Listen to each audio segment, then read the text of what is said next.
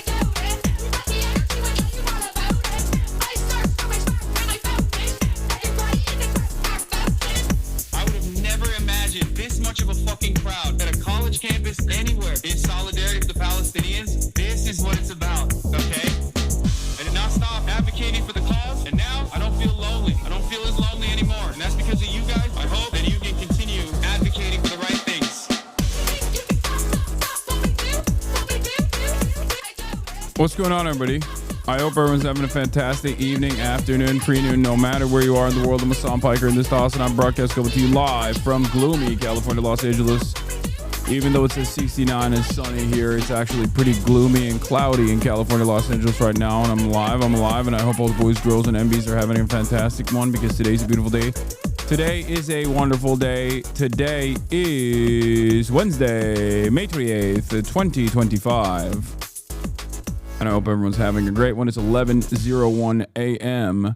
That's right. I am right on the dot, early as a matter of fact. I started earlier than usual. Early bird gets the worm. Damn, son, where'd you find this? On the internet. All right. So, ladies and gentlemen, boys, girls, MBs, we are live. We are alive. We got a lot going on in the world. Any luck with the Kaylani DM? No, she did not respond to me. But also, this is the part of the broadcast where I tell you about my personal news about what's going on in the world of HasanAbi Piker in between the time period where I press the stop streaming button and press the start streaming button. So help me God, that's what I'ma do. I just heard a piece about you on my local NPR. Oh, damn. Oh, damn. What were they talking about? Stupid, sexy Hasan. I'm early. And early bird catches the worm, like I said. All right. So personal news wise, this is part of the broadcast where I tell you about what's going on in my world. And I'm going to how Twitch personality Hasan Piker generates wide appeal. Oh, this is from today. What the hell? What the hell? As a new one? Is it the same one as the old one? They're just pumping these, huh? 9 minutes long. Every day. We'll take a look at it later. All right. March was getting your PR up last night on his stream. Insane chat advice TikTok. Would you rather snitch on your best friend or cheat on your girlfriend? I would snitch on my friend before I cheat on my girlfriend. Okay. I would never cheat on you, I promise. A few moments later. We just broke up. You're lying. We let another girl dance on him, bro. Not my fault. She was dancing on me. For like a good 5 minutes. I'm not gonna push her away. Yes, you are gonna push her away. You're in a full-on. What the f is not clicking? How would you feel if she danced on a guy for 5 minutes? Well, that's different. It's not different. She just texted me, but I'm not gonna answer. You gave her your number? No. Yes. What do you mean you text? Eddie, what the f? Why would now be when you f***ing tell me that shit? You know what? That's fine because I'm just gonna go find a new guy. That's fine. Is this AI? This is like damn, this bummed me out, dude. It's got to be scripted. I'm assuming this is scripted for the sake of humanity, okay? For the sake of humanity and all things holy, I'm going to assume that is scripted. All right. No, because I am familiar with her content. Okay. All right. Whatever. Last night I ended the broadcast. What did I do? Absolutely nothing. Hung out with my mom a little bit. Watched some Fearin'. Watched the last episode of The Last of Us. It's all right.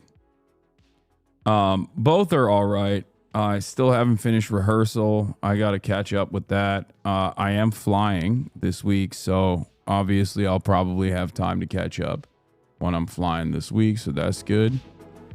But yes, Taco. Trump always chickens out. I know, man. I know. We got it. Don't worry. I got Taco. Yeah, I watched the New York Knickerbockers get absolutely destroyed by the Halliburton terrorists. I don't want to talk about it too much because, like, I personally don't like. I'm not like a Knicks fan by any metric, right? I'm not. But it's like cool and fun to see a story like that. I have no investment in the Halliburton. I want the Knicks to win. No, it's not. Fuck the Knicks. Come on, man. Let him have something. I don't even care about the Timothy Charlemagne subplot. I don't care about all the extra stuff. But I want the Knicks to get something. I want the Knicks to get a fucking W, you know? I don't care about small market teams popping off. How about the big market teams pop off a little bit? They've been, especially the Knicks. I don't know. Let the Knicks have something. New York is a beautiful city. New York is a beautiful city, and it's just not getting the respect it deserves. All right? That's it. That's what I'm saying. I wish.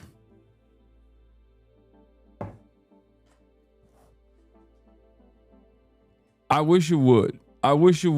New Joe Rogan of the left dropped. Oh, yeah, I know. Adam Friedland. Ay. Holy moly. Hold up 1 second. I have something outside that I got to deal with real quick. Yeah. Wait 1 second. Right as I go live, there's like a million different things happening, a million different things popping off.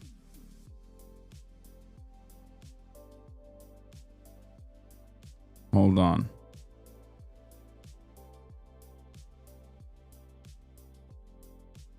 I think the Knicks winning makes Zoran win. That's what I told this to Noah, who is a Knicks fan. At the eve of, not yesterday,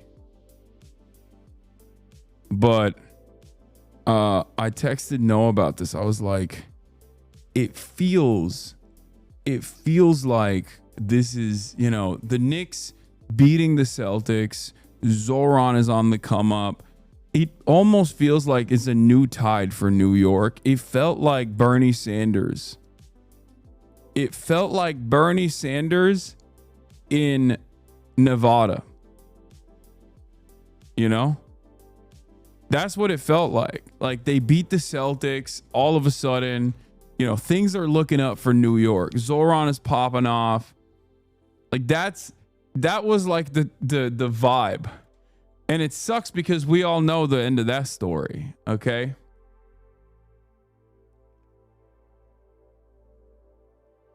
Jason Tate, my husband will recover.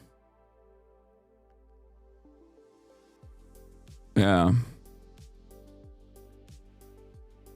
Are you watching the Creator League draft today at 4? I think I'm on that too, but I'm sure maybe. Lex preview. The following is a conversation with Satan. Well, I've seen this before. This is old.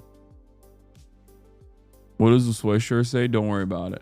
Hold on 1 second. I got to deal with something outside. Okay, hold on. I'll play the I'll start with this Twitch personality clip from for 8 hours or W. more, Burr. Hasan Piker is live on the video game streaming platform Twitch. Hold on. He is a socialist, left of the Democratic Party, and his commentary sometimes runs afoul of content rules.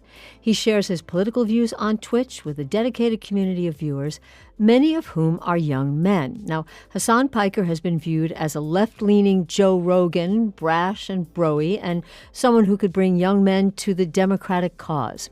Ben Brock Johnson and Amory Sievertson of WBUR's podcast Endless Thread wanted to know more about who Hasan Piker is influencing and how. Whatever you've heard of Hasan, whatever you think of him, however you found him, or if you've never heard of him or found him, let's start with some simple facts.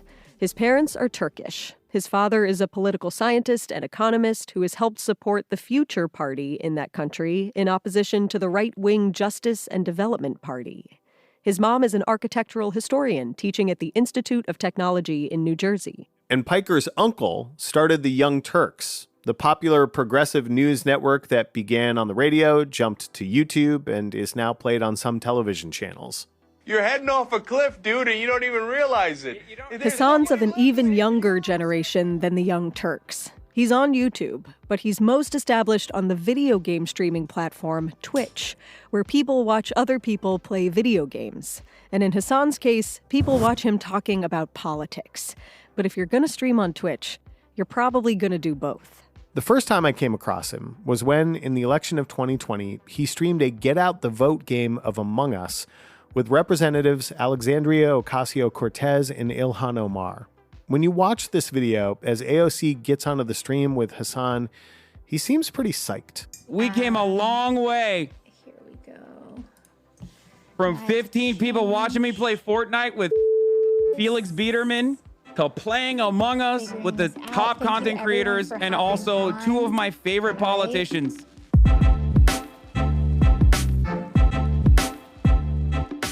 The Among Us stream, just a little more than an hour-long total, netted nearly 7. It's pretty crazy because, like, you say, oh, the boomer understanding of, like, Twitch and what you do is so antiquated. But you also have to understand that, like, these guys are probably closer to developing a solid understanding than the average boomer anyway. These are the people who are educating the boomers on what this environment looks like. 700,000 concurrent viewers. Just to give you a sense, that competes with the prime viewing period between 8 and 11 p.m. of CNN, which, by the way, is also putting Hasan on. Piker was 29 back then, and about to watch Biden sweep into office and topple Donald Trump's attempt at re-election in the midst of a brutal pandemic. When you watch this 4-year-old stream, Hasan seems legit giddy at what's happening. And it's this odd combination of video game nerdery and progressive political energy. Or maybe it's not that odd of a combination. Hasan Piker represents a huge change in the way people consume information in 2025, especially digital natives, people who have only really been around after the internet and computers. Oh, Increasingly, they don't I didn't even blast off yet. compartmentalize their different flavors of content. They Let's don't go to blast one off. place for news, another place for lifestyle, information, etc. They go to the same place for all the things. And usually that same place is not a brand, per se. It's a person. We wanted to hear from some of these people, so we reached out on Reddit and got a bunch of responses. Some Hasan fans have requested that we only use their first name because, well, Hasan takes political positions that some employers might view as extreme. I had gone through different posts, reading comments, because I just basically view reading Reddit as like people watching, and kind of bookmark Hasan in my head as like, I got to figure this guy out. This is Janet. She's in her early 40s. Okay. A 40-year-old woman. A 40-year-old woman on Reddit is, I mean, I don't know if this is my demographic profile. I hope. I mean, shouts out to Janet, but that's not. Lives in Colorado. Goes against a few of the larger characteristics of Hasan's audience, but she's part of a growing demographic. Percentage of male went down. Percentage of female went up. We're up big. That's Hasan streaming his annual HasanAbi community census on Twitch. Hasan's subreddit lists, quote, 151,000 comrades as its follower count, which is where we found Janet. Janet started out reading HasanAbi hate on Reddit, but she's a comrade now. She's watching his Twitch stream every day. And it's not just Janet as a hater, of course, because she came from Reddit. That's why. My toddler gets a little bit of TV time in the morning, so when Hasan starts, the TV goes off for him and we throw him into lunch. He knows the Hasan is streaming song and we'll start doing sign language for food when that song comes on, so I've kind of ruined the baby, but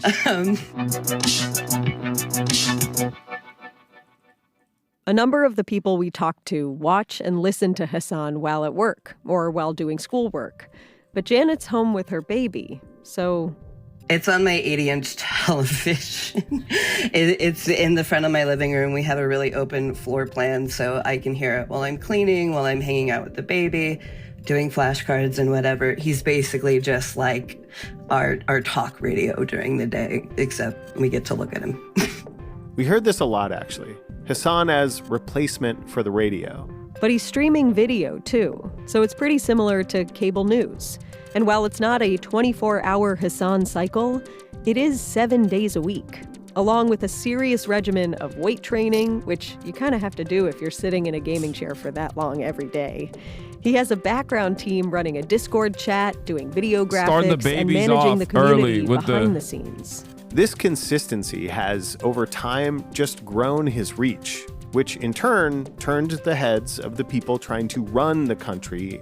What do we got? Do we got a blast off meme or what? Do we have a blast off meme? To my entire background team, which is all 12,361 of you.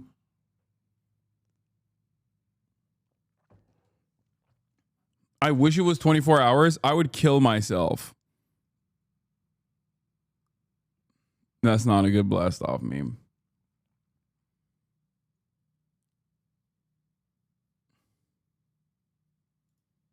Oh, quote this. Here's your blast off. Andrew Tate and his brother Tristan have been charged with 21 counts of rape and offense by UK police. Hey, yo. Hey, yo. What is this? On June 28th, HasanAbi and Will Never Go on Dog for Dog. Where is this coming from? When did this happen? We did not. Are you guys just like making stuff up now?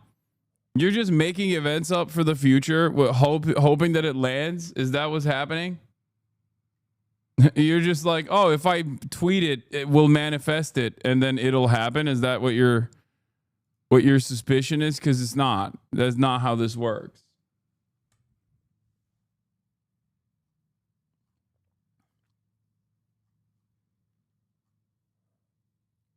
Manifesting my streamers dogging. Yeah. Just raw dogging some dogs. Is that what it is? The manifesting my streamer gobbling some glizzies. Okay, whatever. I blasted off. None of you gave me anything good, so I just used the Trump taco take. Okay, let's blast off. Let's let the people know we are live. We are alive. What the hell? What the heliante? Will Neff's alternate account where he's doing the 9 for 9 challenge. When are we going to the Doyers game? Oh yeah, I'm down to do that. I'm so sad with the Tate news. Oh, I feel like Andrew Tate and them, like the Tate brothers, are gonna be prosecuted for rape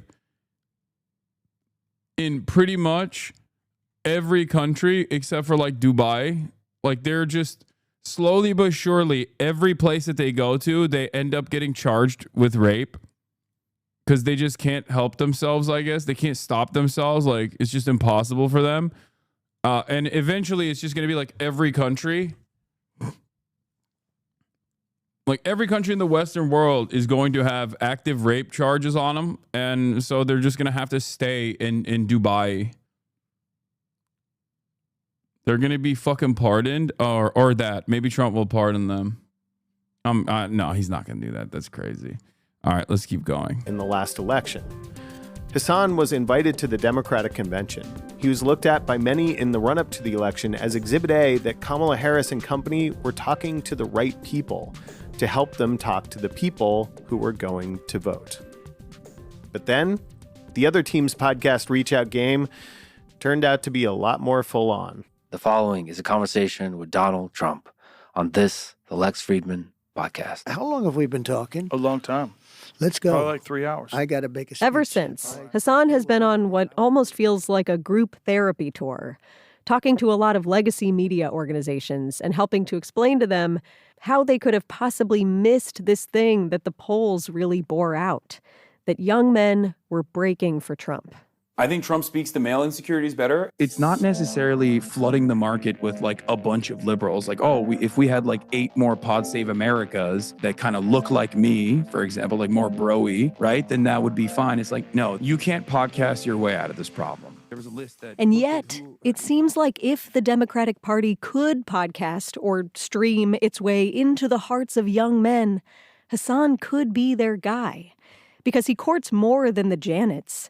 He also courts a lot of Jadens. 24-year-old Jaden didn't find Hasan Piker in his hometown of Heber Springs, Arkansas. It's a pretty close-knit community. A lot of people know each other. A lot of people will go to the same church, for example. All the beliefs of everyone are pretty much shared throughout the entire community. When Jaden started to spend more time online in high school, he discovered perspectives that didn't really match the homogeneity of Heber Springs. And when he went to the... Yeah, I think this is Hasan getting on fresh air got to be a recession indicator. I feel like this is is this the same exact NPR piece or is it like slightly tweaked?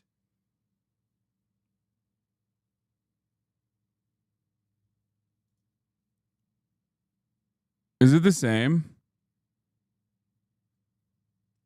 Incredible piece from W. Burr, Boston NPR, on how journalists' understanding on the role Ansar Allah played changed over my interview with a young Yemeni influencer who we all collectively dubbed Tim Houthi Chalamet. I don't think that they brought that.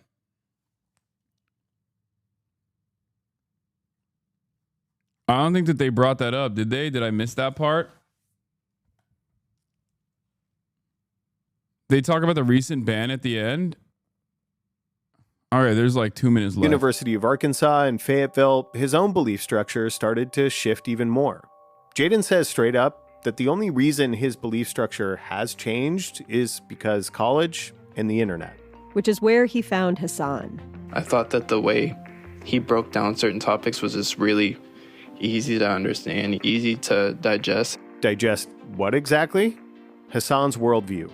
Whether it's American foreign policy being ultimately damaging to the world, or whether it be an advocacy for enshrining abortion rights in the Constitution, gun control, like reasonable gun safety measures that must be implemented, focusing on universal health care and free college education. Of course, some of that worldview is reflected by planks in the Democratic Party's platform. Other stances, particularly on international issues like the war in Gaza, put Hasan at odds with many Democratic lawmakers.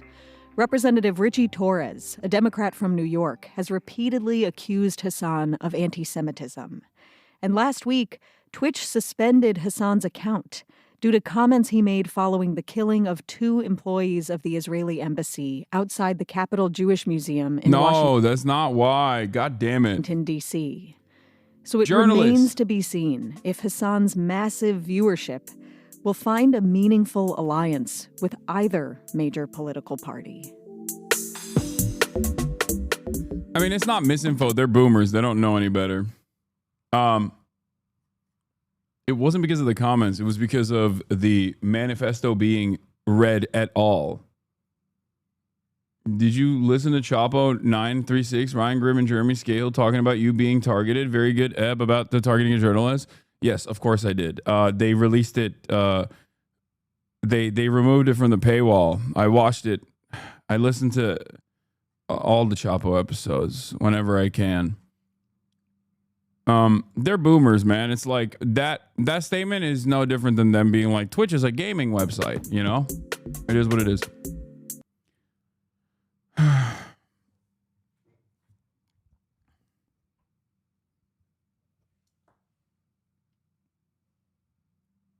You got to get better at responding to requests for comment. Half the shit would end much quicker.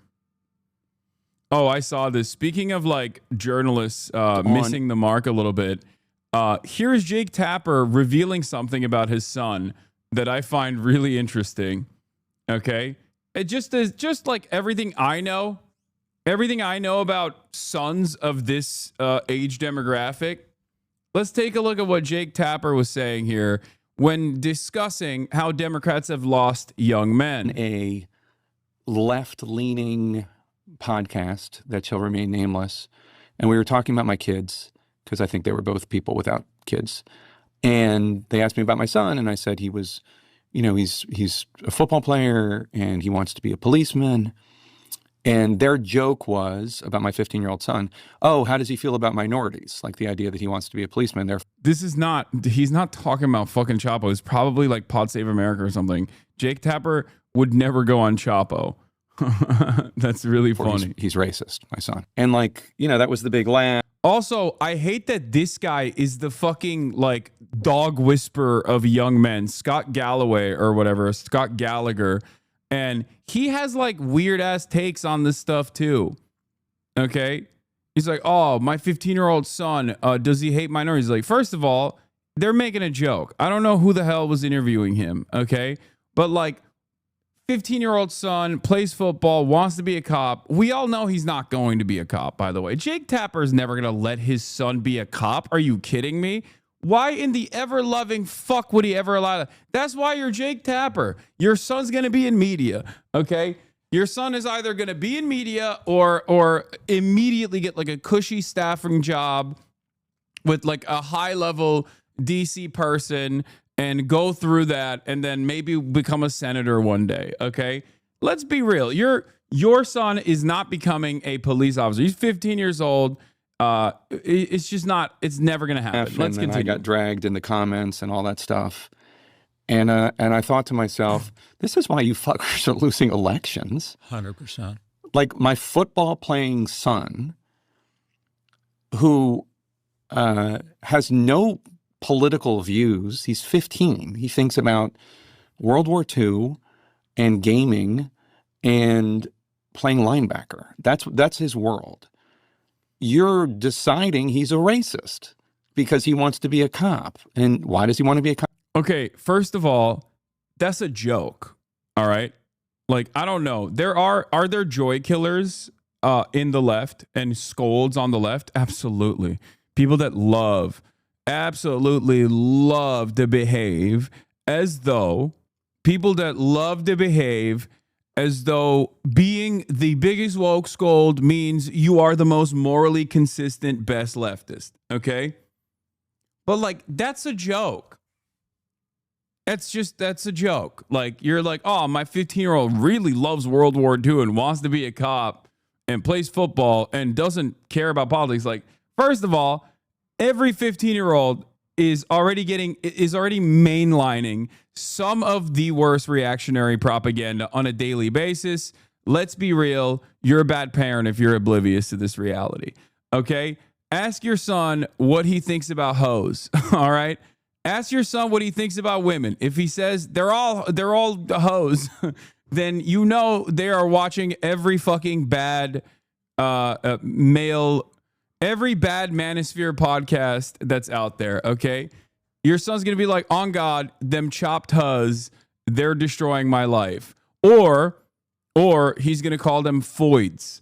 There's only two, or females. That's the woke version, by the way. If your 15-year-old son calls women females, okay, that's salvageable. If he calls them foids, make sure that there's no weapons in the house, okay, because that's a mass shooter in the making. And if he says chopped huz or like bops or whatever, then, that's also somewhat salvageable. He'll grow out of it. Foids is probably the worst version of that. What the fuck are these words? I'm just giving you the different the different political leanings that young men have. Every single one of them revolves around hating women, okay? Every single one of them revolves around hating women. Is just like, how badly do you, like, how much does it play a role in your life?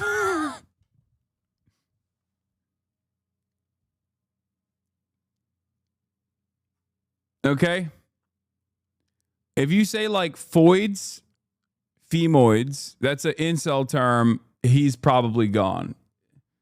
Okay? Very difficult to save. Like we're talking Hitler youth, all right? We're talking this person is like has deep resentment built in against women in general. Okay?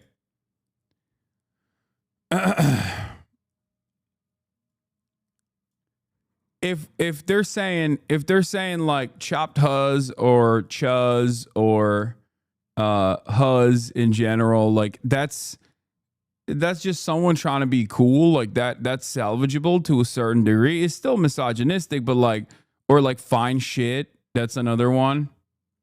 Like this is AAVE baked into the collective consciousness of Generation Alpha and young Zoomers, mostly off of TikTok. Okay. Hasan, please, I'm 32. I don't know what the fuck you're talking about. I don't know why every old person loses their goddamn mind when I'm giving you a brief introduction to, like, you know, Gen Alpha and young Zoomers. I'm telling you what the fuck the terminology is, okay? I'm giving you the terminology. Do you want to know about it, or do you want to fucking act like Jake Tapper and be like, oh yeah, my son is apolitical? Shut the fuck up. Shut up and listen. Okay? Fuck.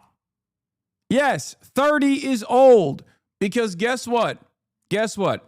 Back in the day, when people were dying before they made it to 18 on a regular basis, okay, 30 was old. Then there was a brief period where 30 wasn't old, okay? For like the last 50, 60 years, 30 wasn't considered old. But now that like people can present themselves as full human beings online at the age of 12, 30 is old again, okay? Especially because 12-year-olds are extremely online, so they dominate discourse. It sucks, but yes, when 12-year-olds online can present themselves as full developed persons when they're clearly not, okay, all of a sudden, 30 is old again. That's how it is, okay? Figure it out. It's just the reality. Sorry, you know, get with the Skibbity program, okay? Skibbity Riz, Ohio Phantom Tax. That's it. Least consistent streamer law. What?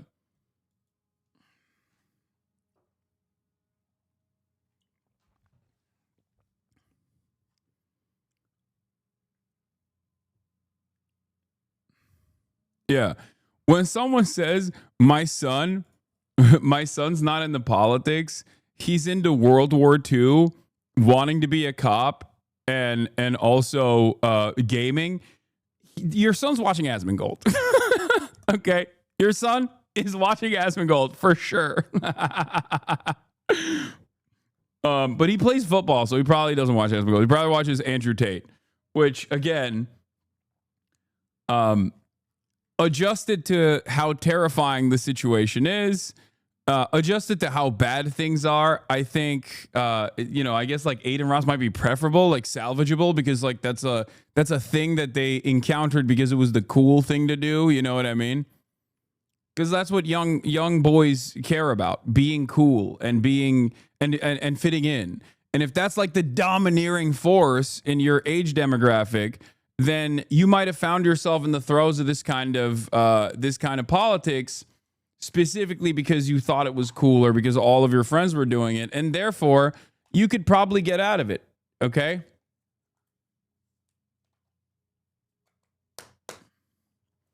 What's really funny about this stuff, by the way, is that a lot of people on TikTok apparently have been yelling at me because I said, we gotta figure out a way to like reach young men. They're angry and resentful. And a lot of people instantly went back to their stupid, like, liberal instincts of being like, no, we should continue vilifying men across the board unconditionally. It's like, okay, well, then good luck. You know what I mean? I'm not saying we should just like take the concerns that men have about like why women won't fuck them seriously and then lean into their entitlement. That's not what I'm saying at all. But I'm simply stating that like there are obvious issues here. Okay. There's obvious resentment here. And I don't think like automatic vilification is solving this, especially as a political party. Like, think about it. Think about how much Chapo, for example, got fucking railed. Think about how much we got railed as Bernie bros. You know what I mean? Oh, it was so dangerous. It was so dangerous that Bernie Sanders has young men. And it's not even just young white men, by the way. Make no mistake. It's young men across the board. That's the other side of the story that a lot of people are failing to comprehend. The other side of the story is that it's not just white men, okay? It's all young men. People don't understand that, like, the racial polarization between the two parties is going away as the winnings from like as the W's that the Democratic Party could have presented during the civil rights struggle goes away. And as like the only people that remember that, the only black people that remember that are like 60 plus years old. Okay. More and more young black men and young black people, young brown people in general, do not look to the Democratic Party as like the automatic lesser evil any longer. It's that simple. And the Democrats have no solution for this.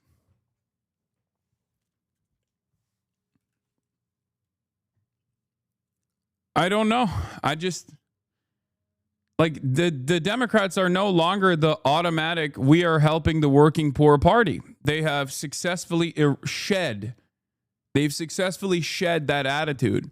They've successfully shed that marketing. They really wanted to. They wanted to be the party for the super elite. And here's where we are.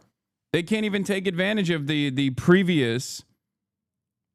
They can't even take advantage of the previous marketing that helped them win elections and build coalitions.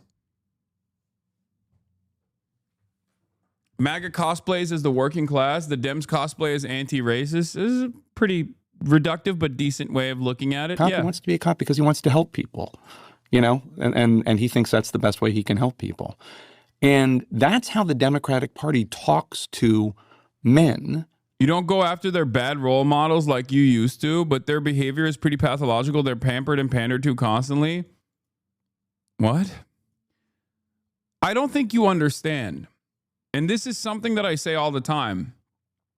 I want universality. I don't care. Healthcare for all means even Nazis get healthcare, okay? If you think that, like, the things that I'm advocating for are specifically tailored towards young men's false sensibilities, you're delusional. That's not what I'm saying, okay? That's not what I'm saying at all. Everybody, this is why universal programs are important. This is what I mean. There is no moment where I'm like, hey, oh, do you feel like you should kill all women because, like, this girl rejected you? Yeah, you're right, King. Lean into that. Like, is there ever a moment where I've said that? Is there ever a moment where I've made excuses? No. I'm simply saying that the Democrats running, right? The Democrats running for office cannot try to present themselves as an anti-racist party only by claiming that their enemy is white men, okay? You're not doing anything. You're not even doing anti-racism. I'm not even saying that this is actually real racism. Reverse racism is real racism. I'm simply stating that presenting yourself as that is not actually doing anything. Presenting yourself as a enemy of they're going to clip you as pro healthcare for Nazis. Well, welcome to the world of HasanAbi Piker. I have always maintained that position. Medicare for all means for all. I want universal social housing, okay, for everybody. I want government-funded public housing. That's it. The whole purpose of the goddamn government is to make it so that it's harder for people to entertain. It's harder for people to take advantage, opportunists to take advantage of the volatile market conditions, the volatile economic conditions to move people into that direction. I know you say COVID broke a lot of people's brains, but I genuinely think that 2020 BLM broke a lot of young black men's brains in the worst direction. This is all because of this momentum. Joe Brandon coming in and saying he's going to do shit to alleviate police violence and structural inequalities, and then he actively made those two things worse. I think that's the biggest factor of why young black men are shifting more Republican. I think no, I don't agree with that. But I do think that what the Democrats did, it's not just about young black men. It's just across the board. What the Democrats did is neuter an entire generation's political ambitions. Okay? Because black men are the least consequential aspect of this equation. It's more so the Hispanic voting bloc. If we're looking at like some of the biggest gains, some of the biggest switches that has taken place. Okay, if you're thinking about like who swung in which direction, it's like Hispanic dudes. Okay, way more than black dudes did, and ultimately. Part of the reason why I think is because like there's a lot of Latino people that are seeing themselves more and more within the white in group. I mean, one of the greatest examples of this is like this lady I saw the other day posting about how she got into an Uber and the Uber driver said no hablo inglés. And she was like, it's time to do mass deportations. Okay. And it's really strange because her last name is like fucking Rodriguez or Menendez or something. Savannah Hernandez. That's her name. Her name is Savannah Hernandez. And she's like, we must deport all of these goddamn Mexicans. It's like, what?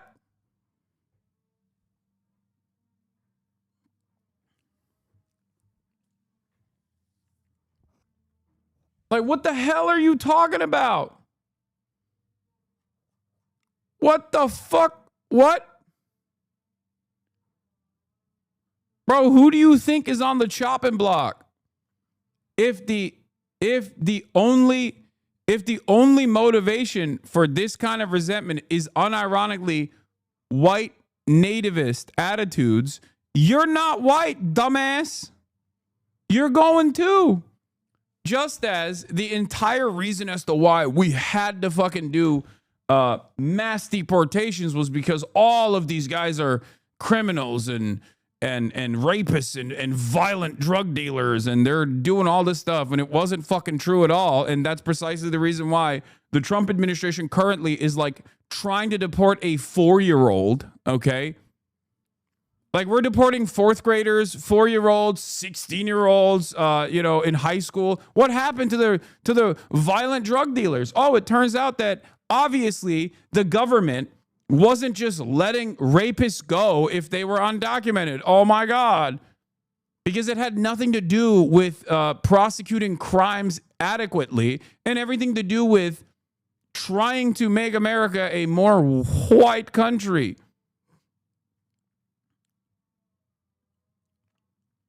So yeah, I don't know why people like this think that they're not on the chopping block inevitably, considering that the starting point of resentment is not a real crime prevention attitude. That's just a selling point. It's the same shit that like black conservatives tell themselves about the dichotomy between, some black people and other black people that are hood, Oh, it's not us that they hate. It's the thugs that they hate. It's like, no, dude, they hate you too, dumbass. The fuck? Like, it doesn't come from... there is no real distinction there. There is no valid distinction there, okay?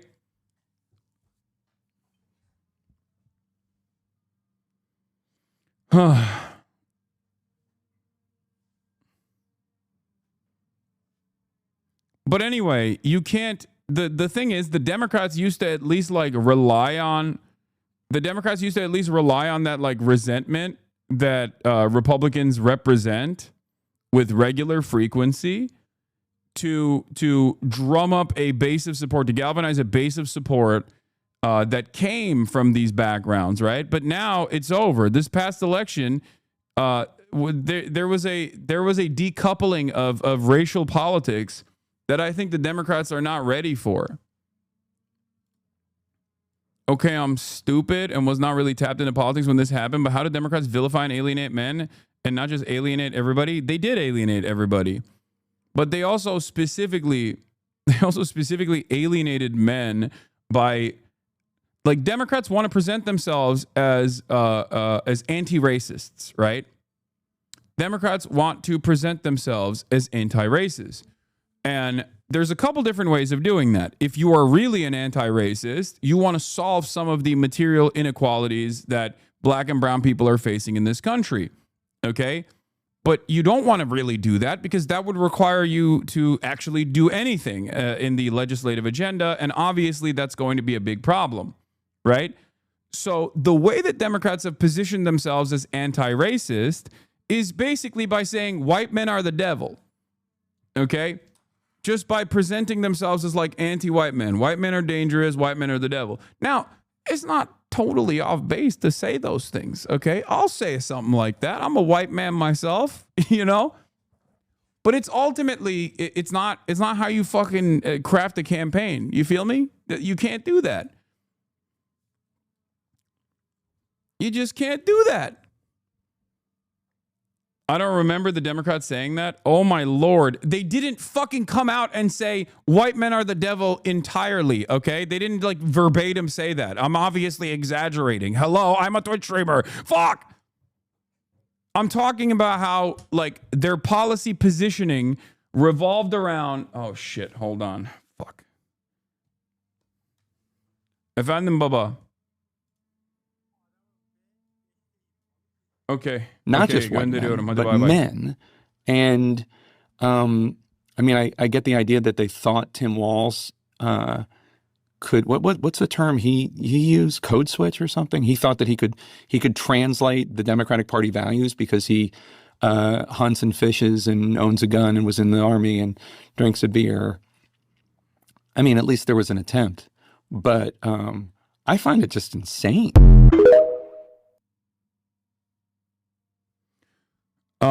Yeah, hold on. I got to do something real quick. Jesus Christ.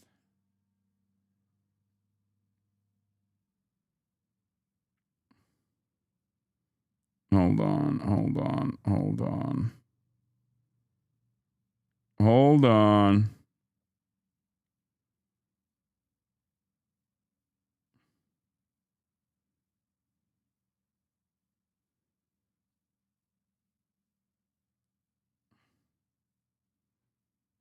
1 second.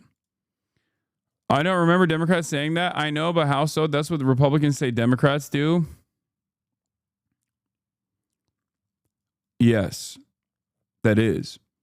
Have you ever taken note of how there is this cartoonish depiction of like woke that right-wing circles will oftentimes cast the entire progressive movement with, and then sometimes leftists will adopt that cartoonish depiction and will end up leaning into it for no discernible reason? Do you feel like this is something that liberals do? Sometimes? It sounds like you agree with Jake Tapper then. No, I don't. I think I have a more nuanced I have a more nuanced approach to this than Jake Tapper, because Jake Tapper himself is a person that only thinks Jake Tapper himself is also conservative and also presents himself as a hurdle in front of what the Democrats must do in order to create a broad coalition. Okay? Democrats believe the Republican framing DEI hurts white men, when in reality, more often than not, they just never message broad general policies that will connect the white men. Exactly. That's why universality is the best approach here. That's why I always advocate for universal policies. Okay? But when you bring that up, when you bring up universal policies, like one of the greatest examples during 2016 and in 2020 was the way that Democrats counter-messaged against Bernie Sanders. That's what I'm talking about. Okay? When they counter-messaged against Bernard Sanders, they did it on the virtue of Bernie bros. Bernie bros are dangerous. Bernie bros are bad. Bernie bros are misogynistic. Bernie bros are sexist. And that was effectively a way to weaponize identity politics in the silliest fucking ways possible against a dude who was advocating for universal policies. Now, why is that significant? One of the things that really frustrated me, and there's videos of this back when I was covering during like the agitative propaganda, when I had the show called Agitprop on TYT, I talked about this extensively. One of the things I covered was Bernie Sanders' policies on universal alleviation of poverty, okay? Bernie Sanders had a lot of universal policies. Bernie Sanders had a lot of universal policies that would overwhelmingly target black and brown communities, right? But he never actually said he was overwhelmingly and directly targeting black and brown communities. And the media would consistently turn around and say things like, well, where's your criminal justice reform? You're not talking about criminal justice reform. He was, right? Of course he was. But once again, the idea that liberals presented was the only way to cut policy for black people is by talking about how you're going to get black people out of prison, which is inherently a fucking insanely racist way to approach the subject. Okay? What do you think? Who do you think gets helped with policies that destroy poverty? Okay? Policies that combat poverty. Who do you think gets helped more? Poor people. And black people and brown people in general live in underserved communities are represented in a higher percentage in those groups. Okay?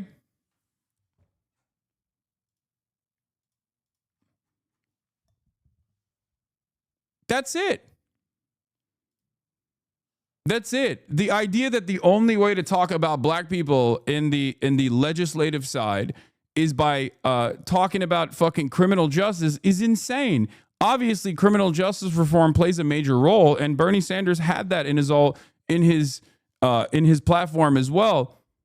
But the notion that like the only way to talk about black people, the only way to do good policies against black people is either by targeting black small business owners in the way that Kamala Harris was trying to do, or rather by simply talking about like criminal justice reform is insane. That was very frustrating to me as someone who looked at the situation in South Carolina with Jim Clyburn and how Jim Clyburn was like anti-Bernie. And a big part of the reason why Jim Clyburn was anti-Bernie was because he was backed by the fucking the same for-profit insurance companies that were giving him a ton of money.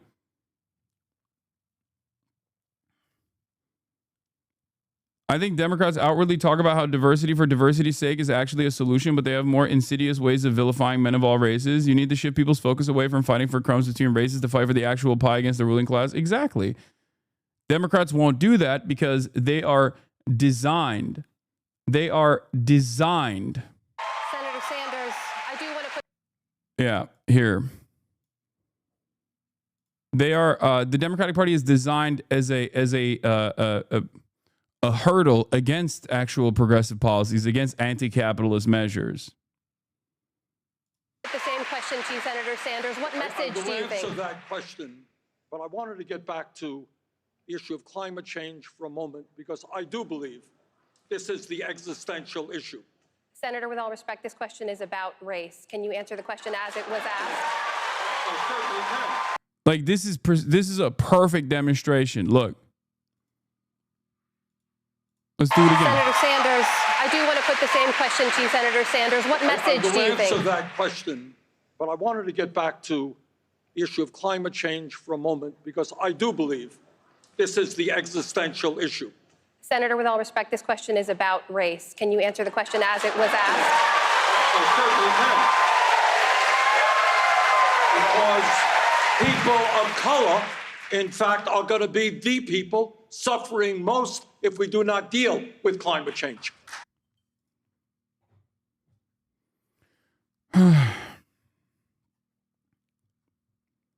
That's it. Universal policies are incredibly important because speaking about these policies from the perspective, speaking about these policies from the perspective of universality is great because one, you don't alienate any demographics by doing so, with the exception of the rich, I guess, and that's fine. But you also are addressing issues that impact these communities directly. Okay? Like, who do you think benefits more? Who do you think benefits more from Medicare for all? A rich white person or a poor black person? Overwhelmingly, these communities that are poorer on average will benefit more from universal programs. That's it. Same with climate change, same with everything.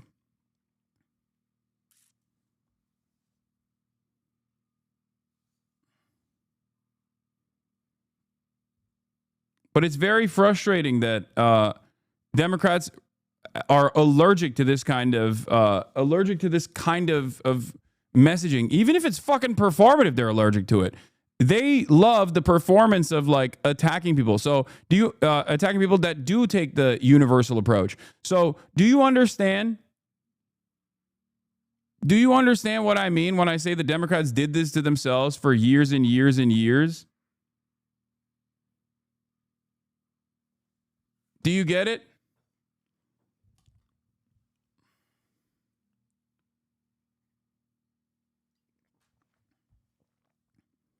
That's it. That's what I'm talking about when I said like the way that they presented themselves is like they tried to posture as though like universal policies are actually racist or anything that helps like white men is actually racist. And it's really stupid because the racial depolarization has already taken place, so it doesn't even fucking matter. Like here, Kamala doing pretty poorly among both black and Indian voters and an underrated blow to the IDPOL theory of electoral politics, specifically the idea that Biden Hillary's weakness with non-whites compared to Obama was just about him being black and them being white.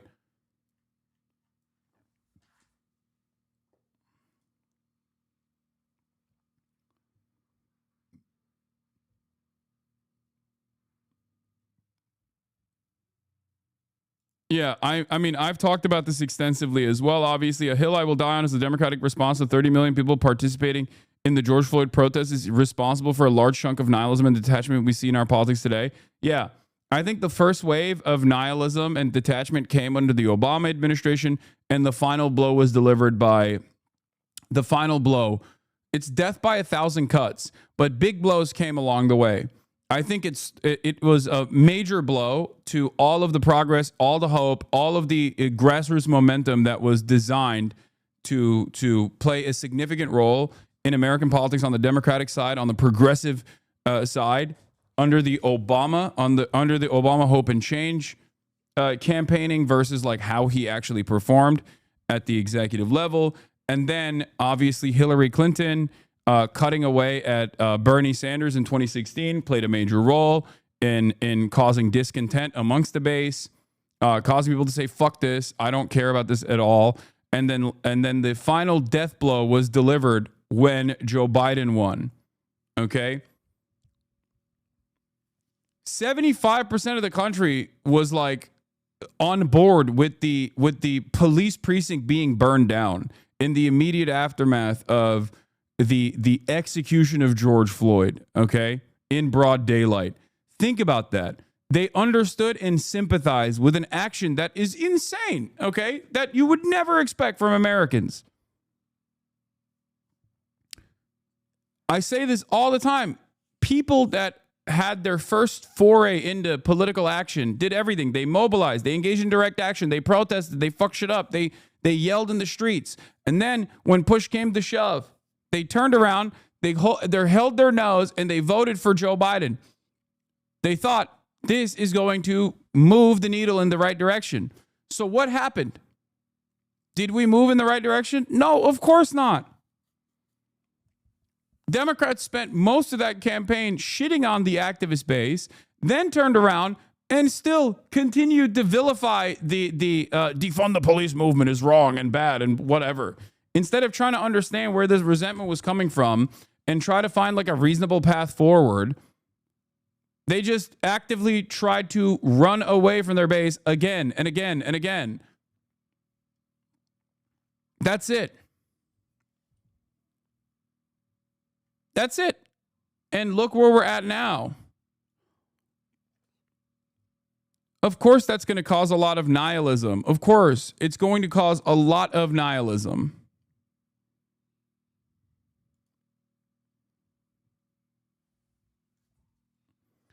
For so many people, this was their first foray into mass action. They were met with no even the most meager of positive changes, but instead a party who vowed to fund the police more and shit on their slogans at every opportunity. Way to teach a generation that nothing you will do will ever change anything.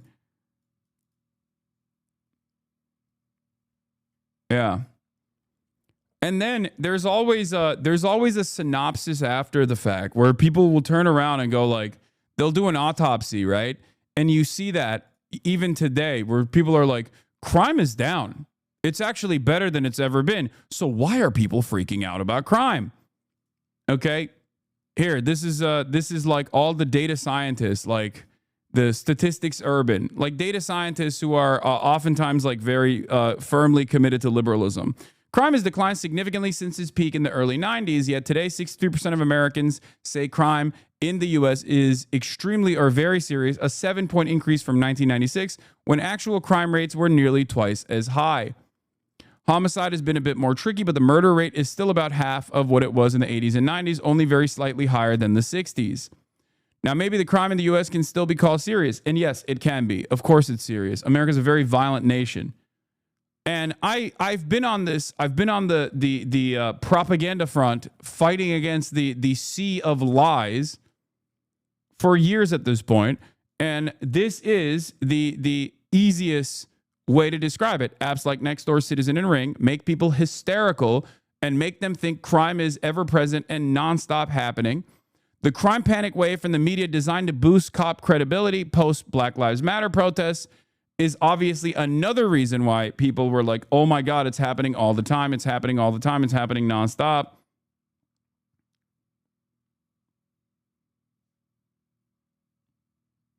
You know?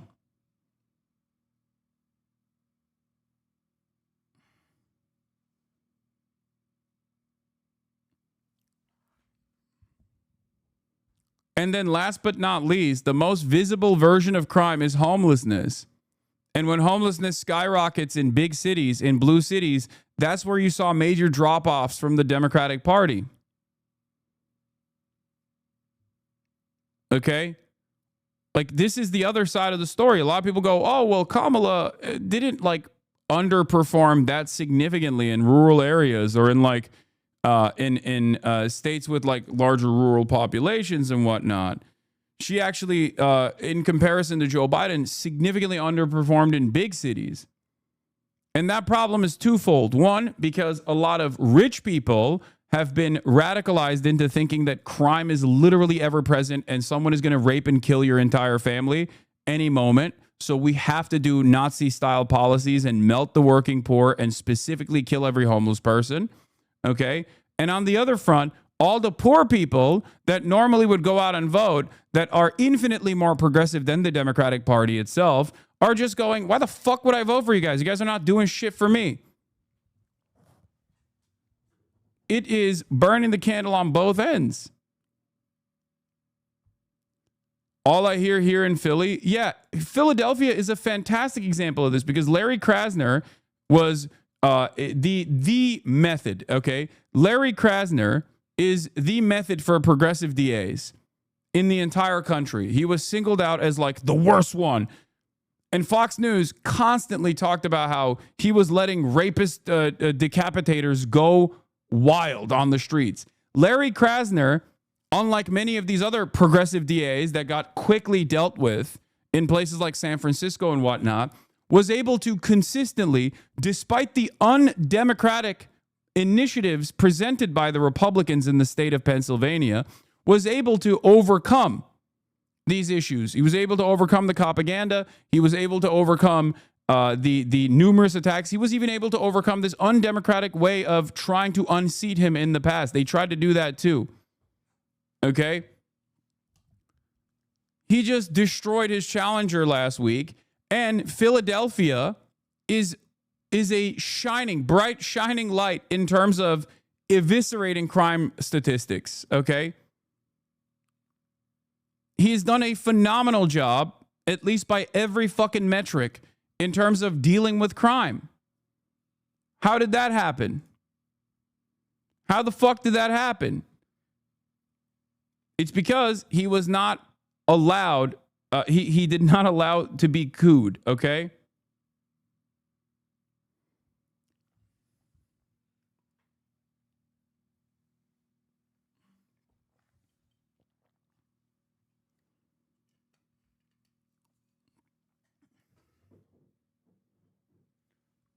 The most hilarious thing is the Republicans want to run Krasner's Democratic challenger that lost on their ticket. People also didn't vote Kamala simply because she's a black woman. Let's not forget that part. That's not as significant of a part of this puzzle as you think it is, I promise. Unless you personally think that Mexico is a pro-woman nation state, like more pro-woman and also pro-Jewish in comparison to the United States of America. Because Claudia Sheinbaum is a Jewish woman who is infinitely more popular than Donald Trump and was infinitely more popular than Kamala Harris. Okay? No, don't say it is. Y'all are fucking crazy. Mexico has a massive issue with femicide. No, even in a country where there's a massive issue with femicide, you can still elect a Jewish woman in an overwhelmingly fucking Catholic country. How the fuck does that happen? It's because the Morena party was popular. Okay? Stop. It's because the Morena party was popular. Why was the Morena party popular? The reason why the Morena party was popular is because it expanded the welfare state. Okay? She is not more popular than Trump. What? She is, like, I think 8 times more popular than Trump. What the fuck are you talking about? Trump is still very unpopular. Wake up. Some of you motherfuckers hang out with Trump supporters exclusively and I guess like beam a bunch of idiotic propaganda into your minds. Claudia Sheinbaum is one of the most popular politicians in the entire Western world. What are you talking about?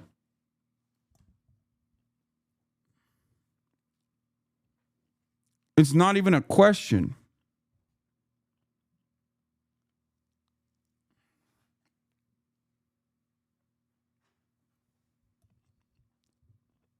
And people were aggressively trying to come after me. All the libs, all the Mexican libs were trying to come after me for saying like Morena is a much better alternative.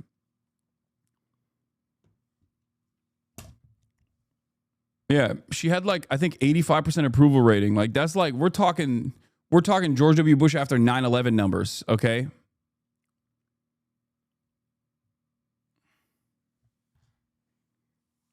Just to be clear, on earlier, you're just criticizing the monolithic policies based on race, but at the same time, the framing Bernie used there for poor people being comprised of POCs and not whites was all right in use. Yes, because the question is specifically about Bernie Sanders' inability to address like issues that pertain to black people and brown people. And he's saying like, who the fuck do you think gets helped in this situation? Black people and brown people too. As a matter of fact, in larger percentages than white people because they happen to be the underserved communities we're talking about. It's not like Bernie's running around being like, black people and brown people, they're so poor, they're broke. They're broke. They're all fucking poor. They live in poverty.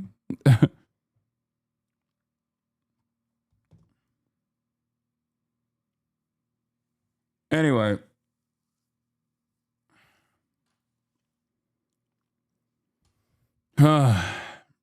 You're gay, tremendous. You're black, fantastic. You're gay, tremendous.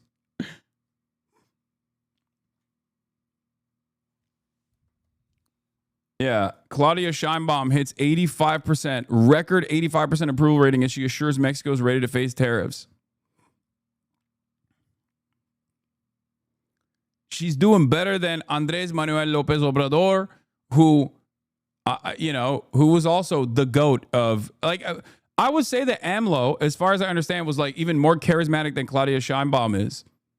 Like, from what I've seen, at least, of all the live streams that AMLO used to do to cut away, to break off from like the domineering force of liberal politics that is backed by capital in all of mainstream media in Mexico.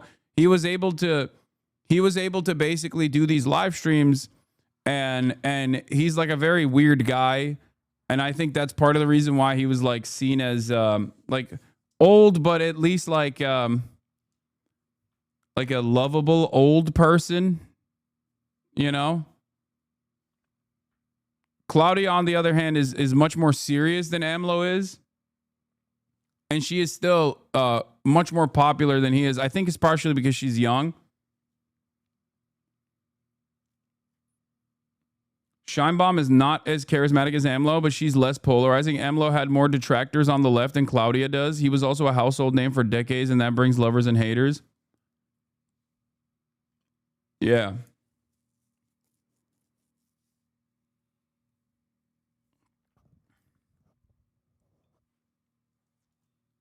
Oh, yeah, I saw this. I fucking love this guy's memes, dude. It's hilarious.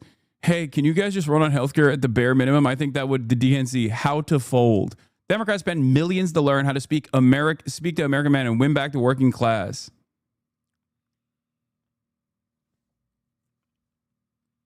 Nope. We're folding, boys. We are fucking folding. I hate that this is I hate this article, dude. I genuinely hate this fucking attitude that the Dems have. Like, they are just not, they are allergic to understanding what the real issue is. Breaking, the DNC is reportedly planning to spend $20 million on a campaign to reclaim support from young men amid polling that shows an increasing shift towards Republicans.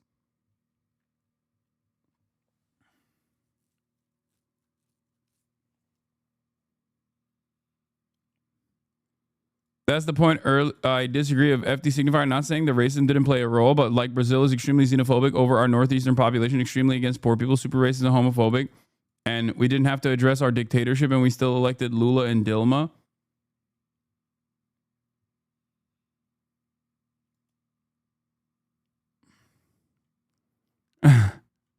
Reporter, do it or no balls. Admin passing a 600% tariff tomorrow.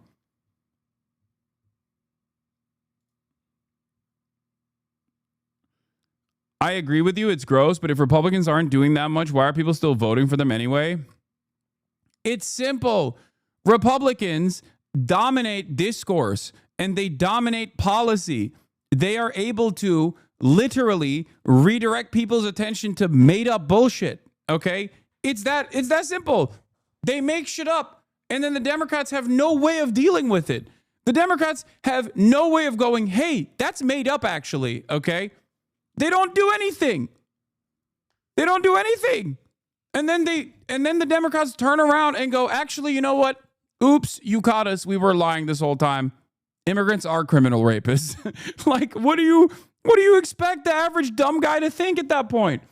Why do you think the fucking the Iraqi Uber driver is like, my sister is undocumented on U.S. soil right now. We can't get her citizenship, but we have to fucking purge our ranks with these like criminal elements that are coming from God knows where. How do you think that guy arrived at that position? He arrived at that position because he's getting beamed misinformation on a daily basis with no counter whatsoever, no counter messaging. What the fuck do you expect? If you want to fix the messaging side, you got to do that. You got to fight in the fucking trenches. You have to humanize the migrants. You have to advocate for amnesty. You have to showcase that like advocating for amnesty is actually popular. It is a popular measure. It is more popular than fucking advocating for mass deportation.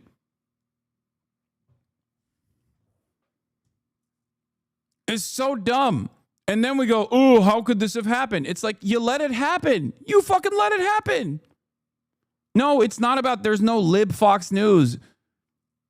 It's about what lib Fox News does, okay? CNN, MSNBC, ABC, CBS, NBC, all of these liberal outlets ranging from like center-right to I guess centrist, MSNBC being like a centrist center-left outlet, okay? They all are at the mercy of Republican discourse. They get dominated by Republican discourse. The Republicans flood the market with a whole bunch of bullshit, and Dems have no way of dealing with it and seemingly no interest of dealing with it at all. Oh, Trump is a fascist, but we also have to find a way to cooperate with these fascists. Like, okay, well, that doesn't make any sense. Then he's not a fascist, or you're a fascist. Which is it? What's going on here?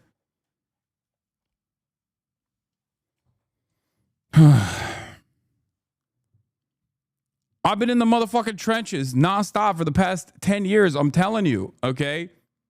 Think about why you have arrived at the conclusions you've arrived at, because you get a lot of your information here. You get a lot of your information here where I go through right-wing outlets, centrist outlets, liberal outlets, leftist outlets, and I parse through the disinformation mania piece by piece and go through all of the fake nonsense the Republicans run on and demand that the Democrats actually counter message against it. They don't, and then they fucking are shocked. These things take time. Okay? These things take a long-ass time. Democrats are afraid to lead. Democrats are afraid to be identified by tangible policies that actually help the working poor. They want to basically be the gay version of the Republicans. And nobody at the end of the day wants Diet MAGA when the real thing is easy to fucking get. What is this? Cody Shody brought me up. Well, he doesn't really need to spend that much, does he? Other richer people are doing that for him. The reason right-wing media is bigger is because it has more money. And the reason it has more money is because right-wing media says the stuff rich people want said. They don't need to actually make money. They just need to spread the message and support their ideological project, which will end up making them more money. In fact, we're now hearing that the Democrats are realizing this way too late and are trying to bankroll their own influencers and propagandists. So I guess an army of people who will defend Joe Biden no matter what, thus earning people's trust. We're not going to spend a lot of time on this because... Yeah, guess what, dude? I said this initially when this first came out. I was like, if you think that the multi-billion-dollar sophisticated information peddling network that is mainstream media was unable to move the needle, normalize Joe Biden, and make Biden a better alternative, or make Kamala Harris a better alternative, why the fuck do you think a couple podcasts are going to move the needle? What are you, crazy?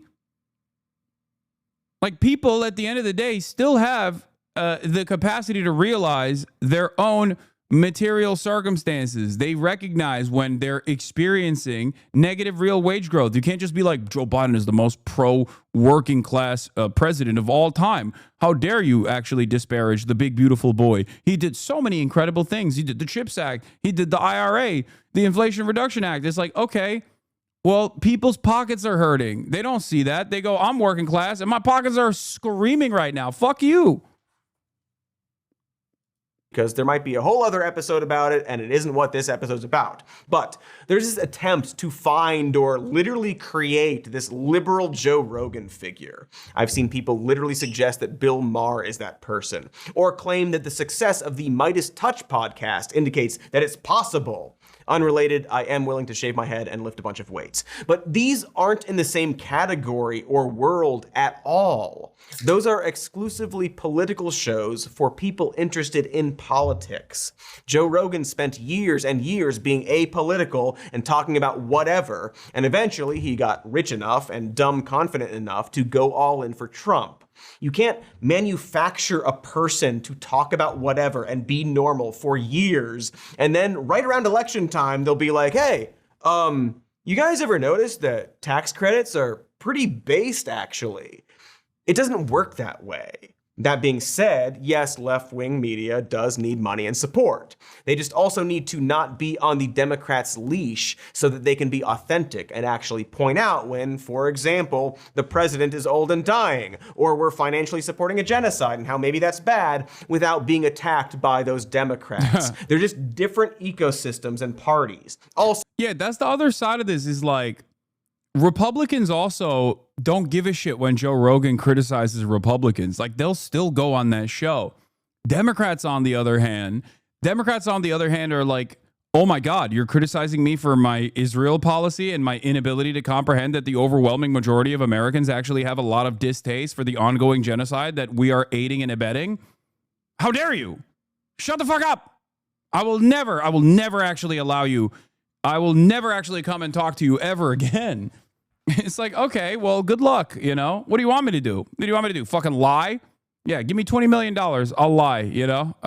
Fucking stupid. Also, not for nothing, but an alternative to pumping millions of dollars into propagandists and influencers to convince people that your party is good is just doing and believing in good things. Find your message, and the messengers will follow. But again, not what this is about. I'm sure it'll go great. Just pump billions into Gavin Newsom's podcast to appeal to the youths. Yeah.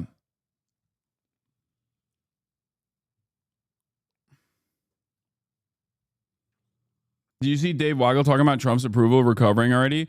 Trump's approval rating has totally recovered from Liberation Day swoon. One Schumer premise that was that the Dems would keep resisting and the attention on Trump's policy would drive the numbers down, but that hasn't happened. Yeah, it's because the Democrats stopped resisting. They're no longer, they barely resisted for like 3.5 seconds. And immediately Trump's approval rating went down. And then they were like, see, we don't have to do anything, actually. They ain't doing shit. Why, dude, this is why I always fucking say, like, this is the responsibility this is the responsibility of the Democrats as well. It's not just the Republicans. The Republicans are primarily responsible for Republican policies, but the Democrats are also responsible for their inaction. It's so dumb. Ken says, never in my life has the Democratic Party been as much as a ghost ship as it is today. Incredible there aren't more insurgent primary campaigns. Power is just sitting there, and the only thing guarding it is fossils like Chuck Schumer.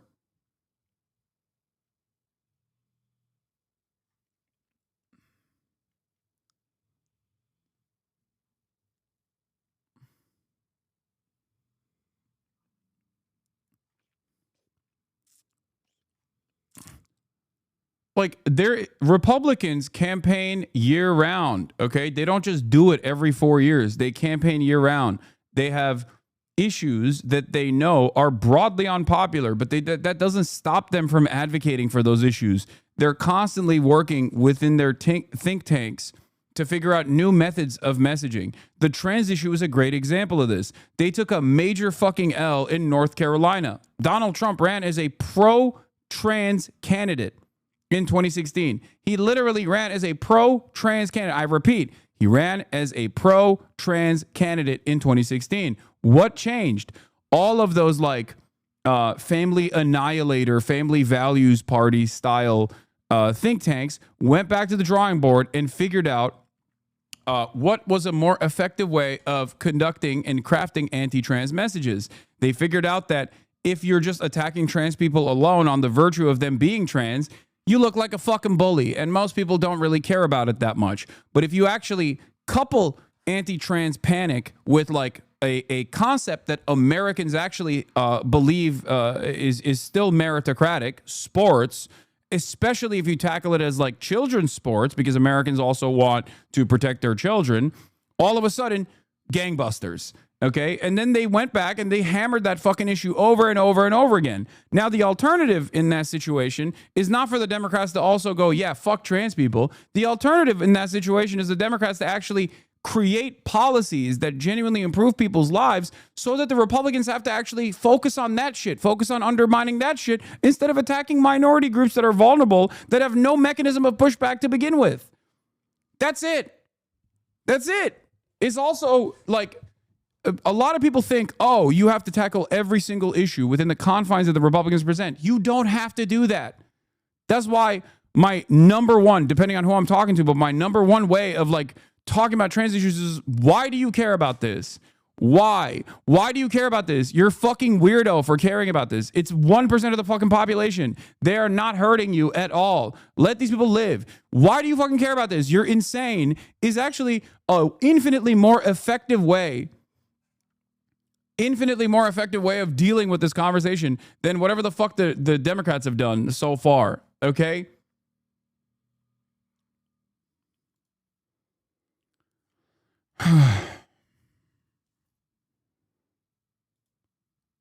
The hyper focus on trans people comes across as gross, especially when people are suffering financially, and all you're doing is just being like, you know what, we need to kill as many trans people as possible. It's like people are going to look at that and go, I don't care, dude. What the fuck?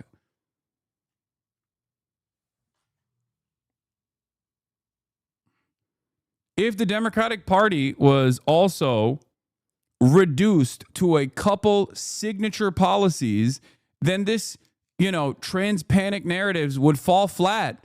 Because if one party is saying, hey, we want to actually do amnesty instead of mass deportation, it's more popular. These people literally work within these communities. They are wonderful parts of the makeup of these communities, okay?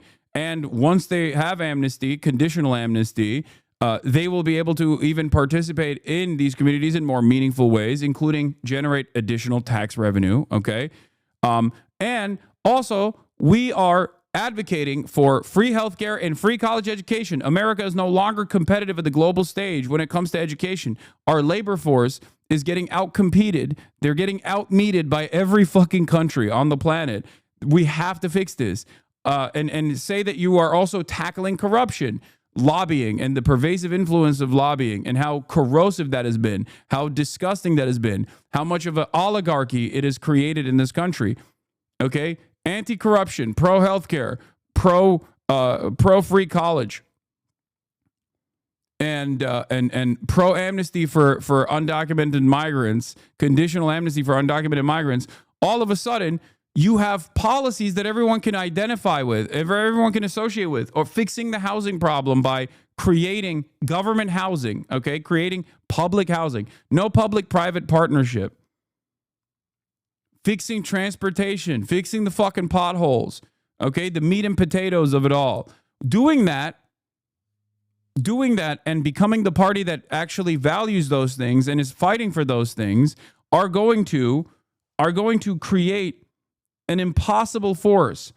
They're going to automatically cause the Republicans to go against those policies. Those are popular policies. You automatically trap Republicans into a position where they have to advocate against those policies.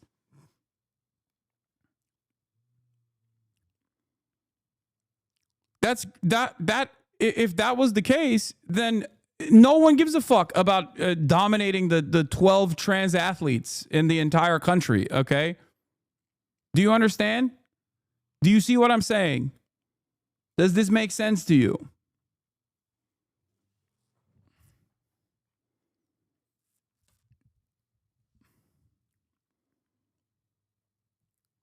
These things can change. They were different back in the day. Democrats benefited from the major gains made by the New Deal, and so did the Republicans, so did America in general. But Democrats politically were able to shift the Overton window to the center left for decades prior to Carter, okay? And post-Carter, especially after Ronald Reagan, everything changed. Neoliberalism became the permanent attitude that both parties represent.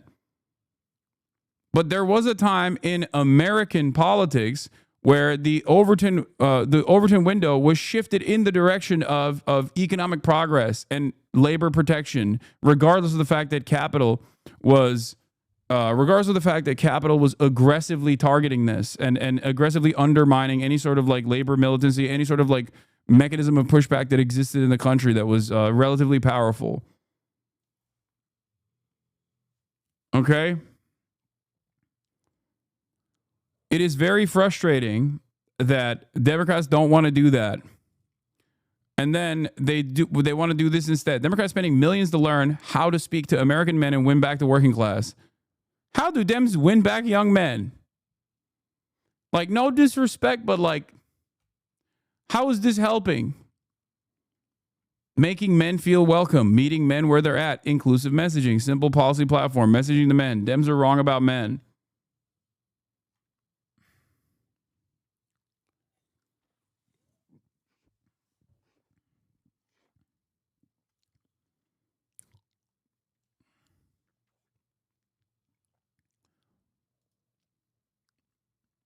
It's so crazy that this is a major part of the story here. Anyway, days after Jake Tapper fumed over a joke made about his teenage son wanting to be a police officer in an appearance on a left-leaning podcast claiming it was the reason why Democrats are losing elections, the host of How Long Gone responded to the CNN anchor. Him willfully choosing to take a joke wrong that he definitely knew what it was in the moment, I would say is only a pro move, co-host Chris Black drawly noted. He spun it for his own gain, and it's working. Tapper, who is relentlessly promoting his book, Original Sin, recently appeared alongside co-author Alex Thompson on Scott Galloway's podcast, The Professor G-Pod, to discuss their tome about Joe Biden's cognitive decline and the alleged cover-up of the former president's health ahead of the 2024 election. At one point, Tapper brought up an appearance he made on the left-leaning podcast that shall remain nameless in order to argue that liberals in the Democratic Party are losing political ground among young men.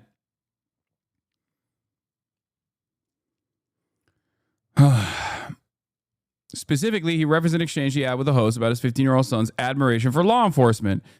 Their joke was about my 15-year-old son. Oh, how does he feel about minorities? Like the idea that he wants to be a policeman, therefore racist. That was a big laugh, the CNN star grumbled. And then I got dragged in the comments and all that stuff. And I thought to myself, this is why you fuckers are losing elections. Someone actually sent me the link to the podcast, by the way. I think it was like 1,000 views and like 30 comments total. Does anyone have that link? Oh, here it is. Here's the clip. 1,000 views and 9 comments. How Long Gone? 1,000 views. Okay.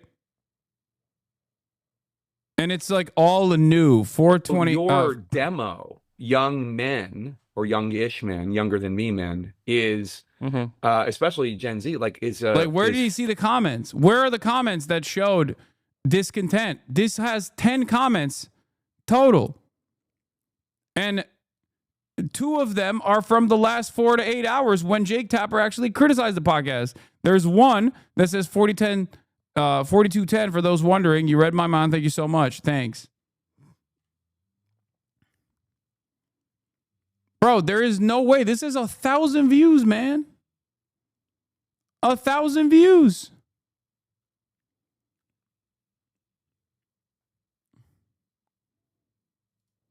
He just presented this as though this is like a major point of discontent when it's like dudes who are just joking, okay?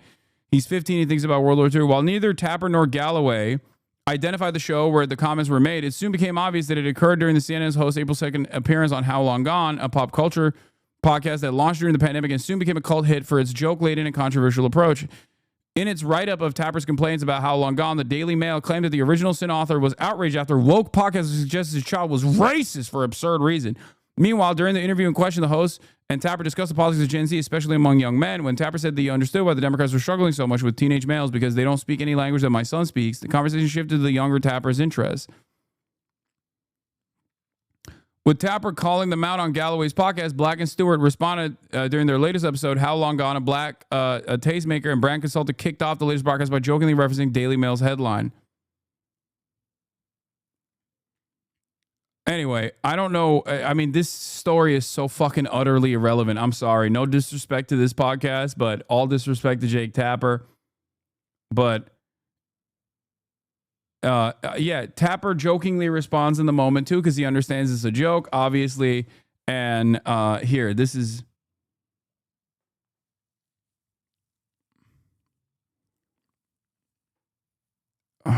At one point, Tapper revealed his son likes the military and likes police. Co-host Jason, how does he feel about minorities? Pausing for a beat, Tapper said he's pro before moving to a discussion about text messages daughter sent him recently.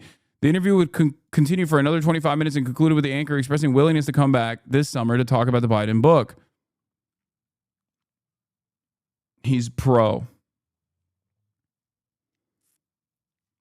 Anyway, this is like, I don't understand. In that clip, the hosts are joking around and just kind of thrown off by him saying his 15-year-old son likes police in the military, and the host goes like, the band, the police. It's insane he got upset by this. Anyway, listen to me. None of this is relevant, okay? This is all utterly irrelevant and silly and stupid. There are much broader problems here at play. There is discontent brewing, okay? There's discontent brewing in every demographic.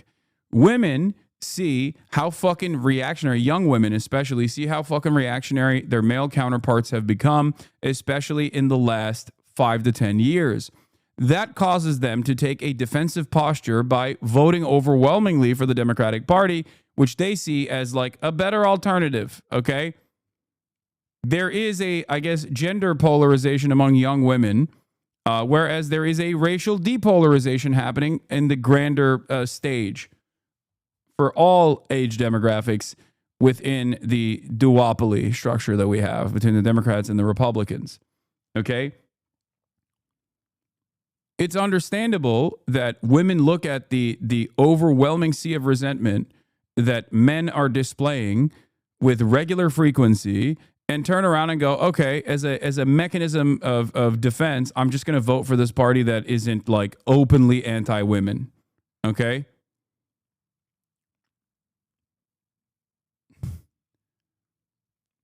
Second-class citizens who can't travel to all states, only women of color.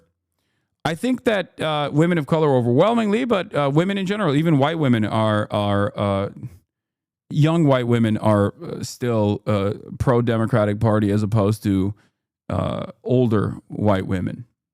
Okay? If you want to address these issues, you have to focus on the principles of universality and throw some red meat to the Republicans to counter message against. If you don't do that, if you stand for nothing, then you can be presented as being for anything that the Republicans choose that you are for. Do you understand? That's how this works. Hold on. Alo baba.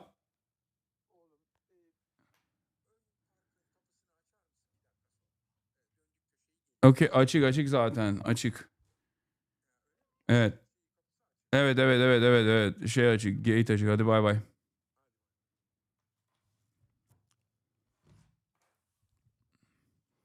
How many women are you?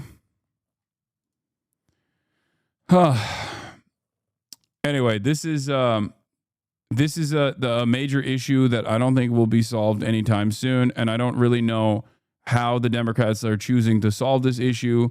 All I know is the Democrats are refusing to solve this problem, and I just, like, everything that they've signaled so far feels to me like they don't give a shit. They don't give a shit at all, and it's kind of terrifying. Opinion: 21 unexpected heavy hitters for a Democratic shadow cabinet. Here's who the party should tap to take on Trump and refresh the Democrat brand. Oh, brother. There's like 4 people I like on this. That's crazy. Oh, Samantha Power. Oh. Lena Khan, my queen. General Charles C.Q. Brown Jr., Letitia James. Oof. She ain't that bad. John Tester. John Boyd Jr., Mark fucking Cuban, Bobby Olvera Jr., One Union supported tariffs. What am I looking at? Governor Josh Green. They're just fantasizing about like a lib coalition that is like a shadow government. They had a former Trump guy on there because he disagreed once. Yeah, Mayor Freddie O'Connell, Governor Katie Hobbs. Okay, this is Aaron Sorkin porn. Yeah, I don't know much about Samantha Power, but I met her once and she was nice. What's her deal? Agent. I wish they'd stop trying to rehab their image like an old condemned house instead of doing fucking anything.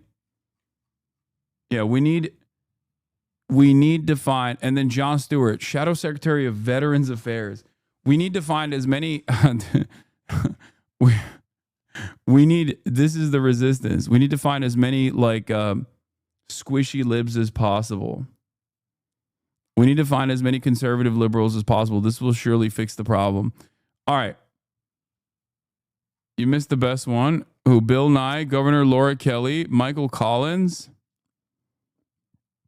Abigail Spanberger, Ben Stein, Nikki Glaser,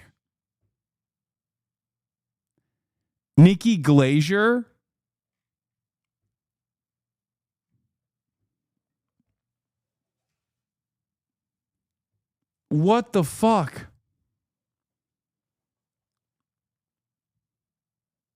Dude, there's no fixing any of this shit. All right, let's just get to...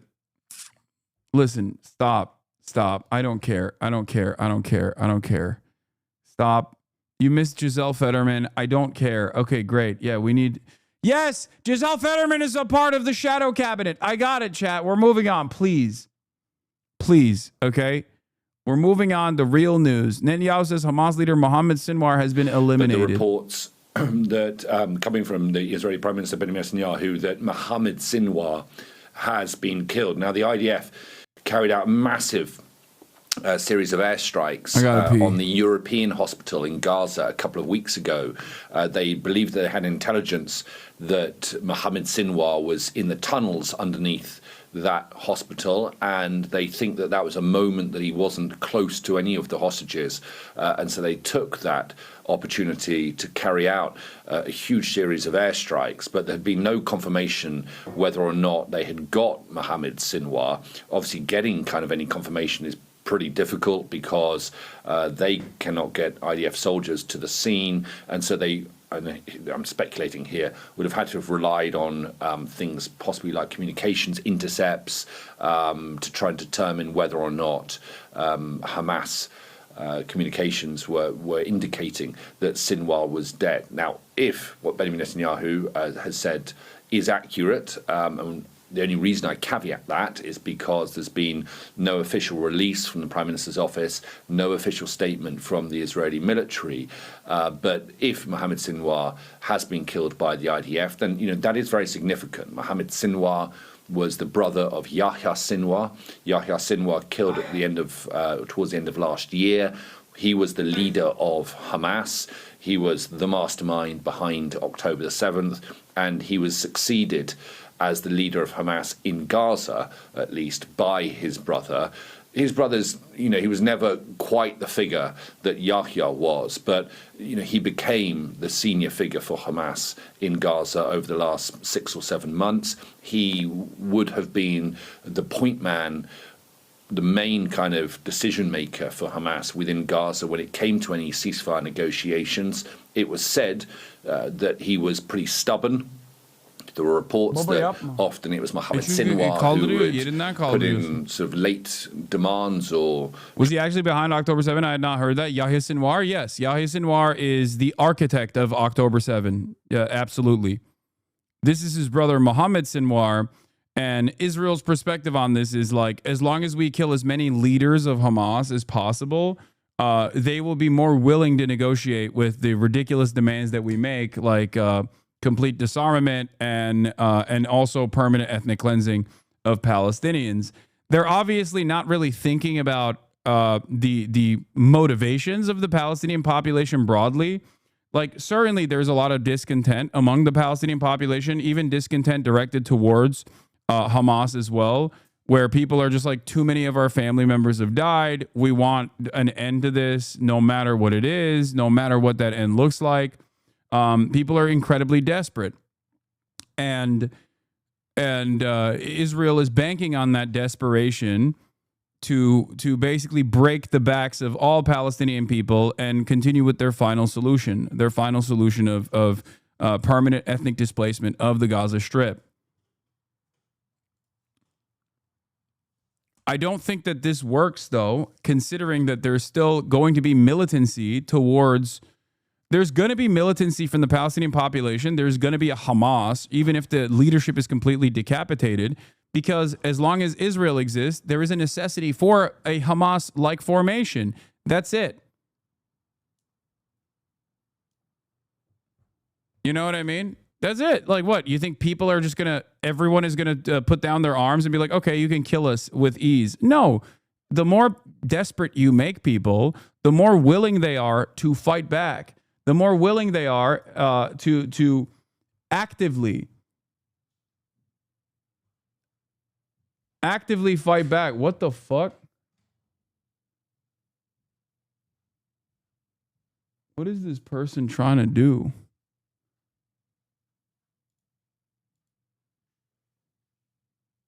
Hold on.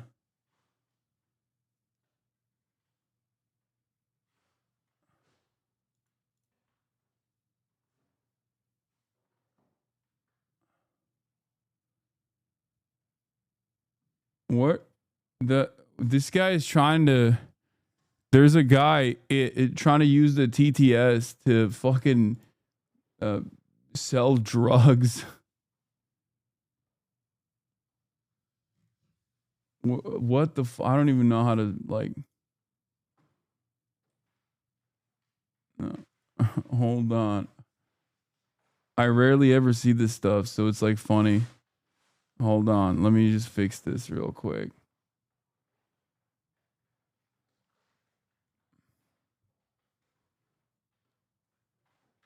How do I tackle this? Hold on. Hey, man, the recession hits hard. Okay, guys, stop fucking joking, please. Jesus Christ. How do I ban this tipper? TTS is not on. I'm just saying he's just like giving money.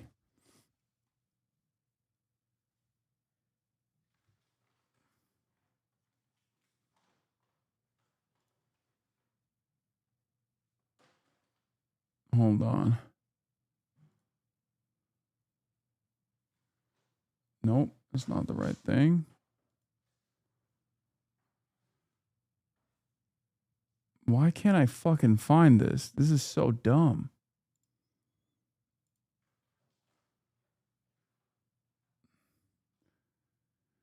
God, you guys are so stupid and none of you understand like what this person is trying to do. Okay? Like this person is most likely trying to get me in trouble, and you guys are so stupid to. You guys are incredibly too stupid to understand. You're just like memeing about it. Okay. Going, oh, stop wealth distribution. I hope they log every single one of your fucking stupid ass statements. Make it seem like it's completely sincere, and then I get brought up on criminal fucking charges. And then they kill me in the process. So I don't have to fucking deal with this shit. Okay?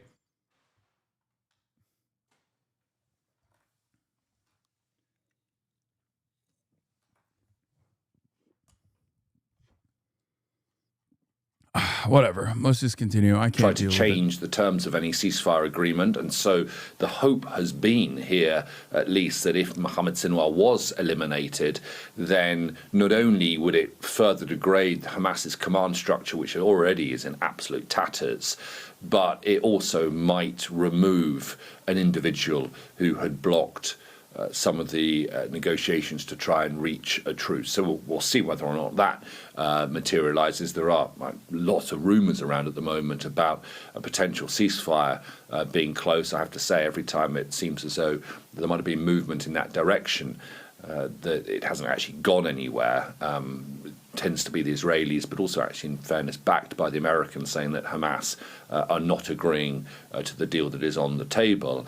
But the elimination of Mohammed Sinwar would be another success for the Israeli military, as they're looking to not just... Hasan, legit question. Do you hate Hamas? My opinions on Hamas are utterly irrelevant in this calculation. But I will tell you, I hate Israel a lot more than I hate Hamas. Like a lot more. Not even in the same fucking wavelength. Okay? Just decapitate the Hamas leadership. I hope that you got the answer that I'm giving you. I hope that you got the answer that you wanted to get. But completely dismantle Hamas's ability to operate and function as a military force within Gaza, and also as a political force within Gaza. Yeah, all right, Ali, for now in Jerusalem, thank you.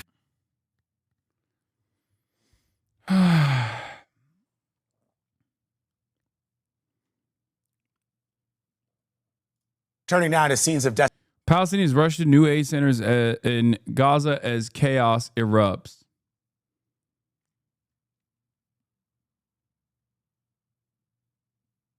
Did the Trump regime do another Blinken today? Thought I saw something. They're doing a Blinken every day. They're hitting the fucking blinkers. Law and order. Trump says he will take a look at the possible pardons for men convicted of plotting to kidnap Michigan Governor Gretchen Whitmer. Desperation in the Middle East as Palestinians rush to pick up aid in Gaza after an Israeli blockade restricted food and medical supplies. Shots were fired, and local officials say dozens were wounded. The aid is being distributed by a new group backed by Israel and the United States. Ramin Asensio reports in a warning. Some of these images are hard to watch. Desperate Gazans by the thousands rushed one of the 4 new aid centers. There was shooting and we fled, said HasanAbi May. Israel's military said it did fire warning shots, not into the crowd, though some were clearly wounded. Despite this chaos, over 460,000 meals were delivered, says the Gaza Humanitarian Foundation. This new aid group is controversial. Israel demanded it as a replacement for the United Nations. It's backed by the U.S. Yeah, look, by the way, the aid group is also another way to farm, another way to boost the Israeli economy, probably spending exorbitant amounts on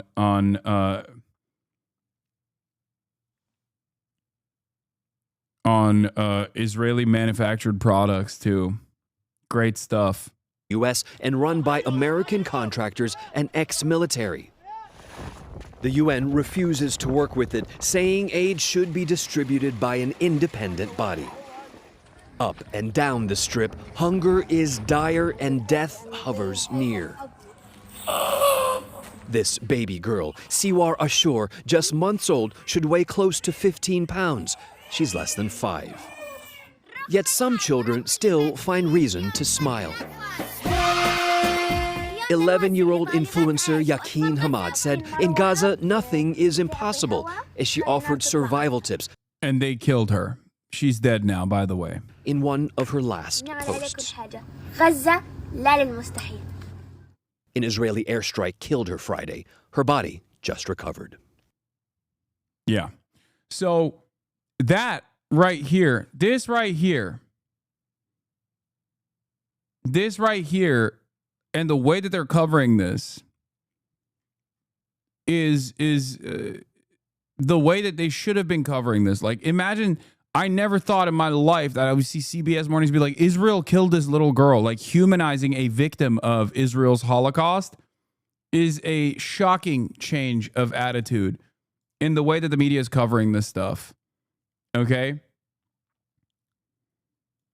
What possesses an entire army to murder a child for her social media clout? Someone in the Israeli leadership thought it was a good idea to bomb this activist.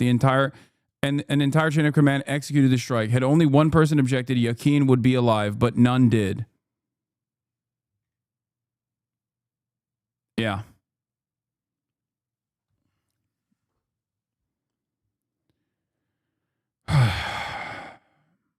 Another shift from CNN on Israel. Every time I was sure this was the end. Former IDF hostage in Gaza says one of her biggest fears was Israeli strikes. This has been they're catching up to like Haaretz's coverage or Israeli media coverage months after the fact.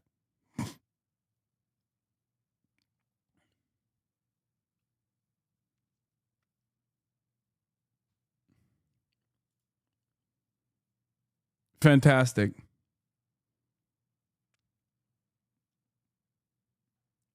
If they had done this, by the way, someone in the chat said that's a Hamas-backed hostage. That's literally what Israeli society's reaction was to these hostages.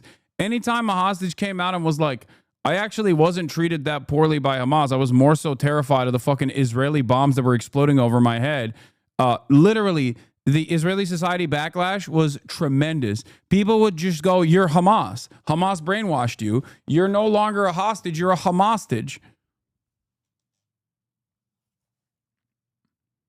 Is this the U.S. trying to wash their hands of what Israel's doing? I think it's somewhat the media trying to do the classic balancing act where they have to at least come across as legitimate.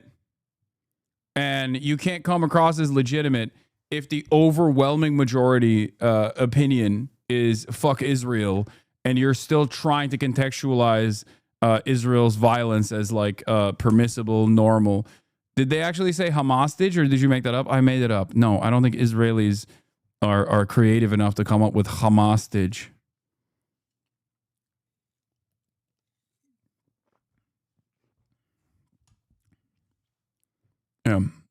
All their bangers are all Colombia anti-Semity. Too angry to be humorous. Too hateful and too angry to be humorous. The man filming this scene is quoting from the Quran, invoking the apocalypse. Perhaps those below think they're staving it off after nearly 3 months of Israeli blockade. Here at last, a warehouse full of flour. In central Gaza, it belongs to the World Food Programme. The UN workers, he says, simply melted away as the crowd surged in. Multiple reports of injuries and deaths in the melee. Yeah, these are incredibly desperate people. Israel deliberately eviscerated the civil governance police force by saying they are Hamas because they are Hamas. Okay? So, yeah, of course, people who are starving to death have no mechanism of distribution because they're fucking starving to death. They're being starved to death.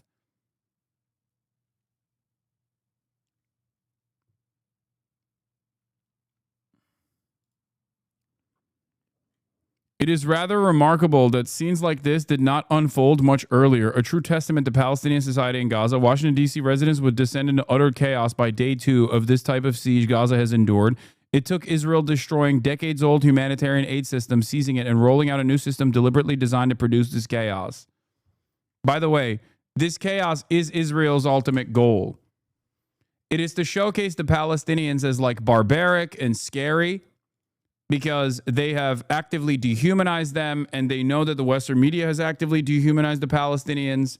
But I think at this stage in the Holocaust, most reasonable media figures are probably not going to aggressively talk about the victims of a Holocaust in mean terms. It follows yesterday's chaos in the far south at a distribution center belonging to the controversial US-Israeli-backed Gaza Humanitarian Foundation. GHF today called this a brief and intentional relaxation of its security protocols, adding that no Palestinians were fired upon and there were no casualties. But our team witnessed a number of injured people making their way north. The UN says 47 were injured and has today again condemned the GHF operation.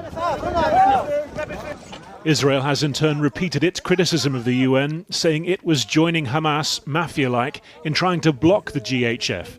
Today, it said it had now given out nearly 15,000 food boxes over 2 days.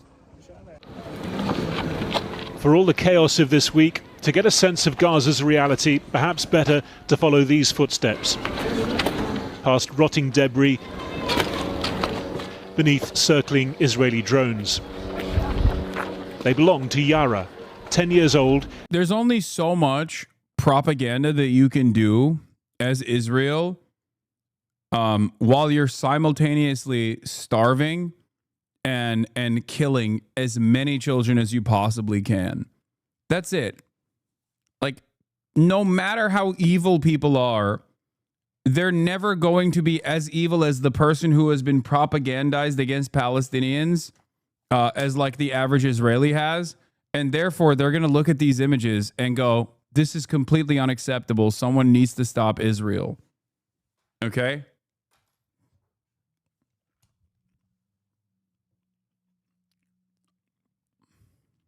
That's it.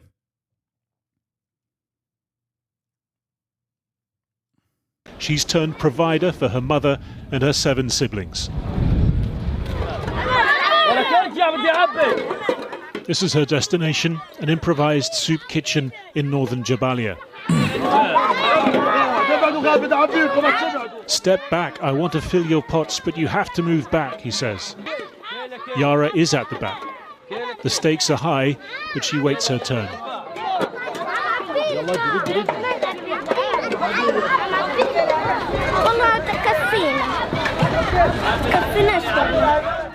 Yara says these long walks scare her. She's worried about shelling, about being hit by shrapnel out here alone. But she's more worried about her siblings going hungry. Their father is in the West Bank. He went there for medical treatment before the war. He's stuck. His wife and children have no source of income.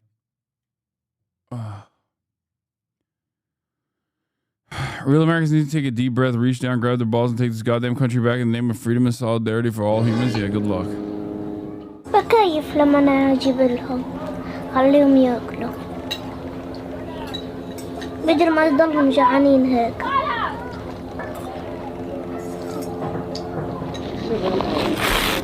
The next time we meet her, the family's been forced further south to the streets of Gaza City, clinging on to childhood, to memories she now calls beautiful, eating breakfast, packing a school bag, helping tidy a house long since destroyed. اختلف كل شيء مع الحرب إلا مع عدا علاقتي مع أمي وأخواتي. بخاطر بحالي بروح أجيب تبكية عشان ما ياكلوا ما يضلهمش هيك. طيبتها زادت مع الحرب والله يعني صارت طيبة كتير وبتحزن على اخوتها بتحزن عليهم فيش أكل وشرب هي بتروح تجيب لهم يعني بتساعدنا من جميع النواحي. شاطرة يارا. Yara finished her last school year 2 years ago with top grades. She wants to be a teacher, but this is her job for now. And on this occasion, walking new streets, she's too late. She returns with the pot still empty. She's crushed, says her mother. One more child in Gaza, carrying far more than she can bear. Well, our international editor, Lindsay Hilsum, is in Israel as the country marks 600 days since October the 7th, and she joins us now from Hostage Square in Tel Aviv. Krishnan, of course, there are other victims of this war. 58 hostages, Israeli hostages, taken 600 days ago, and 20 of them, only 20, are believed to still be alive. Behind me in Hostage Square, as it's become known, they're trying to keep them in the public eye because the people here, relatives and friends and supporters of the hostages, think that their government, the Israeli government, just doesn't care. Earlier in the day, there were protests all around Tel Aviv and in other places too, and they had a simple message for the government. Stop fighting, start talking. And it seems that the Americans are paying more attention than the Israelis, because the Americans, they got one of the final American hostage, they got him out through a deal with Hamas, and they are still talking. And in fact, a few hours ago, Steve Witkoff, that's President Trump's envoy, came out and he seemed to be expressing some optimism.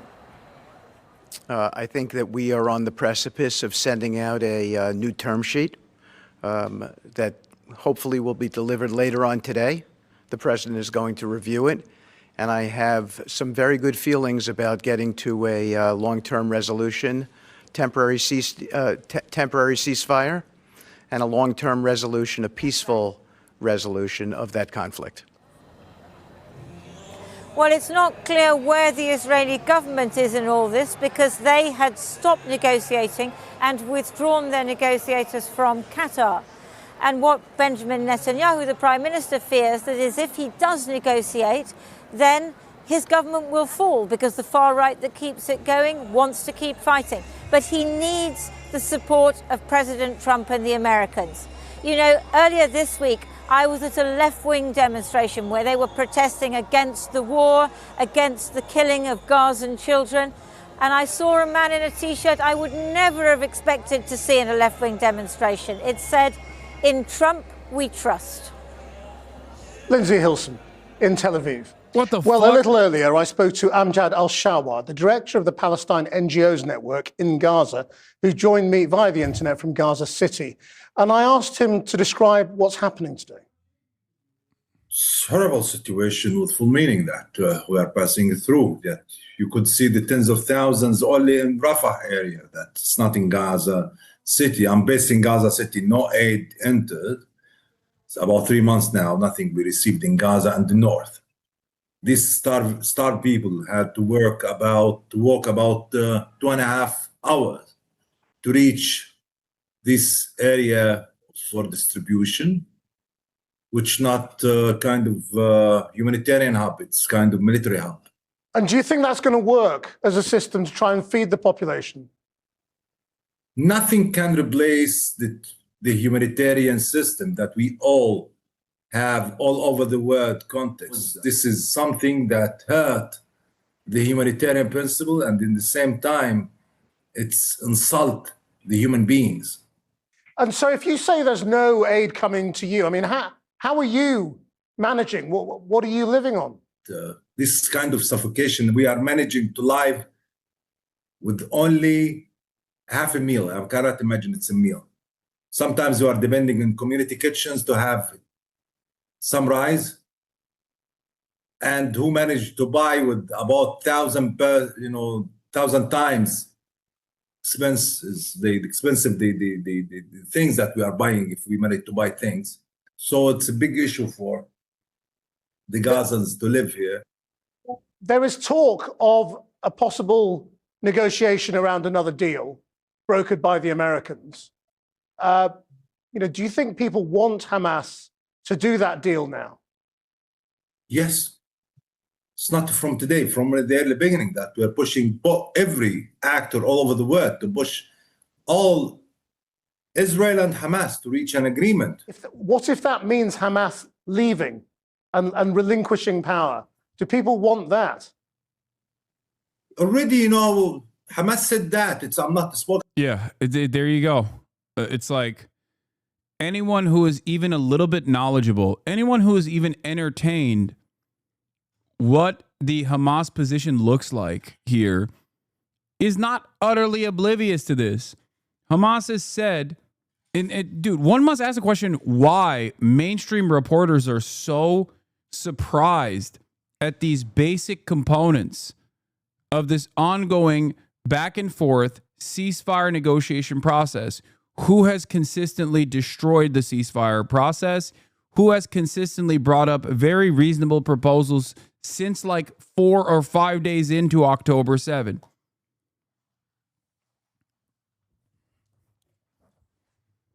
It is incredibly frustrating. And the media has genuinely dropped the ball on this. And they didn't even drop the ball means it's a mistake that they did. An accident. It's not an accident. It is deliberate. It is by design. How many outlets, with the exception of myself, Drop Site News, and maybe a couple other independent media outlets, how many mainstream outlets have covered Hamas's numerous proposals in terms of the ceasefire? How many outlets have covered the true spoilers, the true spoiling party in this process, Israel? How many Western media outlets have done that? How many Western mainstream media outlets have actually told the truth. It is insane. And not only that, but all of my naysayers in particular want to unironically silence me for that reason. They know that this is a major platform where this alternative perspective that helps you identify the truth of the matter needs to go away. It's not enough that there's only like a handful of outlets out there, non-mainstream, independent outlets out there that are actually actively covering exactly what is happening with these ceasefire talks by putting the blame where it must be put. Israel is the spoiling party in this and has been consistently since day one, because their goal was to utilize the hostages as a way to justify permanent ethnic cleansing and permanent ethnic displacement.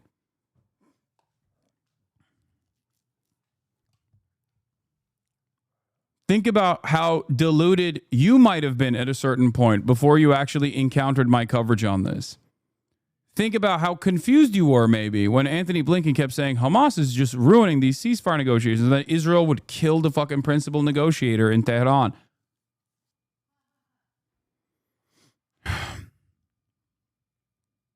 This is on the major outlets. This is on the legacy publishers that refuse to actually do real investigative reporting, to actually go and try to contact individuals within the command structure of Hamas.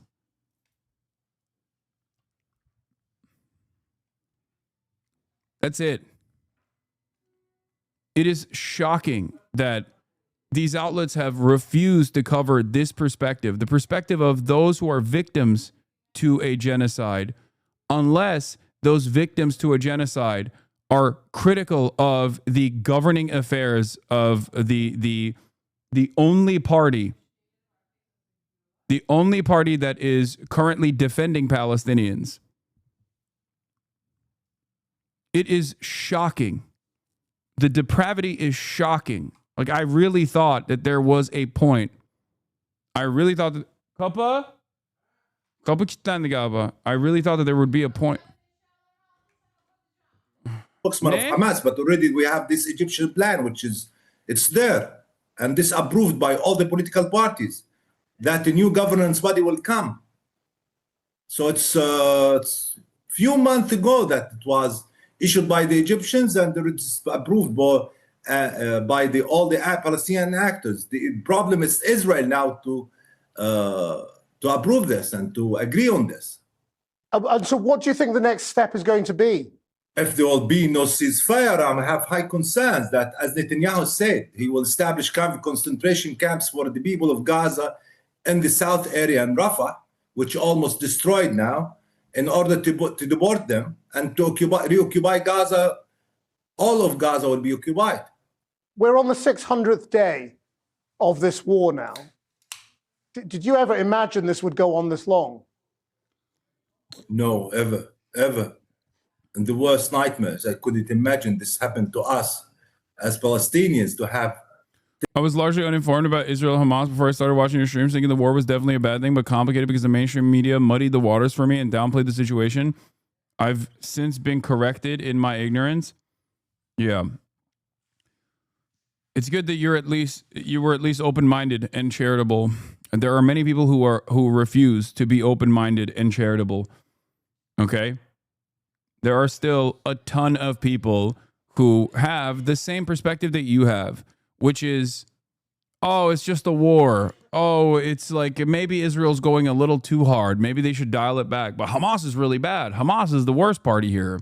Hamas is the primary offending party here. October 7 just happened out of nowhere.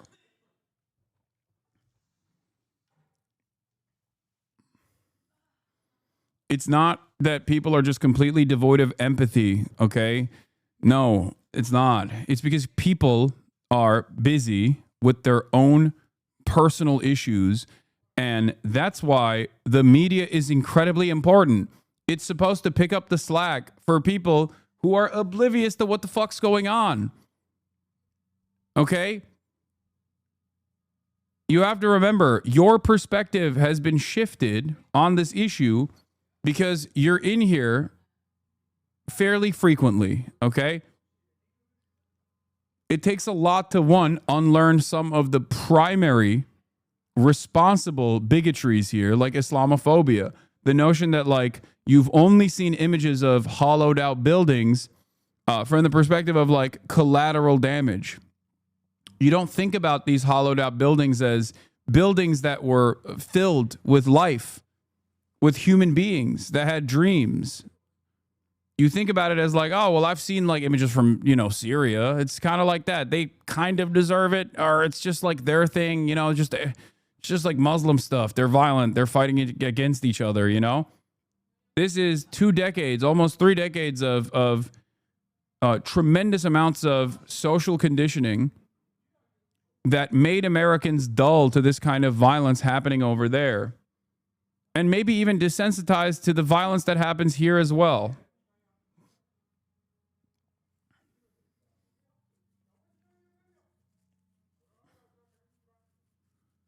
The next step in this process from the media is to honestly cover Hamas's role in this, without just being like Hamas is the primary responsible party for all of the genocide that befalls the Palestinian population.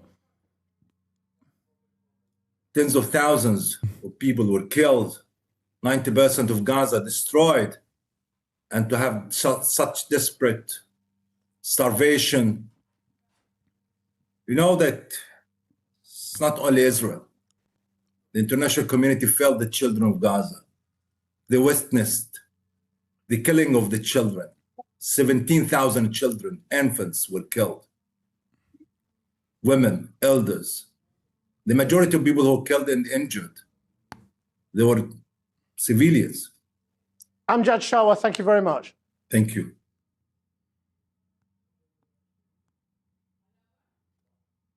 Overnight, Elon Musk criticizing the president's massive spending bill, said he was disappointed. A couple last things I want to point to here. One, you're also seeing a little bit of that liberal Zionist propaganda take place in terms of like cleanup duty from Haaretz and other outlets. One of the articles that I saw on Haaretz was, parents, here's how to talk to your children about not being so dehumanizing towards Arabs. That was like one article that they released. Here's another one. Most Israelis are not aware of what's going on in Gaza and what is being done in their name. And one of the key culprits in this cover-up, which has such dire implications, is the mainstream media in Israel. Which, of course, conflicts with their other reporting that just came out. About 82% of Israeli Jews want permanent ethnic displacement of all Palestinians in Gaza. They finally translated to English. There was a Hebrew article that came out a while back. Israel has one of the highest rates of internet usage in the world. 85% speak English. Government ministers and talk shows have openly celebrated atrocities for 19 months. Poll after poll has shown overwhelming support for ethnic cleansing. They are aware. They have always been aware. So this is like basically playing defense. But even the article itself, as David Grossman points out, acknowledges that Israelis have the capacity to watch international TV and browse the same social media sites where we all see the atrocities daily. Their lack of exposure is mainly because they don't care. The average Israeli is still hardly exposed to what's going on in their name in Gaza. Yes, Israelis can access international news sites. They can choose to watch international TV channels available in Israel. They can click on a story or a post on social media. But most Israelis don't and won't do that, and only partly because of the language barrier. Mainly it's because they don't care. 82%, according to the recent study that came out, 82% of Israeli Jews want the Trump plan, as they call it, permanent ethnic displacement of all Palestinians living on the Gaza Strip. 2 million plus people. Okay, the final solution. 47% want complete ethnic cleansing, like every single person dying, invoking Amalek. 47% want complete ethnic cleansing, like not just ethnic displacement, but like complete ethnic cleansing. The piece then offers a number of reasons that people are tuning out the atrocities committed in their name, including reconstructing lost national honor, which certainly sounds a lot like the Confederate lost causism. Most Israelis have no capacity to acknowledge the suffering of Palestinians. They are so deeply encompassed by their own grief and wartime burdens. Some Israelis are convinced that there are no innocent people in Gaza, that they all deserve to die. Some hope to reconstruct the lost national honor that Hamas trampled on October 7th by destroying Gaza and causing the immense death toll. You know, the war of northern aggression.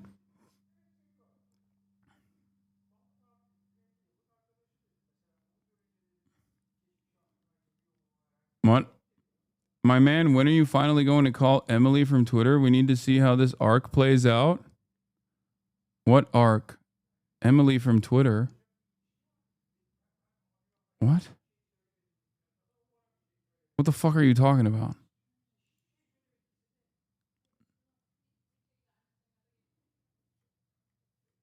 Are you in the right chat?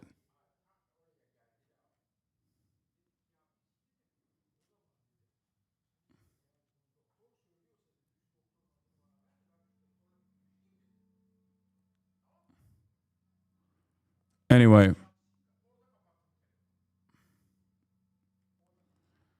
This may all be understandable in terms of what we know about human nature, but what is more incomprehensible is why the mainstream media in Israel is not doing its job, its fundamental mission to inform its viewers about the reality on the ground. The mainstream media is effectively aligning itself with the sentiments of the lowest common denominator of the Israeli audience, with those who think that all Gazans deserve to die.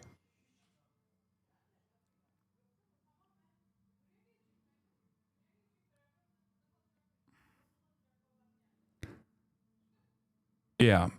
This is another Haaretz article. Yes, to transfer 82% of Jewish Israelis back expelling Gazans. That's where we're at. They are not oblivious to it. Here is the finance minister, Bezalel Smotrich. Hamas has been under tremendous pressure and in distress in recent days as a result of the change in the aid distribution system and its loss of control over the population of the Gaza Strip, combined with ongoing military pressure. We need to continue tightening the rope around its neck and force him into a complete surrender deal with all the hostages all at once. It would be delusional folly to release pressure now and sign a partial deal with him, Hamas, that would give Hamas oxygen and a lifeline to allow Hamas to recover. I will not allow such a thing to happen, period. All it would take for Bezalel Smotrich to shut the fuck up is one call from America, by the way. And yeah, if you think that the Israeli society broadly is oblivious to this, make no mistake, they are not, okay? There are plenty who can literally watch the genocide unfold from mountaintops, okay? They see the death and destruction. They hear the sounds. They hear the cries even. They hear the sounds of bombs. They like it. The idea that they are oblivious to this is ridiculous.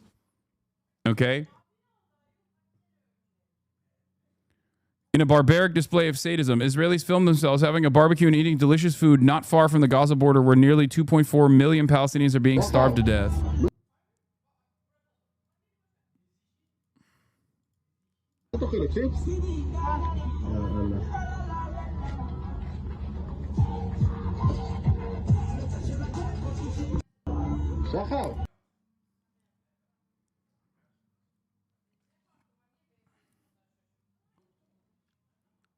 Come on, dude.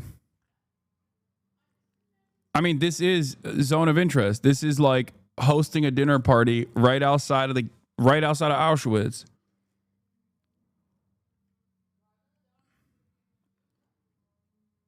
That's it.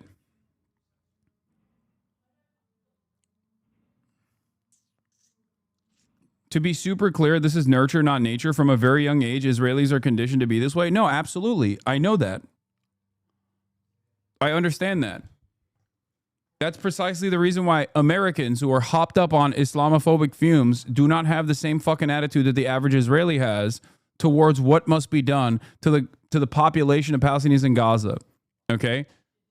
That's the difference. Because these guys, literally since birth, have actively dehumanized the Palestinian population as a scourge, as a parasitic force, as a problem that must be solved, the Palestinian problem. Okay, the Palestinian question that has only one solution, the final solution. Okay, it is in every orifice. It is in every orifice of Israeli society. So, of course, it is baked into the collective consciousness of the Israeli population.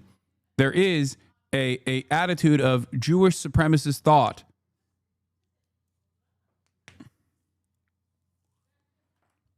It's ironically projection when Israelis claim that Palestinians are taught to hate Israel from an early age, taught to hate Jews from an early age. That's what they say. It's like, no, they don't need to learn to hate Jewish people from an early age. They see the Star of David. They see the fucking, they see the Star of David's spray painted outside of their fucking houses in the West Bank before their houses blow up. They see the IDF defend the settlers. Palestinians learn to hate Israel when Israel blows up their school. They don't learn to hate Israel at school. They don't have to learn to hate Israel at school. It's pure projection. Yeah, this is what they see every Flag Day, by the way. On Jerusalem Day, Israeli women chanted "May your village burn" as they marched through the Armenian quarter in the old city of Jerusalem.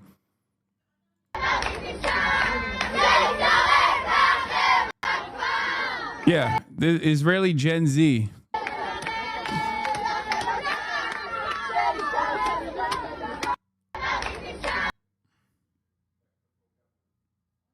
Death to Arabs, may your village burn. This is, by the way, celebrating the occupation of Jerusalem.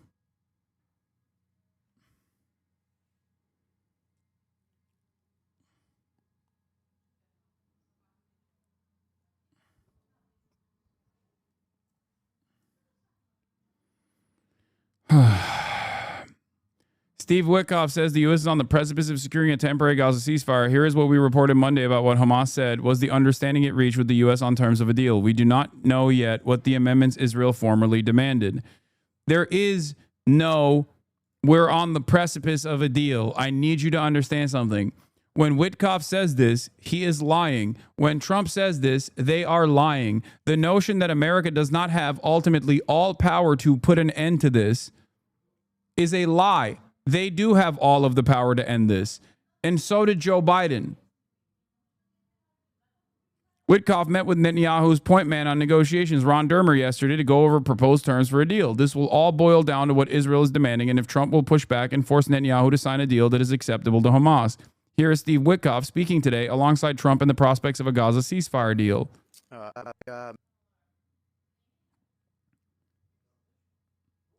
I can't repeat this enough, okay? Whenever you hear, oh, it's out of our hands. Oh, it's out of our hands. Oh, man, Israel is just simply not playing ball. Understand that they are lying, okay? They are posturing this way as though they are powerless in this when they have all of the power in this, okay? All it would take is, like I said, one fucking phone call. And that is exactly how Biden lied about it, too. Biden lied about it consistently, saying, oh, we're so mad at Benjamin Netanyahu. I'm so mad at Benjamin Netanyahu. It was fucking bullshit. It was a lie. So when Trump does the exact same thing, remember that. This is no different than the Biden-Blinken dynamic. Ass covering for Israel after Israel openly says, no, we're not going to do that. What's ironic, of course, is that unlike the Biden-Blinken dynamic, because these guys are not liberals, they don't have to even present themselves as like pacifists or people that want to fucking end wars or whatever. And therefore, they are much more honest as opposed to Biden and Blinken in their ambitions, where Trump will come out and be like, I'm actually outflanking Israel on the death and destruction. I actually want Israel to do a permanent ethnic cleansing of the Gaza Strip. Ultimately, between Biden and Trump, there is no daylight with respect to how much pain they allow Israel to subject Palestinians to. Okay?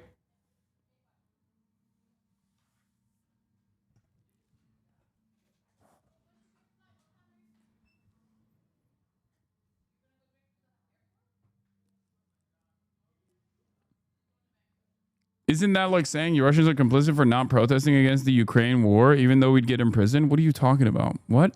No, the American government has ultimate power and ultimate responsibility in this, because Israel would not be able to do any of the things that it has done over the last 19 months without our go-ahead and without our weapons, without our endless munitions, and also our endless deployment of the American Navy and a coalition force that protects Israel every step of the way, every single day. Without America's defending the nation state of Israel, okay, as it's conducting its genocide, Israel would never be able to be this unrestrained in its maximalist violence. Israel would get fucking immediately destroyed. Like there would be backlash, tremendous backlash. Yemen would be able to fucking strike at the heart of Israel if America was not defending Israel every single step of the way. I think that. And that threat alone is enough. And this is the reason why I'm mentioning this is not because I'm suggesting. The reason why I'm mentioning this is not because I'm suggesting like, oh yeah, America is going to like stop defending Israel tomorrow. The reason why I'm suggesting this is to help you understand how much power we have. If I can recognize this, you think Benjamin Netanyahu doesn't? Of course he does. That's the reason why every single thing that's happening right now that Israel is doing to the Palestinians is being done with the go-ahead of the United States of America. Be more emotional. What do you think about debunking misinformation and building emotional relatedness? Like, have you considered playing on feelings over facts? Emotional understanding, motherfucker. Be more emotional. What? We are on the precipice of sending out a new term sheet that hopefully will be delivered later on today. The president is going to review it. And I have some very good feelings about getting to a long-term resolution, temporary ceasefire, and a long-term resolution, a peaceful resolution of that conflict. Yeah, it's bullshit. It's bullshit. Hamas officials said the understanding with the U.S. would also include large numbers of Palestinians held by Israel being freed as a part of the deal, but it is unclear if the numbers would be based on previous formulas or a greater number. Hamas has said it wants all for all.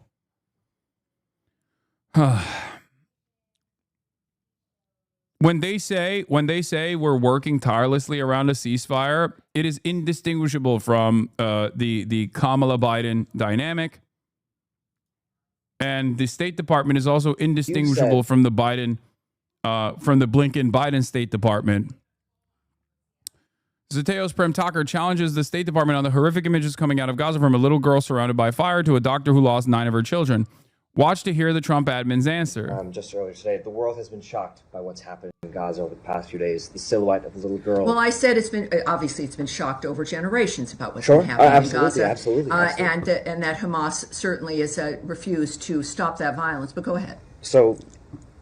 But just in the past few days, we've seen the silhouette of a little girl trying to flee burning classrooms surrounding her, killing people around her. We've seen thousands of Palestinians starved by Israel's blockade, herded between fences as they try to get fed today. A doctor who saw 9 of her children killed by Israeli bombs. All the while, this administration, of course, as we've seen, has sought to deport students who protest this, including one student who wrote an op-ed against this kind of behavior. The administration came in telling Americans it would be more pro-peace, more anti-war than the previous. This is beginning to sound like a soliloquy, sir. Do you have a question, please? Do you have a question, please? I'm curious. Yes, this is a very serious issue, and everyone has your question. Yes. So please ask it. I wonder how you see this administration being more pro-peace or more anti-war than the previous administration, given these kinds of horrors that Americans are witnessing. Yes, well, it is a dynamic where, as I also just mentioned a little bit ago, we did achieve a ceasefire, something which nobody thought would be possible after the heinousness of October 7th, the nature of what had occurred on that day, the fact that there has to be. Yeah, October 7. Hey, well, can I remind you of October 7? Remember October 7? It's like, bro, how many October 7s have fucking happened? How many October 7s have happened since October 7? Get the fuck out of here, dude. A new way, the president has stated, we have to have new ideas to make a difference so this stops and doesn't go from generation to generation. What we've got here is after, I don't know, what has it been, 3 months, a bit over 100 days of President Trump, managing to get, I think, every warring party, every hostile party against other people on this planet to a table to stop. Now, that's the simple part. Making things happen and making it last is another thing. Hamas, we did have a ceasefire. And then Hamas decided once again that was just not going to do. And they continue to do what they do. That, first of all, again, regarding that particular issues over the last few days, we call on all parties to this conflict to take every feasible measure to mitigate civilian harm. We refer you to Israel for more information on its airstrikes. I hate this. Okay, I can't watch the rest of this. This is so bad. Is D.I. Blinken? Yes. Guys, when Smotrich says, I will not allow signing a partial deal that gives Hamas oxygen and a lifeline, it's utterly irrelevant, okay? If Benjamin Netanyahu says, I will never sign a deal for Hamas, we have to kill all the Hamas, we have to kill all the children that are Hamas, everyone is Hamas, none of that is relevant. Just as it was not relevant when they were saying this shit when Biden was president. Why is it not relevant? Because Trump has all the cards. Trump loves the art of the deal. Trump loves talking about who holds the cards here. Who do you think has more power in this process? Israel or the United States of fucking America? The notion that Israel is simultaneously an independent country but also a small being and has to do this genocide is so fucking stupid. It is so stupid that 19 months in, it is honestly, it's repulsive whenever people fucking try to present this as though it's the case, okay? Whether it be members of the media that try to do this same dumb shit, or whether it be people who want to defend Israel to say this dumb shit like, oh, Israel will get their weapons from elsewhere. No, the fuck they won't. No, they won't. 70% of munitions come from the United States of America, okay? 70%. And it's not just that, but the United States of America is basically holding every other country from actually saying enough is enough to Israel. The idea that without America, Israel will continue to do whatever the fuck it wants to is so ridiculous, okay? This is why I always say, like, there is a peaceful solution to all of this in terms of, like, the end of this. Obviously, there's no peace at this point, and there will never be peace. But like when people say, oh, a coalition of the willing invading Israel, it's like, no, it would never get to that point. Okay? Because America, if there is enough pressure from Western leadership towards America, directed towards Israel and directed towards America, if the allegiance that America has with Israel becomes so costly politically that they have to recalculate that decision, it will stop. It's that simple. America will have to stop Israel. And there will never be a point where like there is an outflanking of America in this process where like there's a coalition of the willing that go and invade Tel Aviv or whatever. It will stop far before then. When America says enough is enough.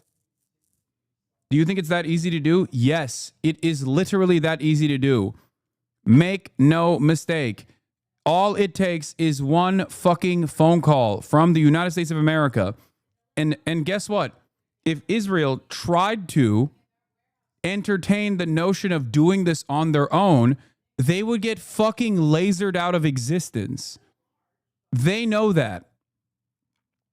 There is no world where this would ever even get to like straight up military intervention.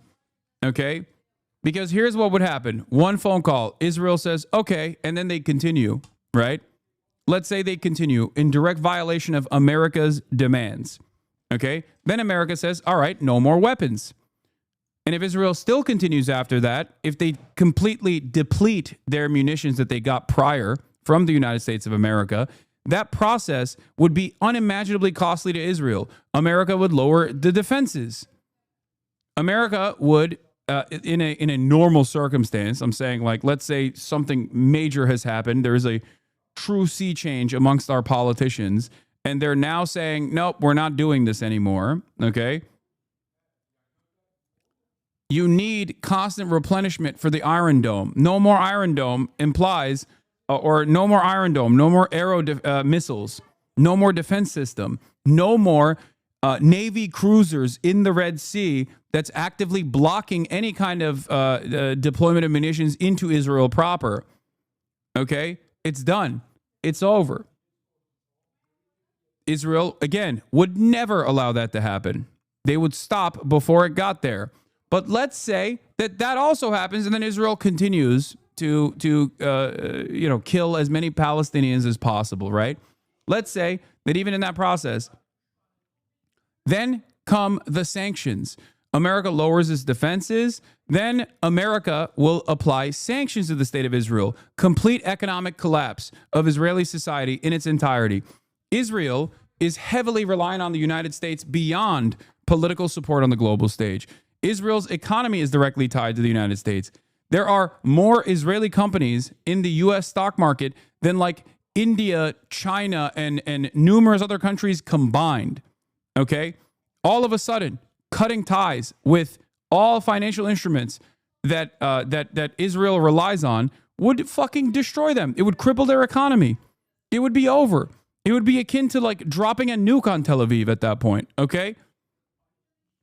That's never going, it wouldn't ever get there. But after all of that is done, after all of that is said and done, and if Israel is that aggressively invested in conducting its genocidal operations, by that point, only by that point would there be a coalition of the willing that would invade Israel and forcibly stop this process.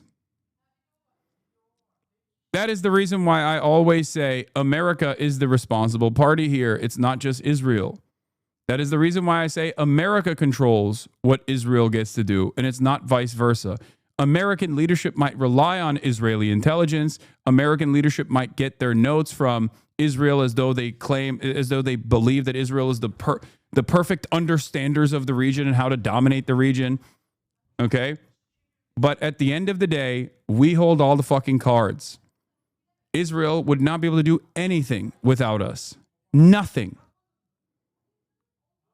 Our government is just as responsible for this genocide as the Israeli government is. This is why I get very frustrated with people when they say, oh, this is a Zog, Zionist-occupied government, or Israel controls America. Israel is the puppet master. That is not the case, okay? Those are silly people who want to abdicate responsibility away from the United States of America because they have patriotic feelings. That's why, more often than not, it's usually conservatives that entertain this notion. It's understandable that people think this because that's what it looks like if you are even a little bit aware of what's going on. That's what it looks like. It looks like Benjamin Netanyahu's dog walking Biden. It looks like Benjamin Netanyahu is spitting on even Trump's face, right? That's what it looks like. So I understand it's very dangerous, but that is not what's going on. Unless you think like Jews have mind control powers, okay? At which point I think you've fucking lost your mind. You know?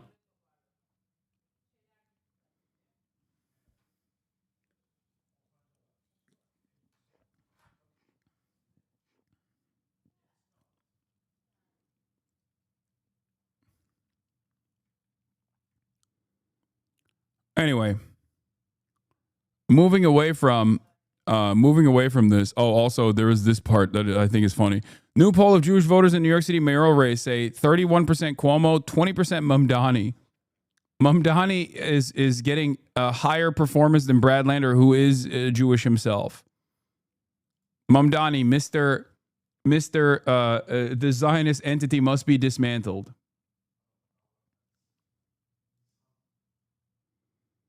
Yeah, Foreign Minister Gideon Sa'ar stated that if calls and actions by countries and politicians for arms embargo against Israel succeed, God forbid, the result would be Israel's destruction and a second Holocaust.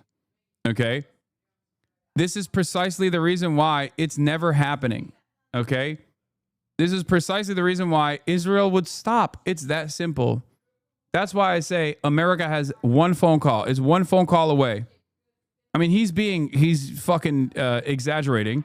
I think he means a third Holocaust would happen because the second Holocaust is already happening. Israel is doing it to the Palestinians.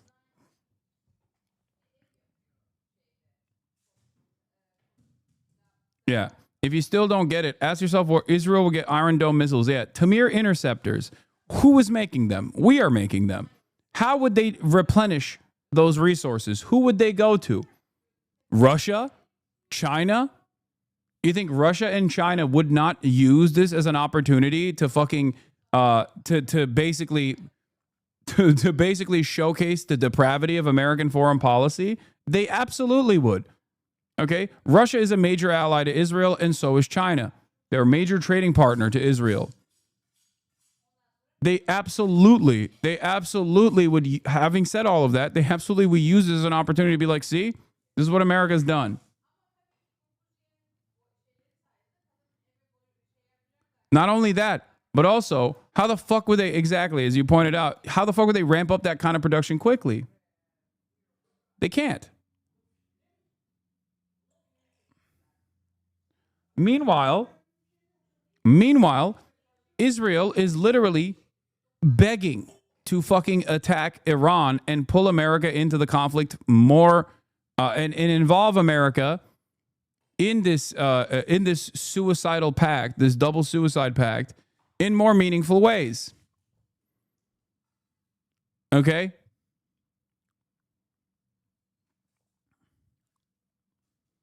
But will this actually end if America's gaining money and influence? America's not gaining influence in this process.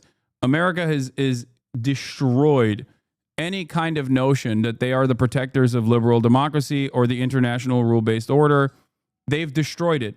And they also destroyed it specifically because this happened so closely to Russia's invasion of Ukraine. So there is an analog there where America sided with the morally correct side, okay? And then they also offered even more support, even more unconditional support to the side that was the morally incorrect side. So that dynamic, I think, put this in perfect display, where America does not care about doing the right thing. They only care about advancing America's interests. Okay? The very same instruments, organs of justice that the American government was entertaining and relying on, they immediately started sanctioning. They immediately started positioning themselves in opposition of. Okay?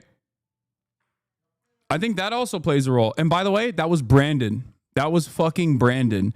Brandon played a formative role in unironically destroying America's position in the global stage.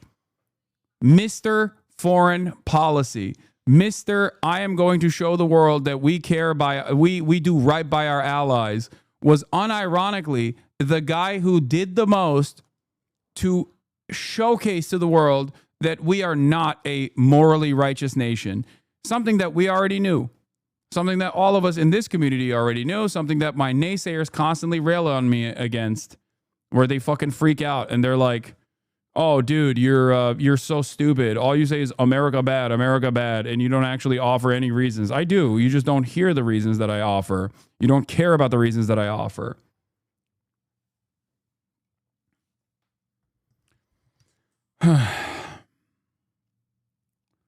Anyway, getting back to domestic policy on the domestic front. Let's cover the girlies fighting now. The girlies are fighting, as I told you it was going to inevitably happen. Here it is. Elon Musk slams Trump's spending bill. He's very disappointed. Overnight, Elon Musk, criticizing the president's massive spending bill, said he was disappointed to see it. Let's go to Capitol Hill. Correspondent Jay O'Brien with the latest. Good morning, Jay. Yeah, Michael, good morning. President Trump has been adamant he wants Republicans united behind his mega bill, full of a laundry list of campaign promises. But one top ally is still not on board this morning, Elon Musk. Overnight, President Trump's biggest ally coming out against his recent legislative victory. I was disappointed to see the massive spending bill, frankly, which increases the budget deficit, not just decrease it, and undermines the work that the Doge team is doing. Billionaire Elon Musk, who pledged to take a step back from politics, slamming the president's bill, which was pushed through the Republican-led House. On this vote, I think a bill can be big or it can be beautiful, but I don't know if it can be both. My personal opinion. For days, Musk has hinted at his discontent with the GOP bill, but his latest comments underscoring division within the Republican Party over their own. Why don't you think China's using this as an opportunity to present themselves as more pro-Palestine, at least posture-wise? Wouldn't that give them people a different moralist superpower to look to? They are. They are doing that already. They come out and make statements all the time. They speak at the UN. They actually fucking They're in the Security Council voting against Israel and against America. None of it obviously matters ultimately. And if you're asking why they're not doing more in terms of like cutting funding or offering sanctions, China doesn't, one, have that kind of power in the global stage. America still has the reserve currency. America still controls all of global trade. And beyond that, China will never do something that disrupts their diplomatic interests ever. They are ultimately an incredibly self-interested nation in the same exact way that America is, and that's something you have to remember. Okay? This is something that I've brought up a million times over.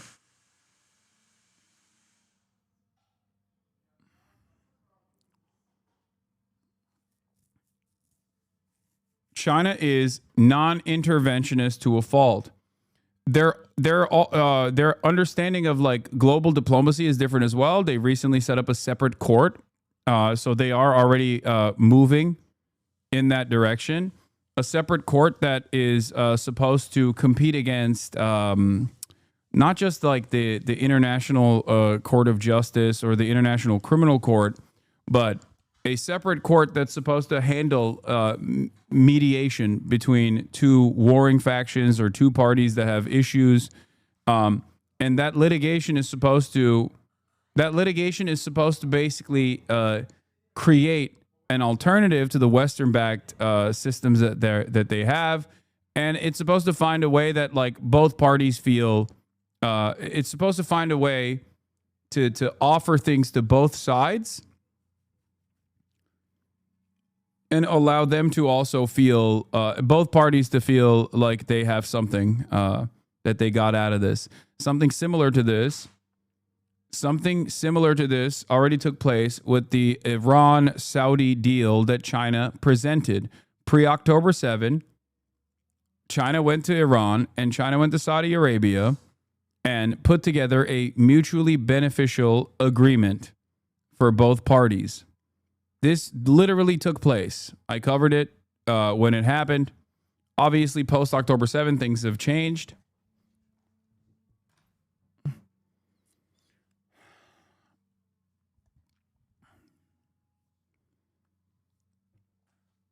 But it does not matter. The U.S. has been... wait, what? Oh, no. China's stated foreign policy position is pretty much always non-interventionist regardless of what the subject matter is. This doesn't mean they never intervene, but it's certainly their posturing. Yes.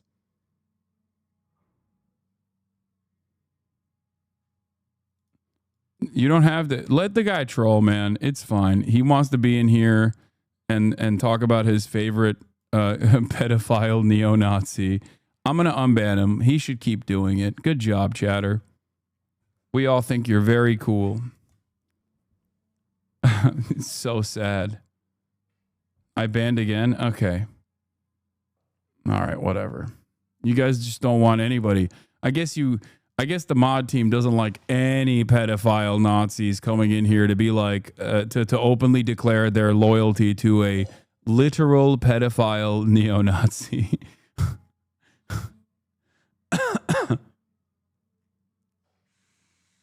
No free speech around these parts. I thought comedy was legal. Yeah, we're USA. We're making comedy legal again. I guess you don't want comedy to be legal. That's comedy. That's comedy. It's just dark comedy, bro.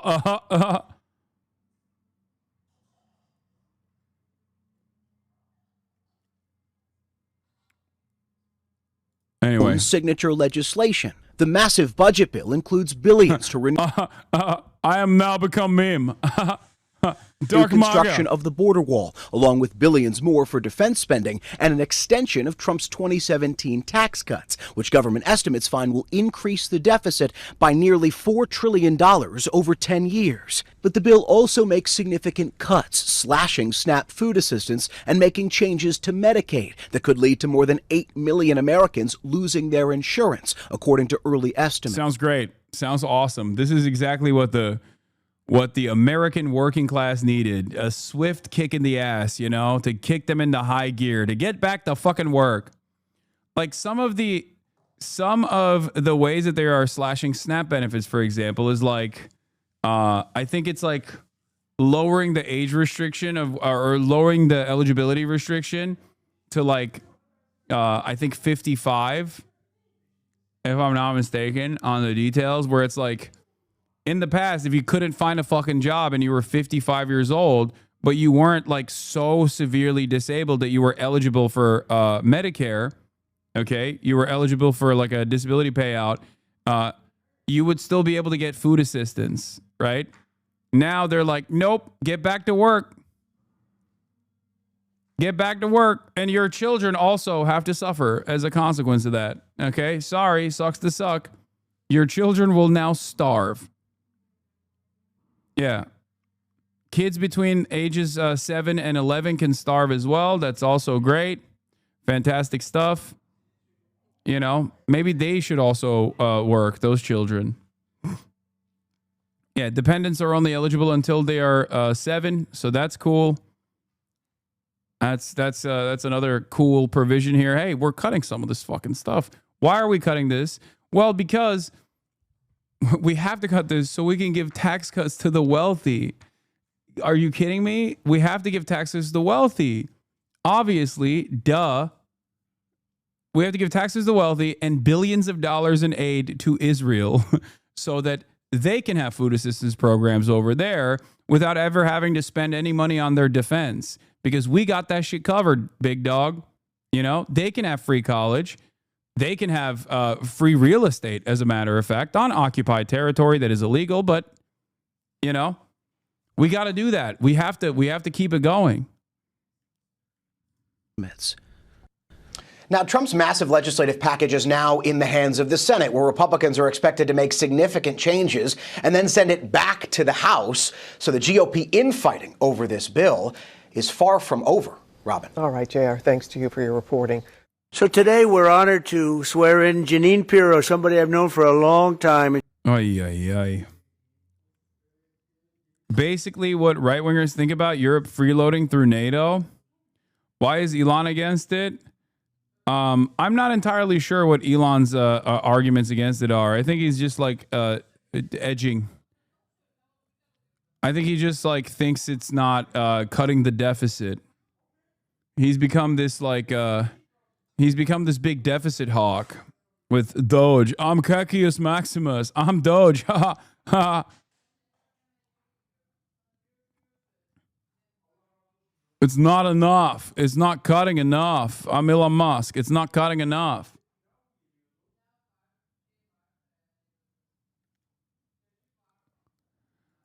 Billionaire entrepreneur supported Trump, saying he's disappointed with the big, beautiful bill. His CBS interview came out Tuesday night. Trump, speaking in the Oval Office on Wednesday, defended his agenda by talking about the delicate politics involved with negotiating the legislation. I'm not happy about certain aspects of it, but I'm thrilled by other aspects of it, he said. Trump also suggested more changes could be made. We're going to see what happens, he said. It's got a way to go. Musk's concerns are shared by some Republican lawmakers. Wisconsin Senator Ron Johnson said he was pretty confident that there was enough opposition to slow this process down until the president, our leadership, gets serious about reducing spending. Yeah, that's what they want. They want to reduce spending. They're saying it's not reducing spending enough. Like, as in, it's not making the working poor suffer harder. Okay? You don't understand. We must directly kill the working poor. This starves them only a little. It must starve them harder. Speaking at a Milwaukee Press Club event on Wednesday, he added that there was no amount of pressure Trump could put on him to change his position. There was also him complaining about the Doge failures. GOP tax bill helps his biggest donor, Musk, but harms his company, Tesla.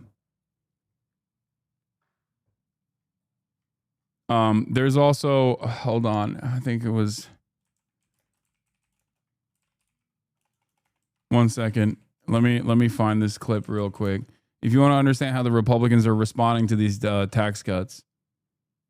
Okay.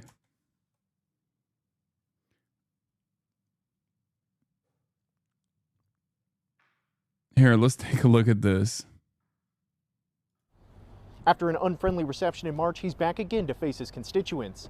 I'm Alex Whitney here in Seward, where Congressman Mike Flood is hosting his second in-person town hall this year, the first since the House passed President Trump's Big Beautiful Bill. His first in-person town hall in Columbus back in March was rowdy, and things didn't change much for Congressman Mike Flood when he took the stage again in Seward. Elon Musk and President Trump is a crook. Looking into the spending, the waste, fraud, and abuse. The concerns from constituents were unchanged. Many expressed fears that the impending cuts to Medicaid and SNAP assistance could be devastating for low-income Nebraskans. This bill is creating winners and losers, and I don't see how anybody could vote for a bill if they don't know who are winners and who are losers. Flood tried to defend his efforts on the House budget bill, now known as the Big Beautiful Bill, but the crowd was mostly unconvinced. Even a president. Do we have a longer clip from this? Because it's pretty good. There's literally like there is like straight up. There's so much back and forth on this here. I'll play this real quick. A number of you in this room disagree. Elon Musk and President Trump. Hold on. Looking into the spending, the waste, fraud, and abuse in this country is a good thing. It is a good thing. As it relates to medical research and funding, I am going to support that in the appropriations budget. Ultimately, the president has the authority to suspend, but if the Congress says you must do it, he must execute our laws unless there's waste, fraud, or abuse. Okay, next question.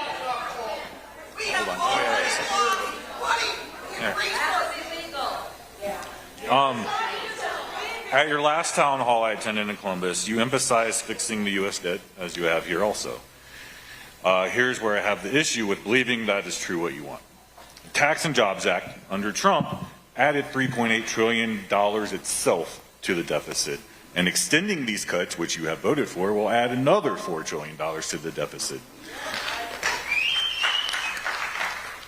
You voted for both of these, but it doesn't match your emphasis on reducing the debt. Tariffs won't make up for it, because they're either being used as negotiation skills or to help with the U.S. debt or to bring back manufacturing or, wait, no, it's back to trade negotiations. Never know what they're for. Either way, it won't cover it. U.S. business is paying,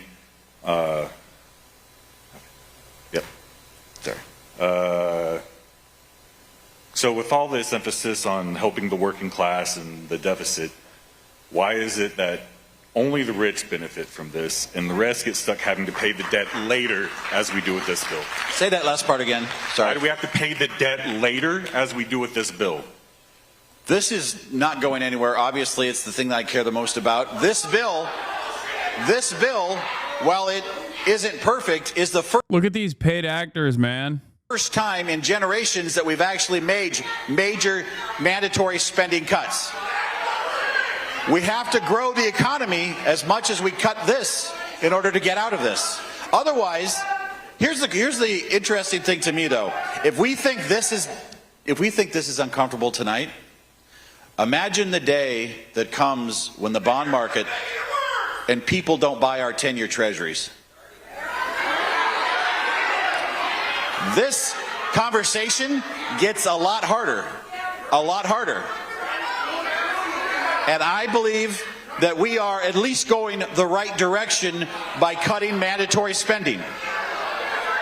There is no easy way out of this. All right, next question. All right. So, Professor Jason Stanley said that fascist politics intentionally distort the source of anxiety. A fascist politician has no intention of addressing the root cause of hardship. The deficit and wasteful spending are a distortion from the fact that. What's up, Mr. Hamas Diddy Piker? Guess the ban wasn't long enough. Thank you for coming to the broadcast, chatter. Maybe you can learn a thing or two about what the Trump administration is doing to fucking people like yourself. Hopefully you'll be able to, at least by accident, understand like a little bit about what your future looks like.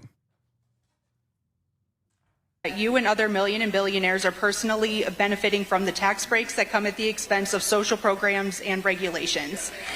It is not addressing the cause of our hardship, that is, the president is destroying our democracy by defying the courts and the Constitution, attacking and silencing free speech in the media, allowing security breaches, erasing history, using tax dollars and presidential power for personal gains, blaming DEI and using it to discriminate, and promoting eugenics and genocide, all while showing signs of cognitive decline. Your votes, actions, and inactions show that you are a fascist politician, so please explain how you are... Dude, these are fucking Nebraskans, okay? At the town hall for Congressman Mike Flood. This is not a DSA meetup. I need you to understand. Obviously, these are some of the most politically active people. No like normal, regular ass person is like going to a town hall, right? But you must understand. The average person's perspective is closer to yours than you think. Okay? The average person's perspective is closer to ours in this community than the way the media represents these issues. Not encouraging fascism, and are you going to invoke articles of impeachment against Trump?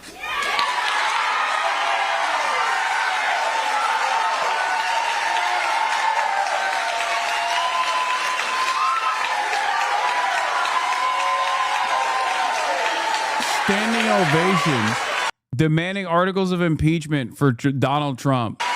Look at the Barbers and the Debras in this room.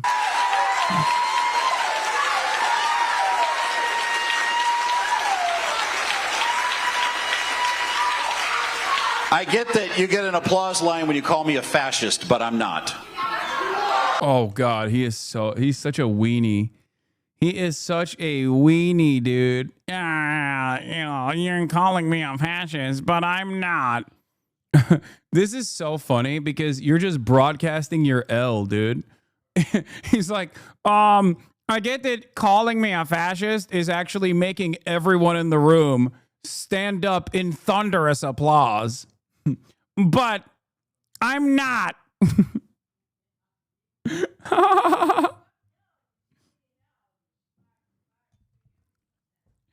Being mean to me is illegal. Why are you mean to me? I am not a fascist. I am an American, and I would never call you something like that. But I can tell you, at the end of the day, we have to live in this country together. I have an opinion about the debt. I believe that we need to cut spending. I believe that we need to figure this out before our financial markets fail. And I will do my best to stand up for you and the There's nothing funnier than being like, I love Donald Trump, and I'm working to make sure the financial markets don't fail. When Donald Trump seemingly every day is trying to make the financial markets fail. Okay. What is this? Initially, according to a person familiar with the call, Musk urged DeWine to send Ramaswamy to the Senate so the former presidential hopeful could be the Doge point person in Congress. But shortly into the call, Musk betrayed his actual motivation. He said he found Ramaswamy annoying. Oh, it's awesome. It's just like a sequence of annoying little charlatans, one worse than the other, okay? Every single one of them is just so awful. It's the Spider-Man finger point meme, but also everyone is just, I don't know who's worse. Elon probably. Like, think about these guys. J.D. Vance, Elon Musk, Donald Trump, Vivek Ramaswamy. Too many big personalities in one room, you know?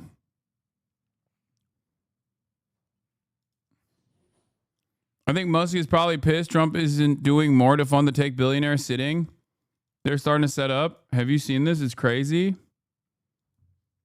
What? Oh, Honduras, the private tech billionaire for-profit city in Honduras.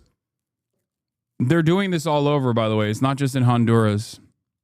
Tech billionaires have... This kind of stuff is so crazy, and this is like... they're building like little libertarian utopias all around the world. Or they're trying to build these libertarian utopias all around the world. Tech billionaires have had a noticeable presence in US politics recently. Some are now even practically running the government. But there's something else you should know about, a project many of them are investing in to create alternative models of governance that could have massive implications around the world. It's got a lot of names, but yeah, Galt's Honduran Gulch. The idea is the same. Free private cities. Charter cities. Startup societies. Zones of progress. You know, what I'm really calling... It's not BioShock. It's Ayn Rand, chatters. God damn. Some of y'all forget the OG. The OG is Ayn Rand. Is not...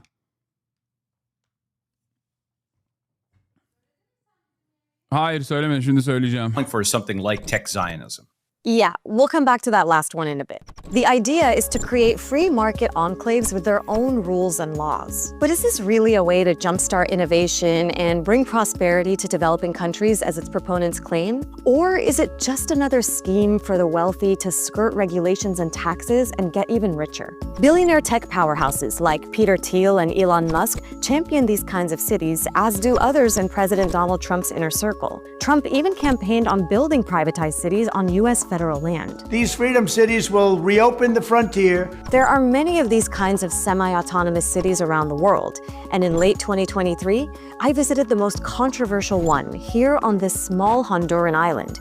It's called Prospera. I think one of the funniest parts about this is that you might think this is new, okay? It's not. Libertarians have tried and failed to do this a million times over, okay? They've tried it with company towns, much more successful titans of industry like Henry Ford have tried to do this with company towns, and it's failed. And in many circumstances, they try to build this stuff, and then it just collapses because it's just completely unsustainable. I don't think there's any way to like successfully build something like this. I don't think you can do that. You can't like maintain it with crypto. You can't, because at the end of the day, you need human beings. You need like slaves, okay? You need human beings to work. And they are always going to outnumber the bosses, okay? And that kind of, this is, what's it called? It's like the theory that in the aftermath of a nuclear holocaust, like it's like Fallout, right? If you have these little bubbles in the that all the mega wealthy go to in the aftermath of the Holocaust, the nuclear holocaust, that they would not be able to survive because there would be mutiny, right? Like if you had these vaults, there would be too much mutiny, and ultimately the majority that is supposed to be working inside of the vaults for the super wealthy would immediately pick up on the awesome power that they wield by sheer numbers. Okay? Because in a dynamic that is that small and that isolated, class consciousness immediately picks up. Immediately. It's like impossible to deal with that sort of thing. Which is why all of these structures inevitably fail. They're always bound to fail. Prospera is building the future of human governance, privately run and for profit. If the people of the world do not like their governments, welcome here. Companies based in Prospera pay low taxes and can create their own regulatory frameworks. And that's why it's become a hub for experimental medical procedures not approved by the U.S. Food and Drug Administration. I came to Honduras with the intention of editing and altering my genetic makeup. I've gotten in the habit of getting crazy medical treatments that are only available in Prospera. I also recently got myself like an implant into my hand here. You can program several things into it, like opening a Tesla car. This is the type of person we exist to attract, right? Someone who's trying to do good in the world. That is very hard to do because of regulatory roadblocks. Prospera has raised over $150 million in investments. And some of the names behind that funding are prominent U.S. billionaires and Trump backers. PayPal founder Peter Thiel, venture capitalist Marc Andreessen, and OpenAI's Sam Altman. Crypto company Coinbase has also invested. But this so-called libertarian crypto utopia has generated major backlash.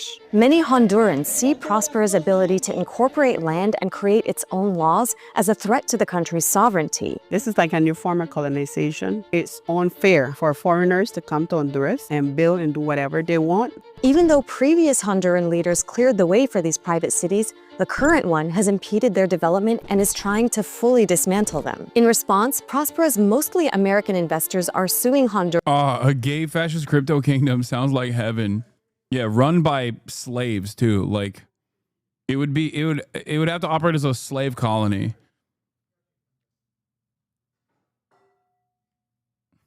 For, get this, almost $11 billion. That's nearly 2/3 of its national budget. How is it not exploitative for mostly American investors to come after such a poor country like Honduras for almost $11 billion? They're not coming after a poor country. They're coming here to invest, to create jobs. Since I visited, Prospero's legal future continues to hang in the balance. But here's the thing. What I learned about the fight brewing over this one private city in Honduras gives us a lot of insight into the future of private governance around the world and how local communities could be affected. This is a very simple village, and you're up against this multi-million-dollar project. It's not fair.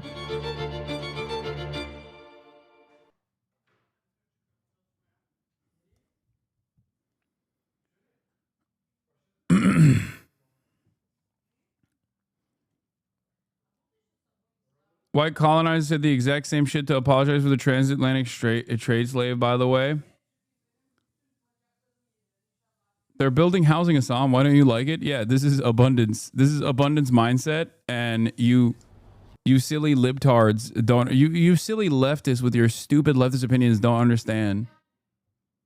China and the Asian countries released a joint statement condemning, yeah, here it is. Joint statement of the Asian China GCC summit.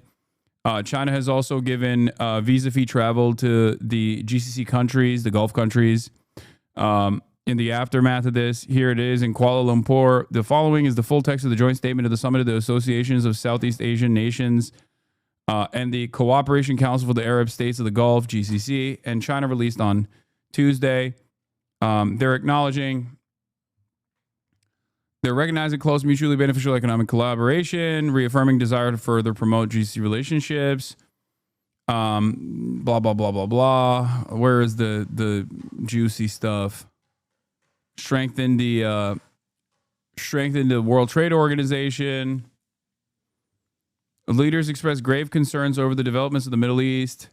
Condemn all attacks against civilians and call for durable ceasefire for all concerned parties to ensure the most effective and efficient access for humanitarian aid and relief supplies. Call on all parties to the conflict to protect civilians, refrain from targeting them, and abide by international humanitarian law, particularly the principles and provisions of the Geneva Convention. Acknowledge the advisory opinion on the International Court of Justice, which is the opinion among others at the UN's and especially the General Assembly, which requested this opinion. And the Security Council should consider the precise modalities and further action required to bring an end as rapidly as possible to the unlawful presence of the State of Israel in the occupied Palestinian territory, support the ongoing efforts to release all hostages and those under arbitrary detention, urge all parties concerned. This is basically what Hamas's framework is for a ceasefire, being pushed by all the Asian countries and also the GCC. Not that it fucking matters, because it's just like more pressure from international cooperative agreements against the United States of America, but obviously that has yet to work, so don't know why that would work now.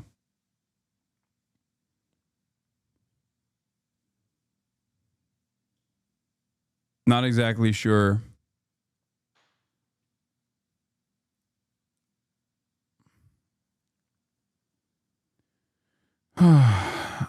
Republicans changed the rules. Now practically any action the executive branch takes can be challenged in Congress. Any 30 senators can bring up a vote and get a guaranteed 10 hours of floor time, so Democrats could hold the floor indefinitely if they wanted. Georgia State University assistant professor and former House Oversight Committee staffer Todd Phillips laid this out in a prospect piece earlier this month. Any 30 senators can force a CRA resolution onto the floor, With a required 10 hours of debate time, these resolutions would need the president's signature, and nearly all of them wouldn't even get the Republican votes necessary to pass the Senate. But according to Senate procedure, they have to be dealt with if enough senators force them onto the floor. They must be debated and voted upon ahead of other Senate business if brought up for consideration. This means that Democrats can tie up the Senate floor for upwards of 10 hours with any single CRA resolution. Senate Dems know about this and have already threatened it, highlighting the absurdity of the Senate procedure may finally force changes, but only if both sides are willing to be absurd. Of course, luckily for us, there is one side that is not willing to be absurd in this process, and that's Chuck Schumer and the Senate Democrats, who refuse to do anything. This is part of the process. There are many tools in the tool belt to gum up the works. Republicans would consistently push back with every tool at their disposal, and yet Democrats are not doing the same thing. Anyway, here is Trump taking questions from reporters in the Oval Office earlier today. She's an incredible person, an incredible woman. As our new interim United States Attorney for the District of Columbia, that's a big deal. And I'd like to congratulate Janine and her whole family. And we have Christine with us, and Alex, I know, is in a very, very important place right now. And the two children, but they're not children anymore. And I've heard that, Christine, you're doing unbelievably well and very successful at a great law firm. So it's great to have you with us. Thank you very much. Over 5 decades, Janine Pirro, known by millions as Judge Janine, has devoted her life to the pursuit of justice, the defense of freedom, and the fair, equal, and impartial rule of law. And that's what she's about. She was a great DA.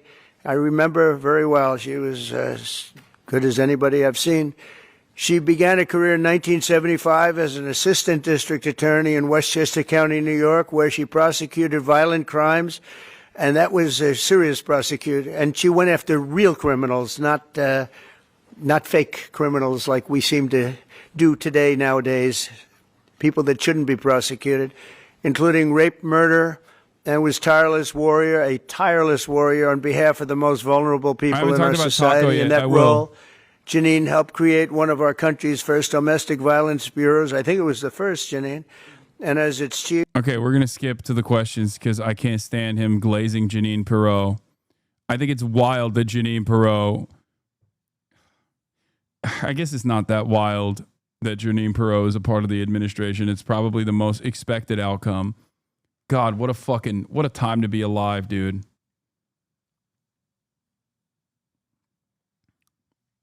She's drunk all the time, and she's a Fox News personality. Makes perfect sense. Makes perfect sense for Trump to put her up.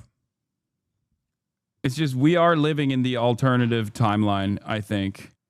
Something dramatically shifted in the world. Something dramatically shifted in the world, and now we're living in this different world. And for those who were alive,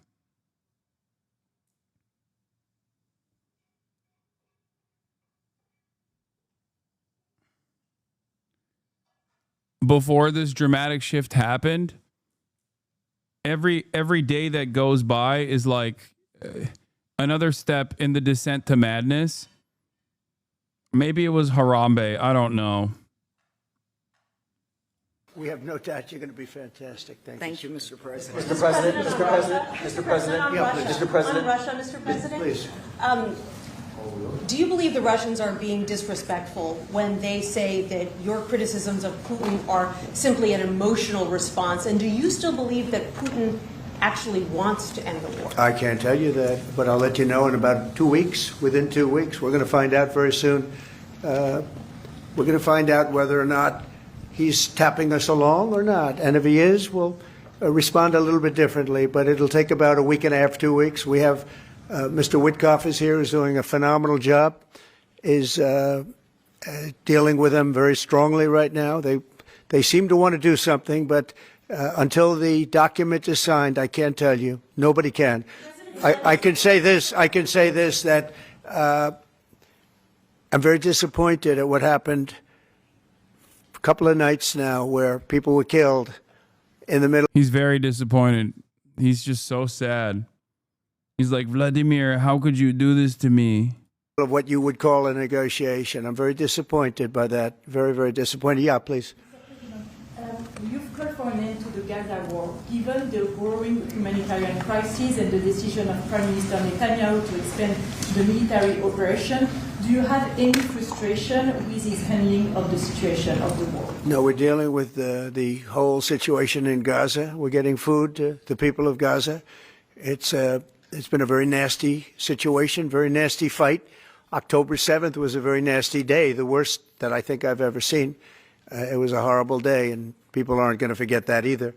So we'll see how that all works out. And Steve, would you want to say a couple of words about Gaza because you just have some information? Steve Witkoff, do you want to come up for a second? You might give him a little bit of information as to what's happening with Gaza and also Israel. We're having some very good talks with Iran.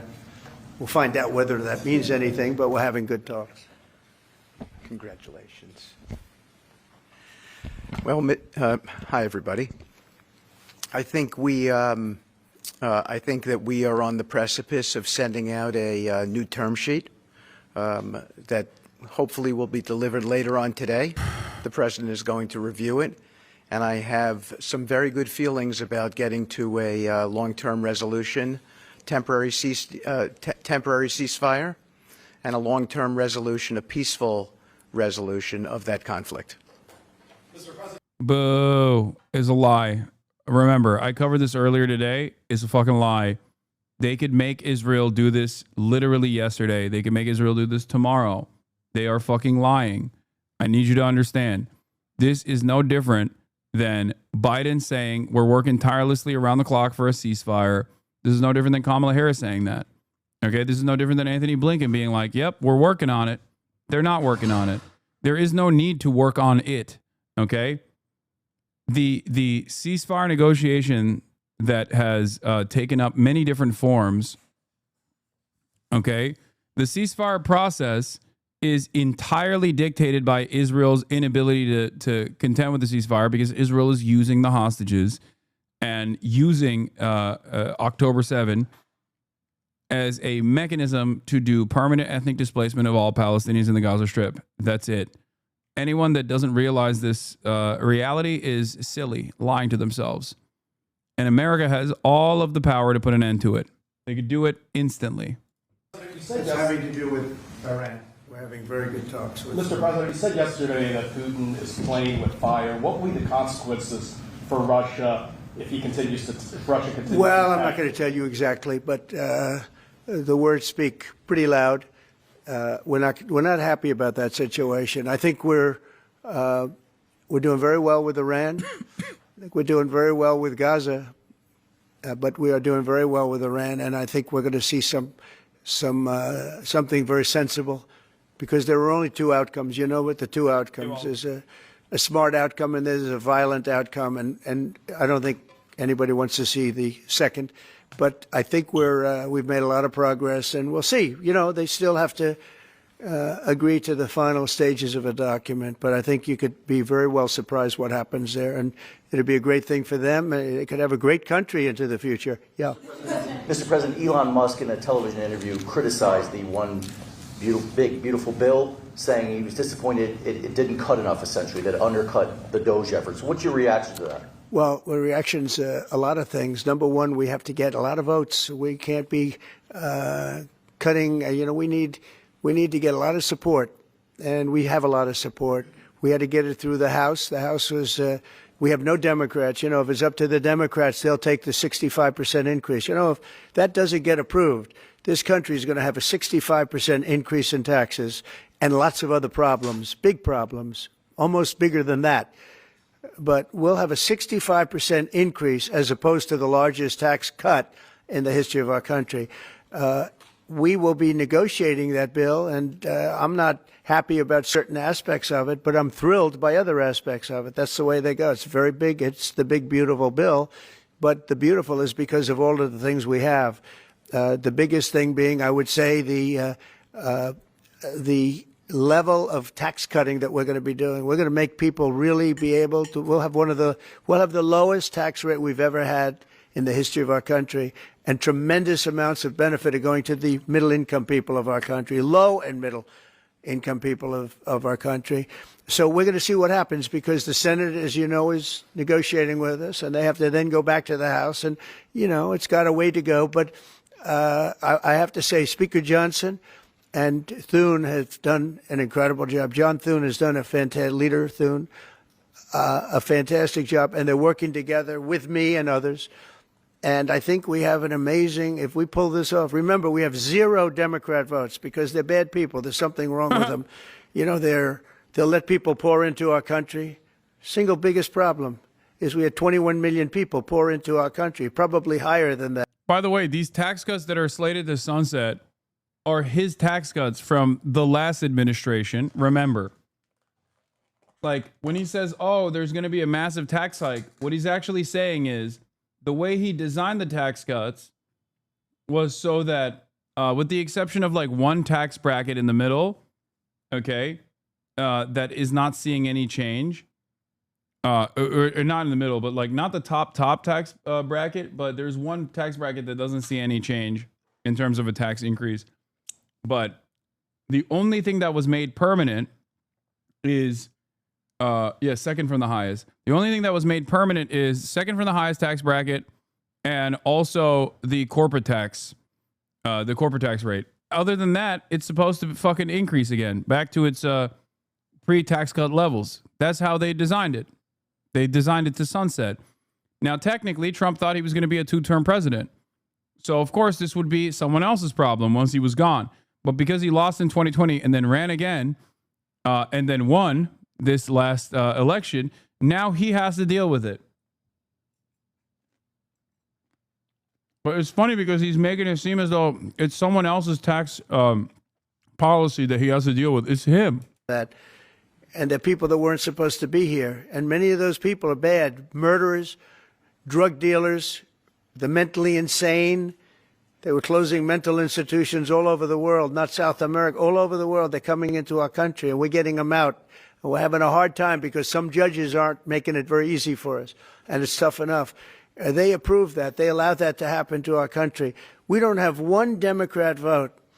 And if I were a Democrat, I'd be voting for this bill, and I'd get elected to any position I want as a Democrat. They're crazy. They're voting for a 65% tax increase. And they're only doing it for hatred. They're not doing it for any reason. They're only doing it for hate. They know it's terrible. Terrible politics, in my opinion. But so we have no Democrat votes. That means we have to get almost these all... Democrats, they hate beautiful things. I called the bill beautiful. I called the bill beautiful. They hate it. They want ugly things. They want an ugly bill. They want to rename it to the ugliest bill anyone's ever seen. It's clear. They don't like beautiful things. Republican votes. And I think we're very close to doing that. I think it'll be very These successful. These are tax hikes of hatred. Wall Street analysts have coined a term called the taco trade. They're saying Trump always chickens out on your tariff threats, and that's why markets are higher this week. What's your response to that? I kick out? Chicken out. Oh, isn't that nice? Chicken out. I've never heard that. You mean because I reduced China from 145% that I set down to 100 and then down to another number? And I said you have to open up your whole country, and because I gave the European Union a 50% tax tariff, and they called up and they said, please, let's meet right now. Please, let's meet right now. And I said, okay, I'll give you till July 9. I actually asked them, I said, what's the date? Because they weren't willing to meet. And after I did what I did, they said, we'll meet anytime you want. And we have an end date of July 9th. You call that chickening out? Because we have $14 trillion now invested, committed to investing when Biden didn't have practically anything. This country was dying. You know, we have the hottest country anywhere in the world. I went to Saudi Arabia. The king told me. He said, you got the hottest we have the hottest country in the world right now. So 6 months ago, this country was stone cold dead.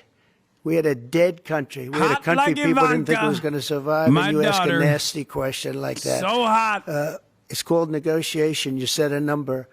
And That's if you go why down, I'm you know, if I molesting set it. a number at a ridiculous high number and I go down a little bit, you know, a little bit, they want me to hold that number, 145% tariff.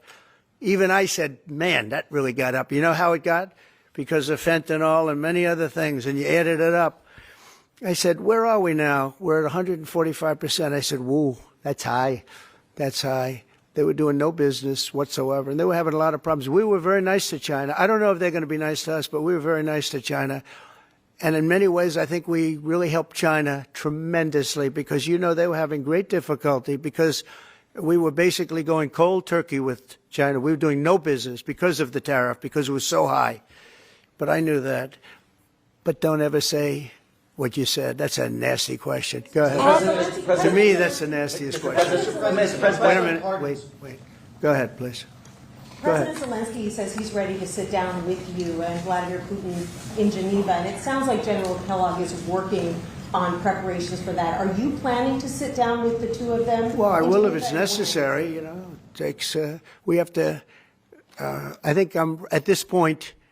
I wish it would have been that way a couple of months ago, but at this point, we're working on President Putin, and we'll see where we are.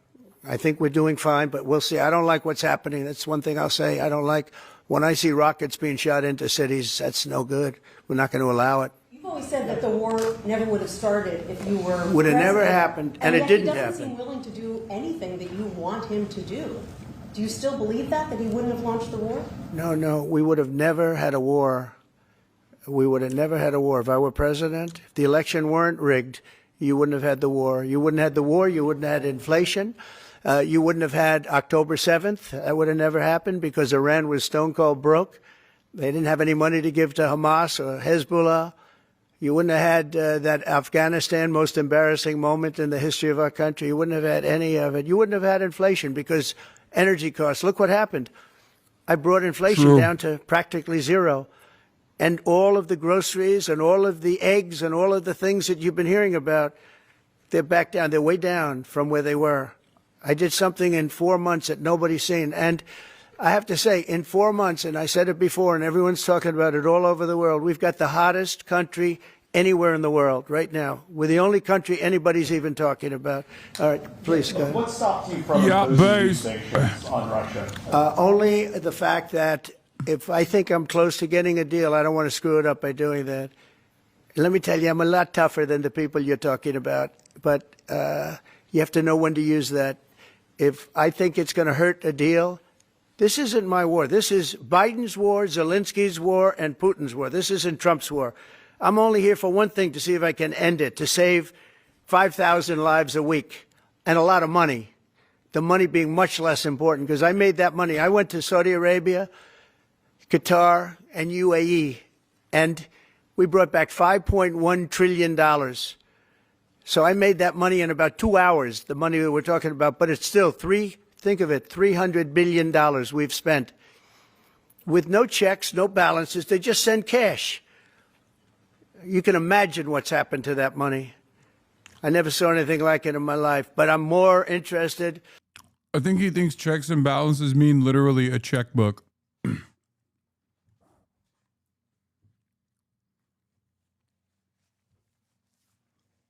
I have never been more committed to the theory that Trump doesn't know what asylum seeker is, and he thinks that it means that we're letting in people from insane asylums.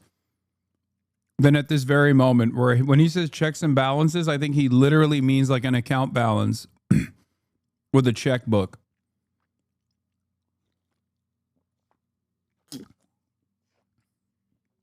Which is, of course, based.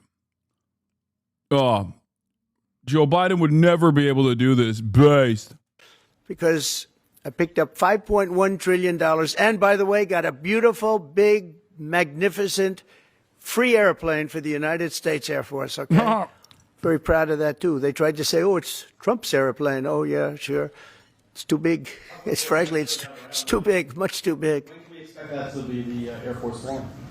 Well, it's here already. Yeah. It's in the country. It's being refitted for military standard. How much will it cost to refit it? Oh, I don't know. Whatever it is, a hell of a lot less than building a new one. We're waiting too long from Boeing. Boeing has got to get its act together. Yeah. Sir, on Nippon Steel, this arrangement that was just announced in the Golden Share, is that an arrangement you would consider for TikTok as well?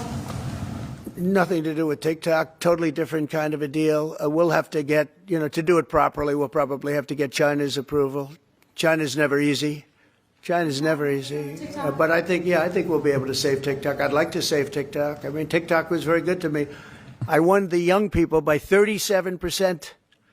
No Republicans ever won, and I won by 37%. And Charlie Kirk will tell you TikTok helped. But Charlie Kirk helped also. He just happens to be here. Look at it. He loves that we mentioned that name, right, Charlie? He's done great, and I appreciate all the help. But with young people, we won by 37%, Charlie, and you helped. But TikTok was amazing. And he was the first one. He said, get on TikTok. So I have a little bit of a warm spot. I know I shouldn't. They'll say, quid pro quo. Put him in jail for the rest of his life. Quid pro quo. No. TikTok was very good to me. I won young people. I don't know if it was because of TikTok, but it was something happened. No Republican has ever won they call them young people. Young people, you can define it a lot of different ways, but I won every age group in young people.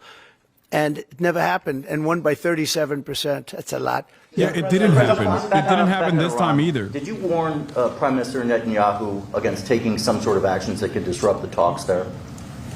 In a phone call last week? Well, I'd like to be honest. I call them young people.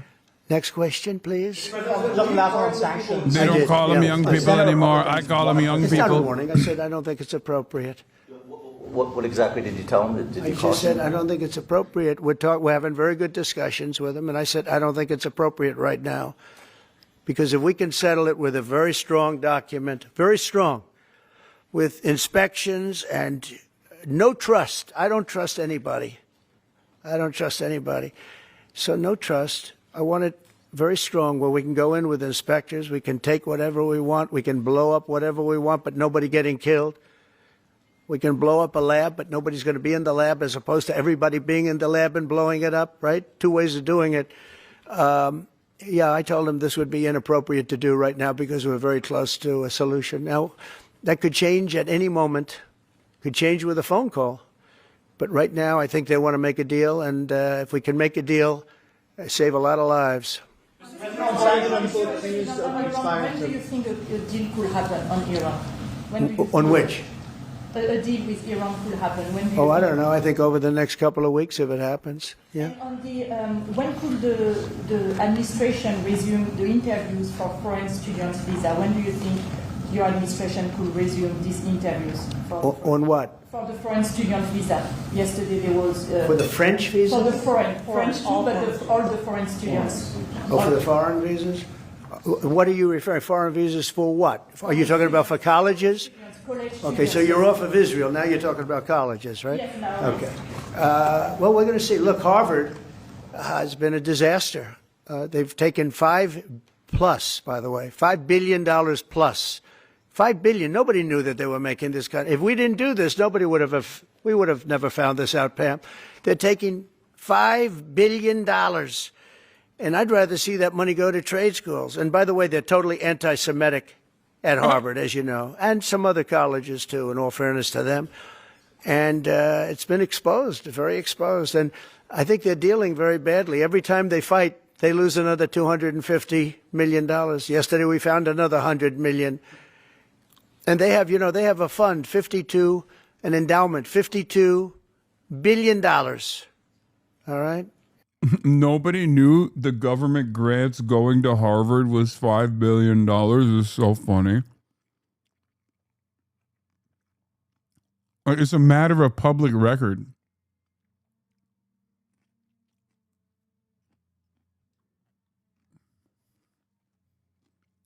Like, how do you think this happened? They get a lot of that from the United States. And I think it's ridiculous. I think everyone's coming up to me saying, we love the idea of trade schools with that kind of money and money from others, but money from them. You can have the best trade schools anywhere in the world. You give them to Iowa, Indiana, lots of good states, well-run states, and you give them the money. They can only be used for trade schools, and they'll teach people how to build motors and cars and AI. The AI, we're building plants, we're building hundreds of billions of dollars worth of AI plants already started, many of them. We've never had a boom like we're having now. You're going to see it. There's never been anything like it. So we're up to about $14 trillion in investments. There's never been anything even close. You look at Biden, this guy, they had people leaving as opposed to investing. And they're doing it because of November 5th, and they're doing it because of the tariffs. The tariffs have been tremendous. Well, I can promise you, and I have great respect for the people at the European Union, they wouldn't be over here today negotiating if I didn't put a 50% tariff on. The sad thing is now when I make a deal with them, it's something much more reasonable. They'll say, oh, he was chicken. He was chicken. Oh. That's so unbelievable. He's still mad. Oh, the chicken thing actually pissed him off, huh? Oh, Taco Trump is bad, dude. On the one hand, I think it's really funny. On the other hand, I think it's really dangerous.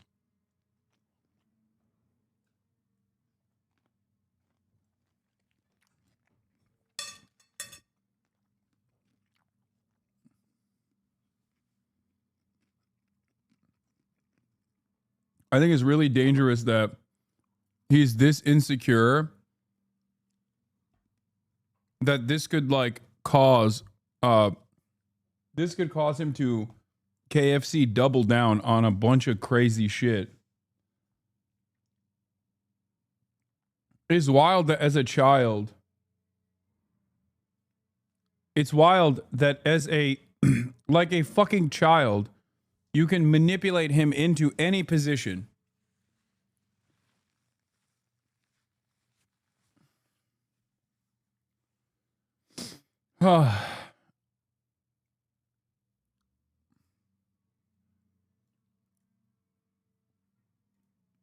This is where the chicken thing comes from, by the way.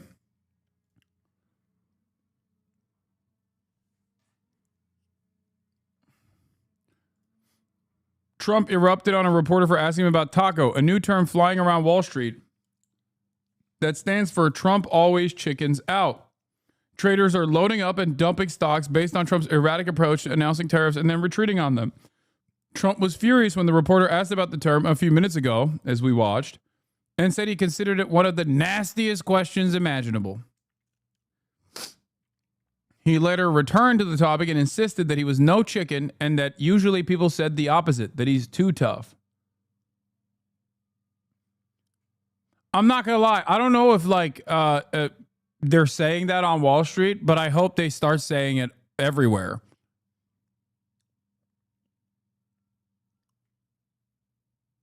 We need to say it for Israel. We need to say he's chicken with Israel. We need to talk about how scared he is of Benjamin Netanyahu or something. I think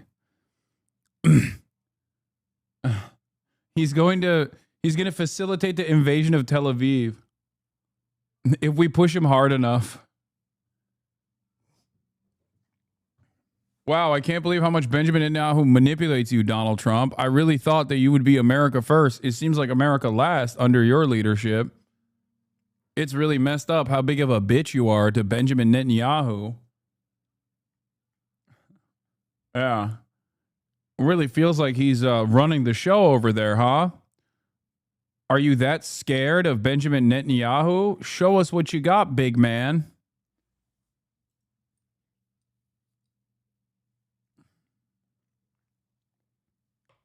Yeah, Mr. President, many are saying that Biden would have invaded Tel Aviv way harder than you. Mr. President, many people are saying Biden actually was at the precipice of a complete invasion of Tel Aviv.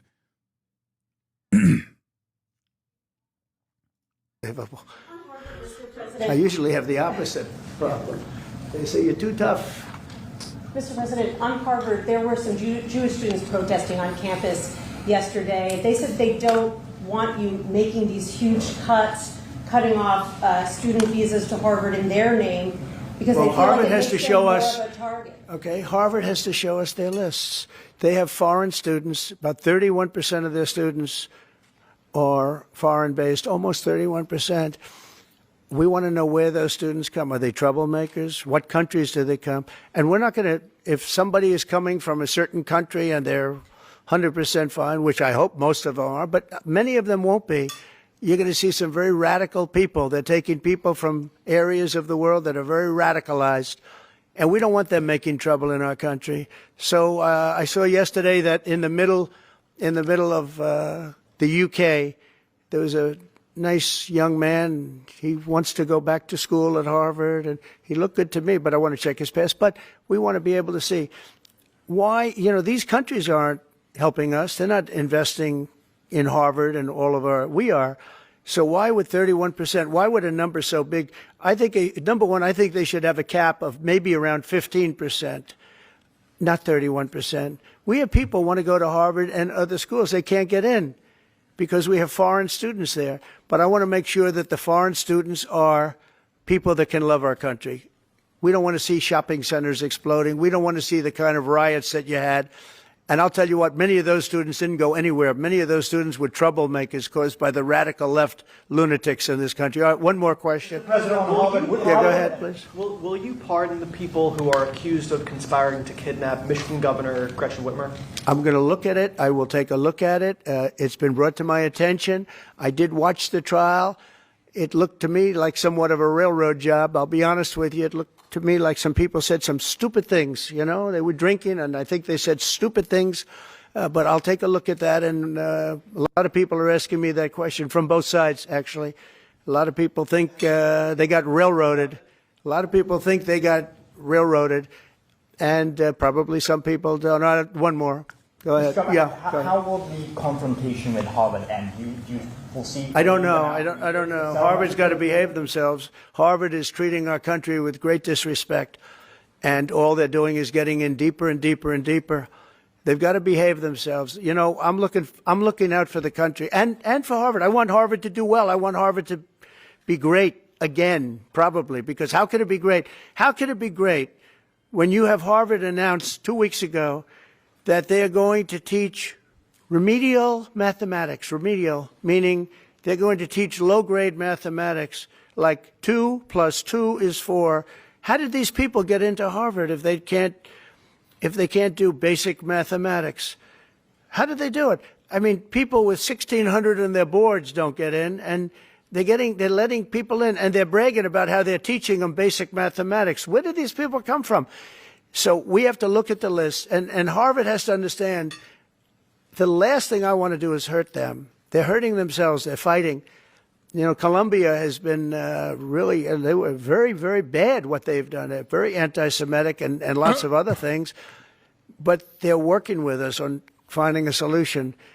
And, they're taking off that hot seat. But Harvard wants to fight. They want to show how smart they are, and they're getting their ass kicked. Thank you very much, everybody. Part of me wants to keep saying, are you happy now, you fucking stupid libtards that ran on the panic button? You created this issue. You gave him all of the opportunity to weaponize false smears of anti-Semitism to just undermine every fucking liberal institution that you guys cherish. You did this. You fucking did this. You fucking did this. Like, this right here is straight Hitlerian policy, academic receivership, mass lists of foreign students that they want specifically so they can start the process of deportation of foreign students for whichever organization that they might be a part of that they consider to be bad.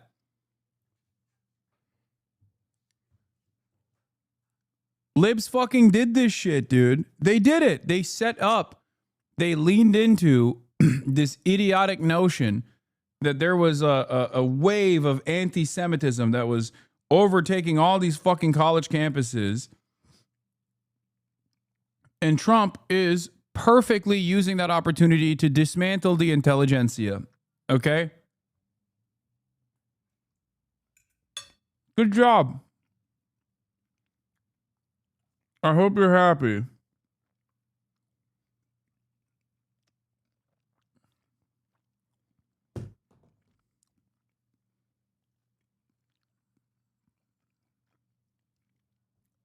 They still do it. They're still on the same team.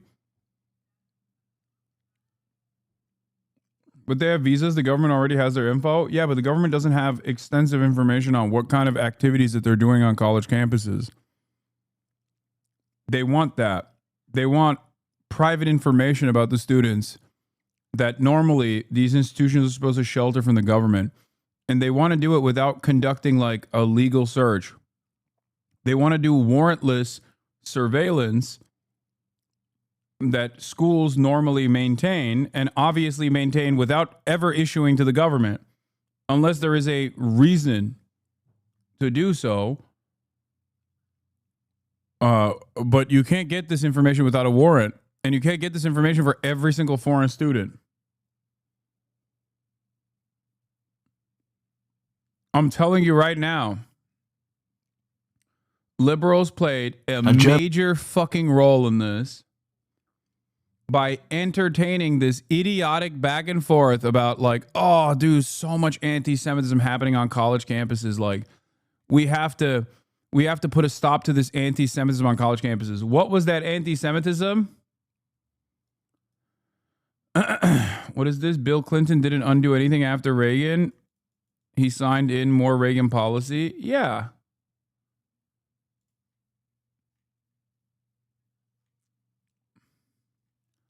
Good job, Dems. Good job. This student, this HasanAbi We are now student joined was by a interviewed. Harvard PhD student from China who's about to graduate from Harvard. Zealand Ma, thank you so much for being with us. Oh! Let's go! Chinese HasanAbi Hayes with a PhD, rise up! Chinese HasanAbi Hayes with a PhD at Harvard University, rise up! Rise the fuck up! Let's go! Let's go!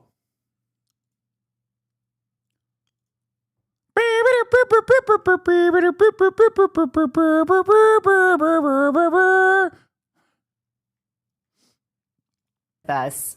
You graduate on Thursday, right? So this should be a celebration. Look at how fucking jacked he is! I'm so proud. I'm so proud. I'm so proud. Look at him. Look at him flexing his fucking biceps too. Woo! Celebratory moment. How are you feeling? I mean, definitely it feels less celebratory than I should feel. I feel a lot of uncertainty. I feel puzzled. I feel shocked to learn. Wait, is this fucking Top G, dude? Is this where we find out Top G's real identity? I kept saying he was like a white Maoist from Iowa, but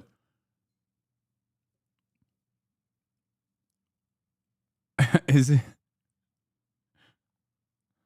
I have a friend in Harvard too who watches you, but not international. I mean, yes, college campuses are where I have the strongest foothold. Okay, that's not surprising. I mean, you've seen.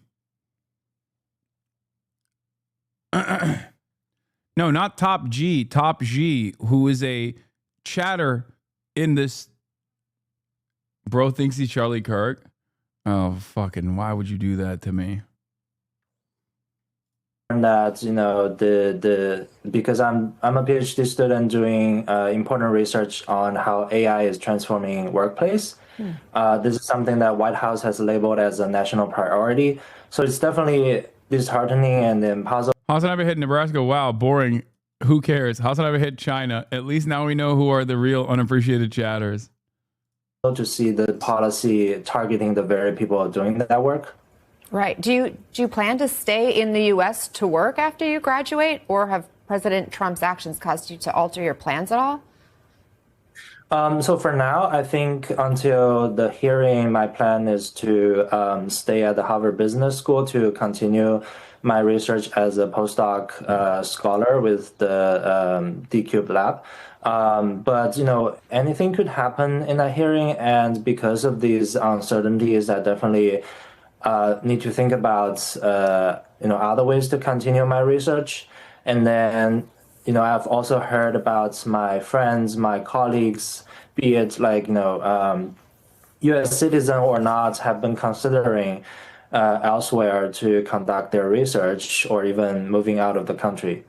What do you say to those who may be thinking right now, I don't care what happens to a few people at this super rich Ivy League school? Explain why they should care. Yeah, of course. I think, first of all, it's not a few people. So this attempted ban could be about, over 4,000 unionized workers at Harvard. That includes the graduate students who's teaching, who's grading, who's answering students' email at 2 a.m. We are the people who make the university work. And it is also about this work visa called OPT, which is tied to the student visa. If the ban exists, proceeds, then this work permit will be canceled, and everyone in the class of 2023, 2024, 2025 will be impacted. And these people have been currently working full-time jobs at top companies, doing the kind of technological, scientific, and economic work that keeps American economy running. So as a brief statistics, in the year of 2024, there has been 1.1 million international students contributing to the U.S. economy.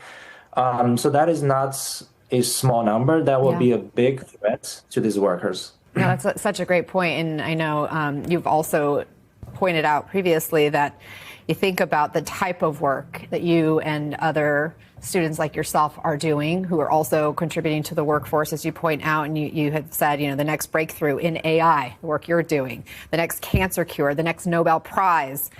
If it doesn't happen here because you and others are kicked out of this country. Dude, we're infiltrating everything, okay? HasanAbi heads, we are everywhere. It doesn't matter. You could be getting a business PhD at Harvard. There's a HasanAbi head right there. It's like fucking Fight Club, just nod along. It's going to happen elsewhere. That is America's loss. Now, part of the president's order targeting Harvard specifically claims the university coordinates with the Chinese Communist Party, and Chinese nationals make up about a fifth of Harvard's foreign students. Do you and other Chinese students feel like... She's like, do you communicate with the Chinese Communist Party? You're being targeted or scapegoated? Yeah, I definitely feel like we are being scapegoated. Bro, only met like 2 other HasanAbi heads on college? What the fuck? Oh, yeah. Depends on which college campus you go to. Also, I'm willing to bet that there are far more. I should do a fucking college campus tour, dude. Got cooked by slow? What does that mean? We have followed every... I'm so lost. How do you know he's a HasanAbi head? Dog, he's wearing my merch. He's wearing limited edition Himbo Gym merchandise. He's wearing limited edition Himbo Fitness merchandise. My entire row in my PLSC class are HasanAbi heads? Hell yeah. Rule, we have got the visa, we have passed all of the background checks. That was pretty, thorough. And we have, as Chinese students, some of us work here, some of us, pay tuition to get here.